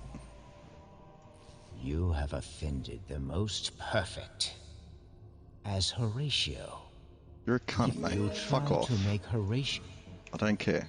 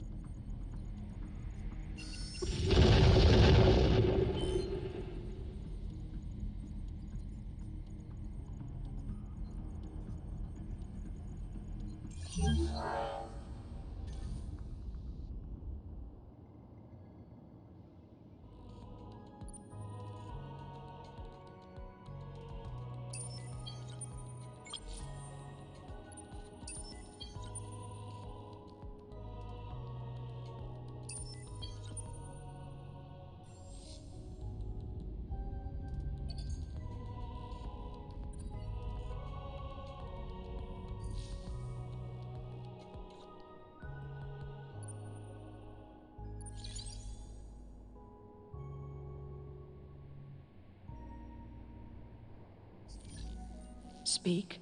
Let us see if we can trust your words. I do not trust your words or your...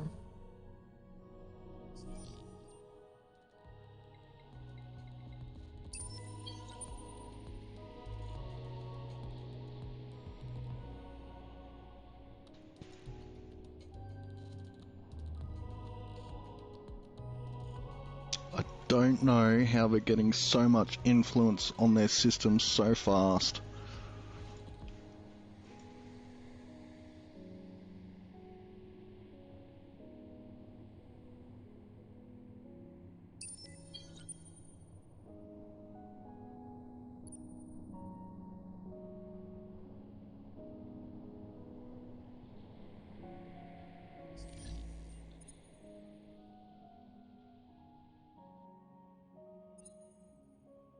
What's that? Altar and Forest.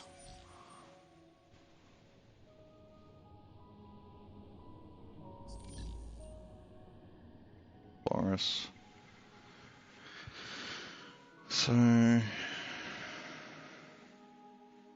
pull you off.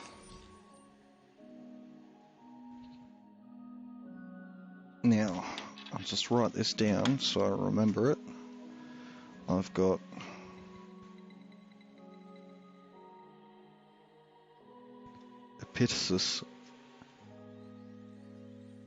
Pistis at Denmark. Last playthrough I moved my heroes and it fucked everything up for me. And Jen at Hydrus. I may change that, but that's what I'm going for now. And my quest requires Wasat, Altar, and Forest. Altar.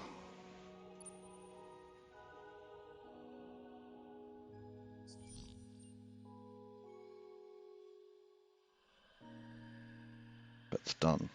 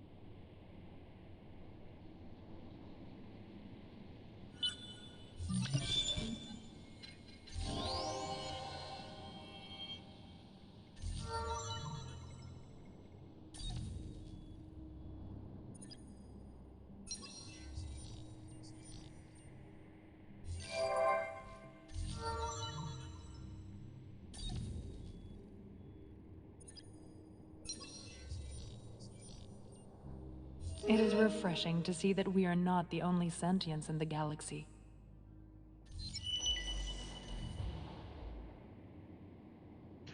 The new industrial movement on Serene is causing more problems than you would like. Apparently some political organisations have been spearheading a civilian movement to tear down the old, destroying valuable cultural monuments. No, you can fuck off. Now, this is for the Lord of War quest. The legal gun dens are no more. Your hero saw that personally. Duke Groltz is frustrated that his nephew has been hung out to dry, but public opinion means he cannot air those grievances. Even better, the clampdown led to seizable haul of dust that will be good for the Imperial coffers. I also unlocked neural robotics, which is very handy. Now, I want to move you from Altar, not back to Denmark, but to Cert. 7 more turns, fuck off. I've got closed borders, mate. Why are you coming through my closed borders? Swear that needs to change.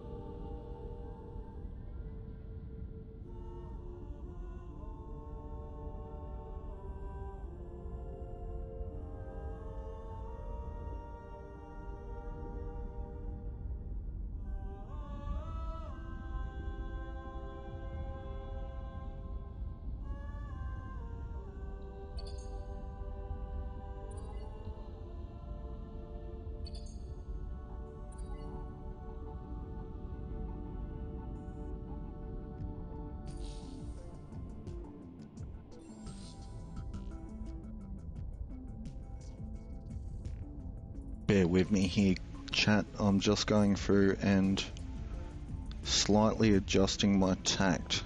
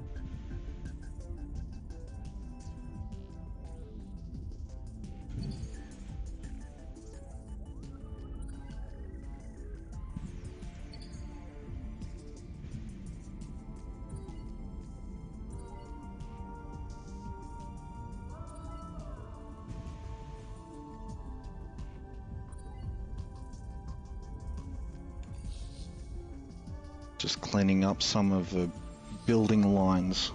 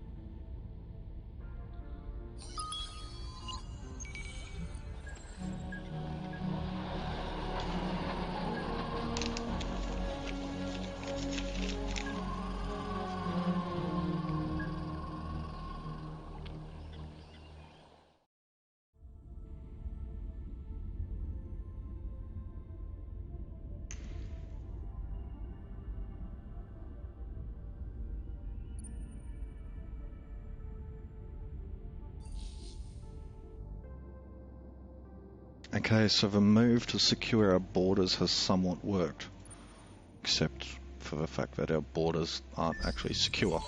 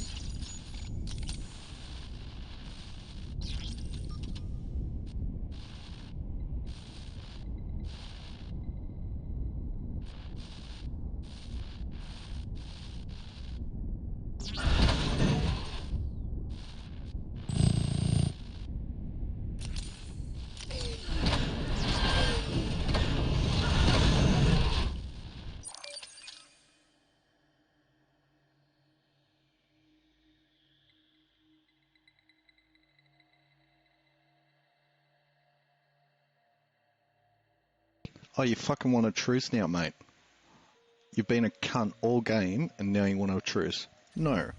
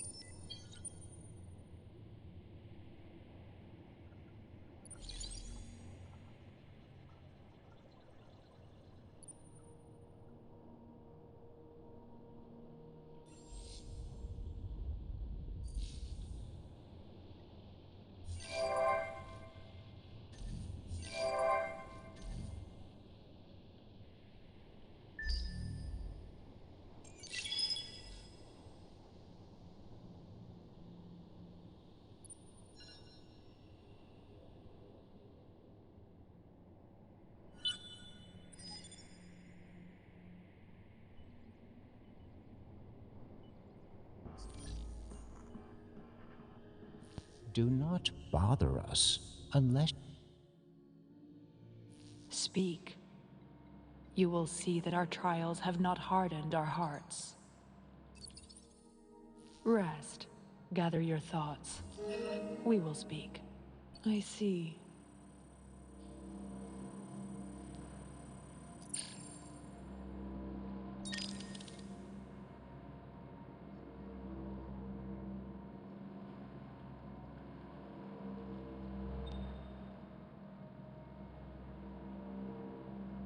I am pleased that we could come to an agreement. Second thoughts? Came up with a retort too late? Unfortunately, we cannot agree on this subject. Speak. I will listen. Mm-hmm.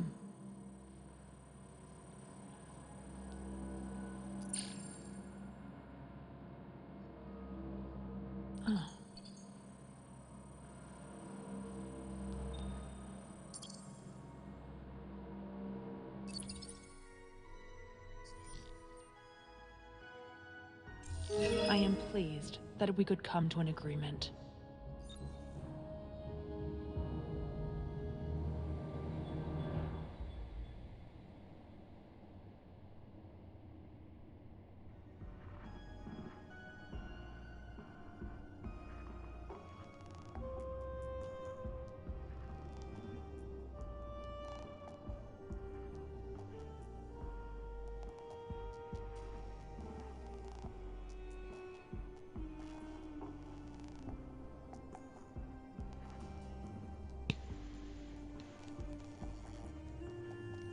Wow, Space Iron.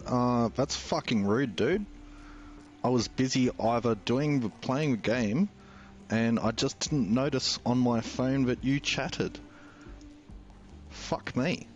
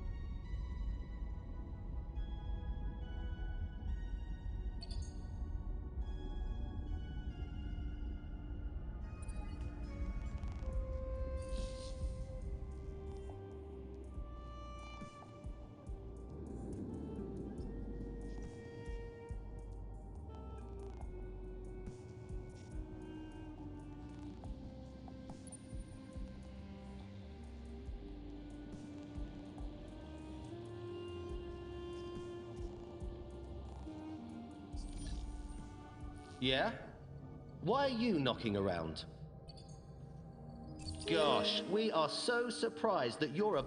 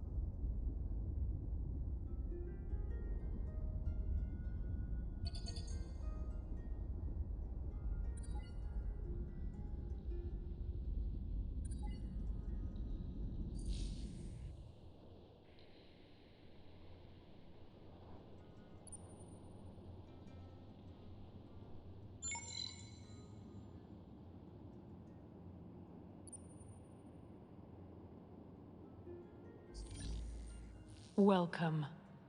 May the silence of the vault bring you peace.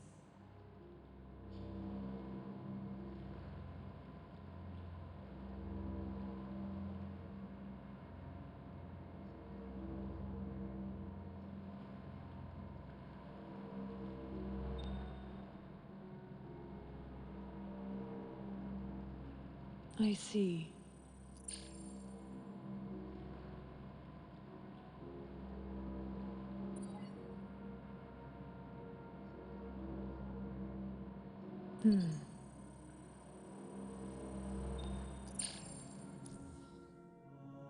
The doorbell rings again, but I like the sound of the chimes. Yeah? Why are you knocking around? Ah.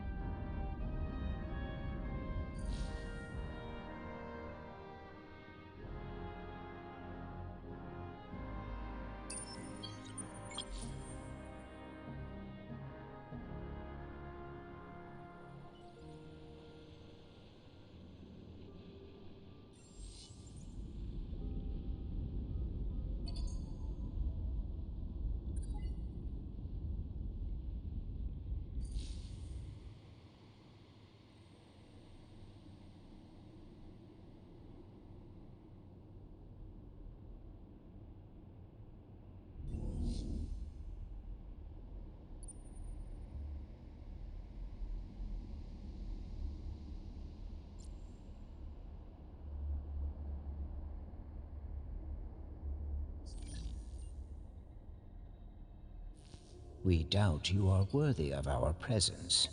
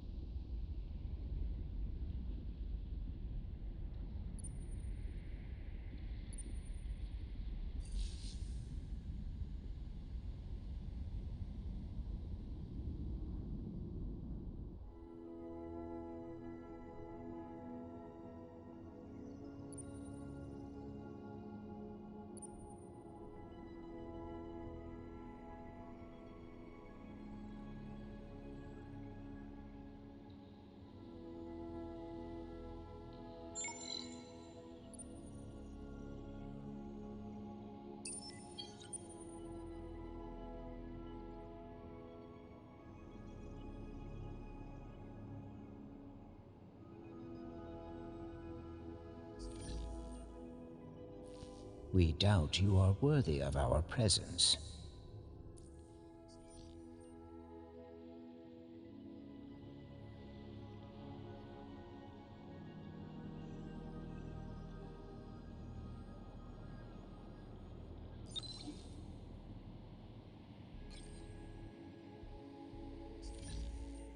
Welcome. May the silence of the vault bring you peace.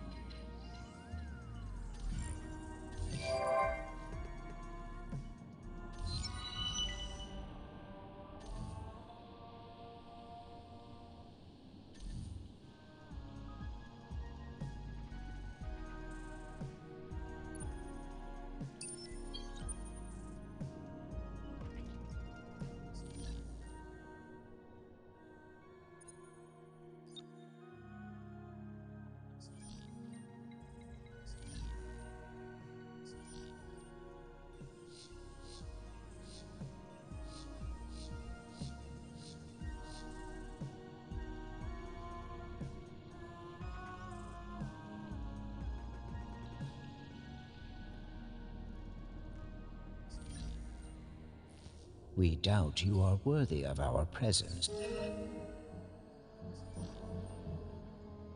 We Argans are always ready to celebrate friendship.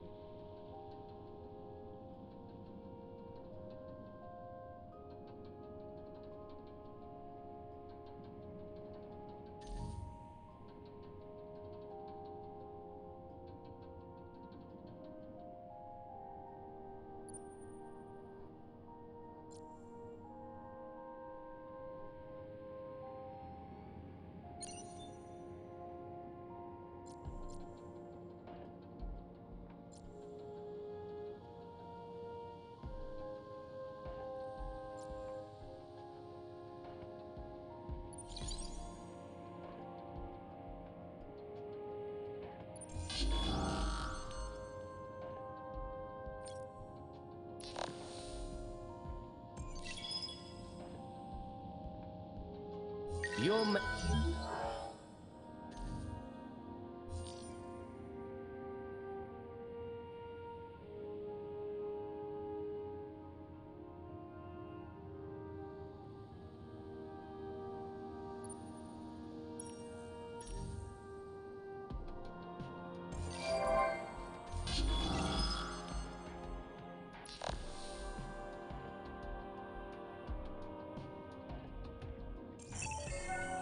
You'll make...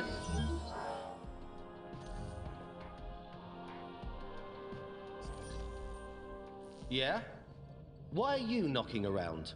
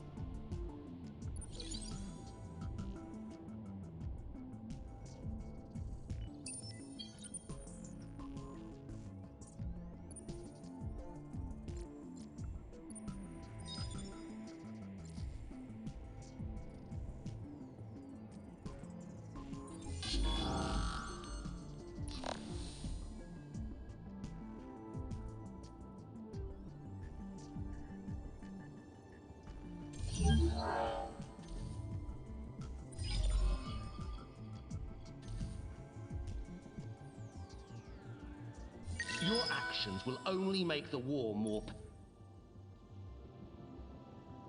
Your actions will only make the war more...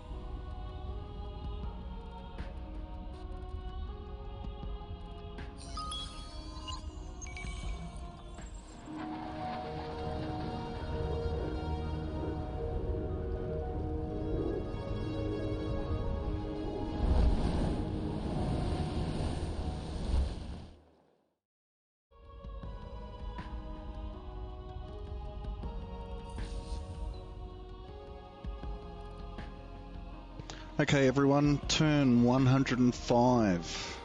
8-hour stream done. I will be continuing this playthrough of the Endless Space 2 Empire Supremacy win sometime in the very near future. Might be tomorrow. Hope to see you then.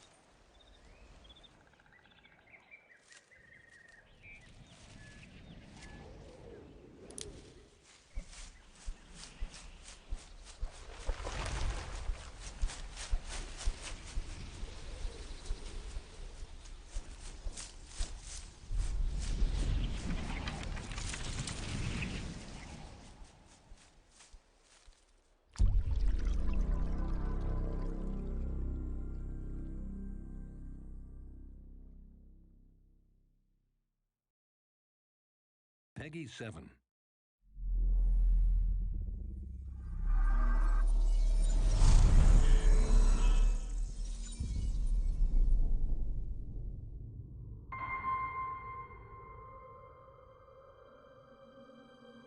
Dust. Imagine a power that can burn stars, raise mountains, even create life. As with all powers, dust has been corrupted, misused, and twisted. But if I told you I found a way to start over, to restore its perfection, to cleanse our sins, the only cost would be to reset, to erase the billions of corrupted souls in the galaxy. Will you follow me?